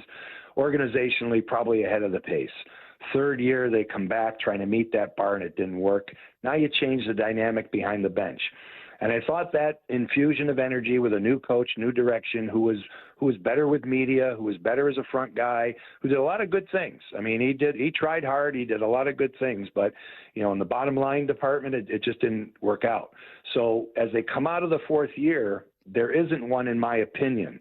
They have to establish that. They might be on their way to some of that, but I think the roster will change. It'll be interesting to see how aggressive Jason Botterill gets as a general manager, what he does with some of the draft choices that have been accrued, how active he is in and around the draft to make a big trade if he can. Free agent-wise, I'm not sure the class is that savvy this summer. I think last year it was a little bit richer, and they went out and spent a lot of money on 2 players who made a difference. And then the roster needs to change to become younger, and some of these prospects we've been talking about ad nauseum need to become NHL players. So the identity is yet to be forged, to be as perfectly honest as I can be. It's an interesting. So just to come back to the front office decision that was made, do you have a sense as to what that actually means in practice? Does this mean that Botterill's really the guy and Ron Francis is kind of being kicked upstairs? Is he still going to maintain control of hockey operations? How do you think that plays out? What's happened here? And I'm sure it exists in other sports. But what's happened in hockey is the days of the general manager being the complete czar of everything have gone away. And I think, there's at least 12, 13, maybe 14 teams that are currently under this structure with a president of hockey operations and a general manager. We look just north of us in Vancouver, that's what they're doing. They brought in Jim Rutherford. He's a Hall of Famer. He's won Stanley Cups. He at one time was Ron's boss. Ron learned a lot from him, but they brought him in as the overseer of the operation. You bring in a general manager who's got boots on the ground, who can work the phones, who can be totally focused on just doing that. Meanwhile, there's a communication layer between hockey operations and ownership. And really what ends up happening is, Jason Botterill under this dynamic will report to Ron. Ron will oversee everything and give his opinion. I am assuming that Jason will be the action guy. He'll make things happen. He'll make the trades. He'll govern the scouting staff. Ron put everybody in place.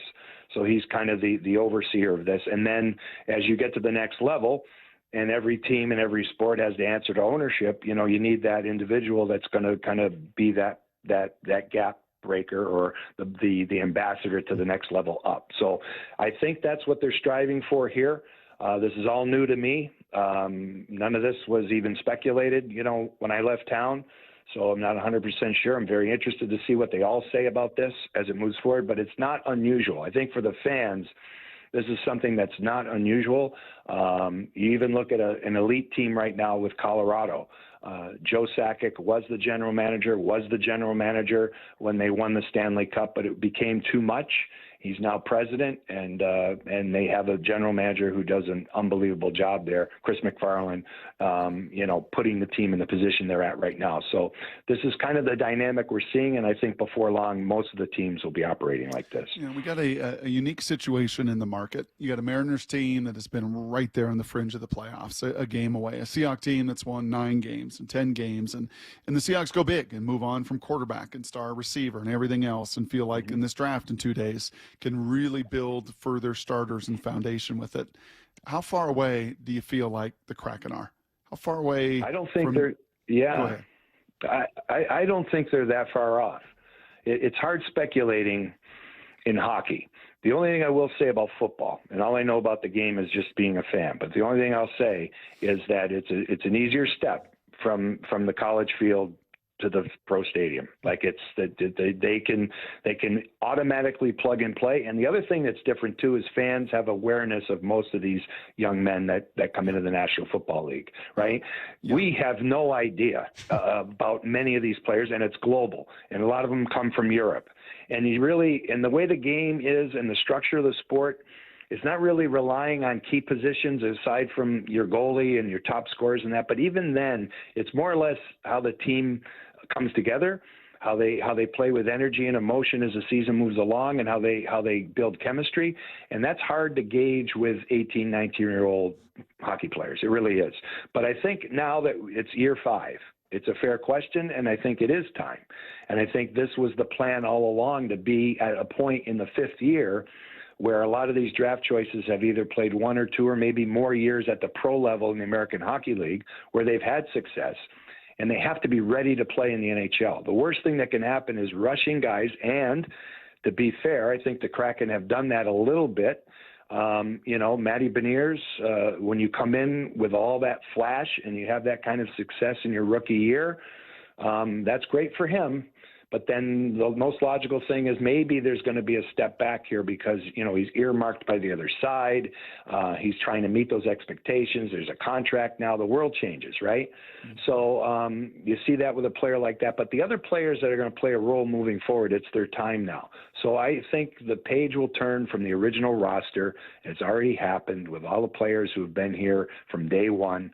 Some will remain, most will leave, and the prospects come in. And I talked to a lot of people around the league that work in scouting and management about what the Kraken have, and it's pretty favorable.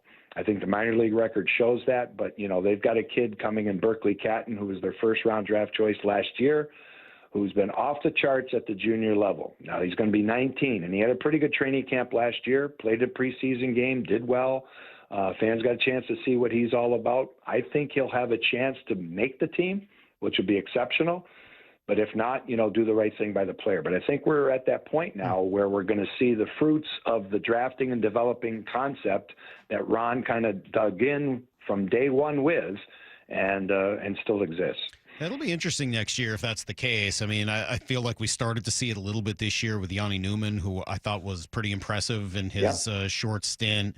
But, the Matty Beniers need to take that step forward. Shane Wright almost had 20 goals, but I don't know how many times I heard you and Eddie and JT comment on mistakes made and, defensive lapses, etc. I thought Riker Evans, despite my 13-year-old daughter, having a huge crush on him, I think that his game took a bit of a step back this year, and a lot of those defensive problems you mentioned were on him. So what happens with that group of now known quantity but still young and developing guys? I think that's the issue too with Dan Bylsma, because it was natural to say about him when they made the hire, they made the change last year, that he was coming in with an automatic gateway to the heart and soul of some of these young players. That he helped them, and he did, in the American Hockey League, but now he's going to help them make the next step. Now, the best one, Mike, is probably Shane Wright in terms of all of that, what we saw last year. There's a lot more positive than negative. There's still the learning curve is still there, and they did have to protect him in third and fourth line situations in terms of defensive matchups than Matty Beniers. Matty Beniers broke in as he did, had to play a 1C, 2C role, and that means you're looking at, Draisaitl, McKinnon, pick your poison every night. Like, that's your matchup. And Shane didn't have to do that. He's going to have to do that as he continues to develop and emerge next season, because for him to be impactful, for the team to be successful, he has to be a top 6 player. If he's not, you've got trouble. You draft someone 4th overall and he's a center, you expect that. Same with Beniers. But I think the key was what happened to some of these players along the way this season, like Riker Evans. Where was that next step for him? And I think that was part of the thing that they looked at when making the decision. Was there true development with younger players? There was regression in a lot of the metrics in terms of how the team played and maybe how some of the veterans played, like Burakovsky. But then, with the younger player, they needed to get to the end of the year, they being management, they needed to get to the end of the year knowing exactly what they have. And to be fair, I don't think in Riker Evans' case, they know exactly what they have. Is he a 5-6 third pairing guy, or is he a legitimate top 4 guy that can play in your power play? That's a fair question for September. Well, this market knows what they have in John Forslund. That's for sure. I will tell you that. And the national folks get to know it here over the course of the playoffs. Yep. You got what? You got Minnesota and Vegas, and then after that, you don't know what else you could get. You could get. I got Minnesota, Vegas. Eddie and I are together, and we'll be. It's our understanding first 2 rounds. So we're going to have Vegas and Minnesota Thursday night, and we're going to Denver for Dallas, Colorado. Can't wait. Cool. Saturday. And then we wait for the next one. Tuesday night will be a game 5 somewhere. I hope you get one of the Winnipeg St. Louis games. I watched that game last night, and just the intensity and the hitting and just the insanity in Winnipeg about that team. What a cool environment. So, John, we appreciate it. I had game 1. I had game 1, and it was unbelievable right down to the end. It was like overtime. Kyle Connor scored with a minute and change left in regulation. It's a hard series. Great goaltending, and St. Louis can be an unbelievable environment in the playoffs. So, that's for sure. That's a great series. Hey. But everything's playing out the way it should right now. We appreciate it. Thanks for spending a few minutes with us. Enjoy the rest of the playoffs, and we will talk soon. Okay, boys. Thanks for having me. I appreciate it. There you go. There's the great John Forslund. Seriously, he is awesome, isn't he? I love that. He's a great guest. He's just a great hockey I just love mind. That. Just boys. Boys. Come on, boys. Come on, boys. See you later, boys. I love that. Right, because it's BOYCE. Right. It's so Come on, boys. Let's go.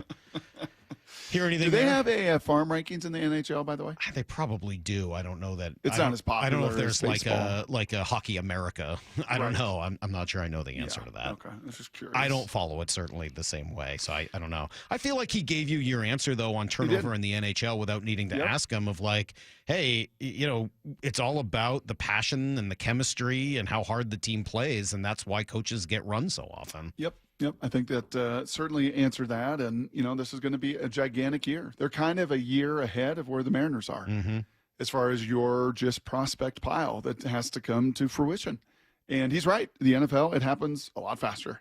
It doesn't take 4-5 years. There is no seasoning. Your seasoning is the Big Ten and the SEC and the Big 12. And you got to come in and be a difference maker from the jump. But the Kraken are kind of where maybe the Mariners are this year or excuse me, the Mariners are going to be in about a year and a half with their prospects, with Felnine, with Laz, right? We're going to start seeing some of these. I mean, we've already seen some, but you're going to see Berkeley Cat, and you got to see Yanni Newman. You're going to have to start seeing, some of the guys that they feel strongly about. So, hey, just to swing it back here to football for the last couple minutes of the show, I asked you earlier about Cam Ward, and we didn't have a lot of time. We got a couple of minutes now. This guy's going to be the #1 pick in the draft. I was reading yesterday that there are multiple people out there who don't have a single first-round grade as a quarterback of anyone in this draft, yet he's still going to go 1-1. What do you think an NFL career looks like for Cam Ward? Do you have a comp for him? Yeah, the thing I'm a little uncomfortable, he's got a little Luis Castillo delivery. It is a slinger. Okay. I'm serious. Yeah. Like, it's great in baseball. It's unique. It's different. I mean, he's a true, RPO prototypical college football today slinger of the football. And Benetti and I talked about it. We did the Apple Cup a couple years ago, and he played pretty darn well. He played so well, in fact, that old Kalen DeBoer and Ryan Grubb in the headset said, we're going to go for it on 4th down, our own 28-yard line, because we are not putting the ball in that guy's hands at the end of the game to ruin our playoff opportunities. And ended up going for it. Rome makes the play and everything else. But there's always going to be throws. There's always, every game, there's throws that just kind of get away from them. In the NFL, that is a dangerous commodity. Who else does it? Who else is a slinger like that in the NFL? Ooh, that's a good question. I mean, a lot of the guys change those arm angles. He has some of that ability to do it, but his natural slot is a whole lot more of, and a bunch of these guys are. Quinn Ewers is kind of a 3/4, slinger, an RPO guy. Am I crazy? Isn't Penix kind of that? Does. Yeah, Penix will still come over the top a little bit more, and so his deep ball turns over unbelievably. The deep ball, again, when you throw in that way, you don't really get the ball to turn over. David Carr was kind of the original, slinger like that, kind of that low delivery and such. But what I love about him is he is sturdy. And I think why Tennessee is doing this, Salk, is obviously the biggest need that they have, right? The hope that 1-1 presents. But this dude is just like a tough, sturdy, physical, the ignorance is bliss. Incarnate word, Wazoo, thrown in the fire in Miami last year, but never, just bright lights, big city. Nashville, I think, will be a great fit for him. And I don't think much will phase him. I think that's the biggest positive. And it is amazing. The Cougs had 1-1 in Drew Bledsoe, but he was a Coug, right? He was Walla Walla. He was homegrown. He was young. He was a Coug. This kid is so much of what college football is today. Yeah. Moved around, been in a bunch of different spots. And then John Mateer is going to be 1-1 next year, I'm told. Is that true? Probably not, but I did ask old Bobby Stoops about him, because Bob's so connected to Oklahoma, and he said, man, impressive. Yeah, no kidding. And bigger than you think, too, yes. Cam, is he dynamic enough? Will he create enough? Will he extend enough? Can he run enough? That's going to be a part of it I will be fascinated to watch. But if you're Tennessee, I get it, man. You're a young coach. You got to be right. You got to hit on this. And there's there's just not a lot of drama. There's a lot of toughness. There's a lot of gritty background. There's a lot of, I've used the word substantive. Substantive, just substance. He just got a lot of substance to him. And I think that will help in his transition and all the expectations that come with being 1-1. Tomorrow, best of the rest for draft profiles. I think I've put in a few requests. You did. I'm going to spend some time. I want to hear about Derek Harmon. Yep. Maybe he's a second-round pick. I'll get you the safeties. I want the safeties because my guess is that's what John is actually going to draft at 18. Get you some wide receivers that we haven't really talked about. We've really done poor service to the Coug over there. Williams, who's a stud receiver. And I've seen him kind of second, third round. So, the best of the rest. Best of the rest tomorrow at 8 o'clock. We will have Daniel Jeremiah for our final pre-draft conversation. And then that's at 8:30. And at 9:30, your friend. Yeah. Mario Bailey teammate, can join Mario us. Bailey. Yeah, that should be cool. So a lot of good stuff tomorrow. Stick around for Bump and Stacy, who are coming up next. And beware of lazy narratives, people. It's Brock and Salk. We'll catch you guys tomorrow at 6. The Hay. Barn. That's just lazy. See you, everybody. Get to the chopper!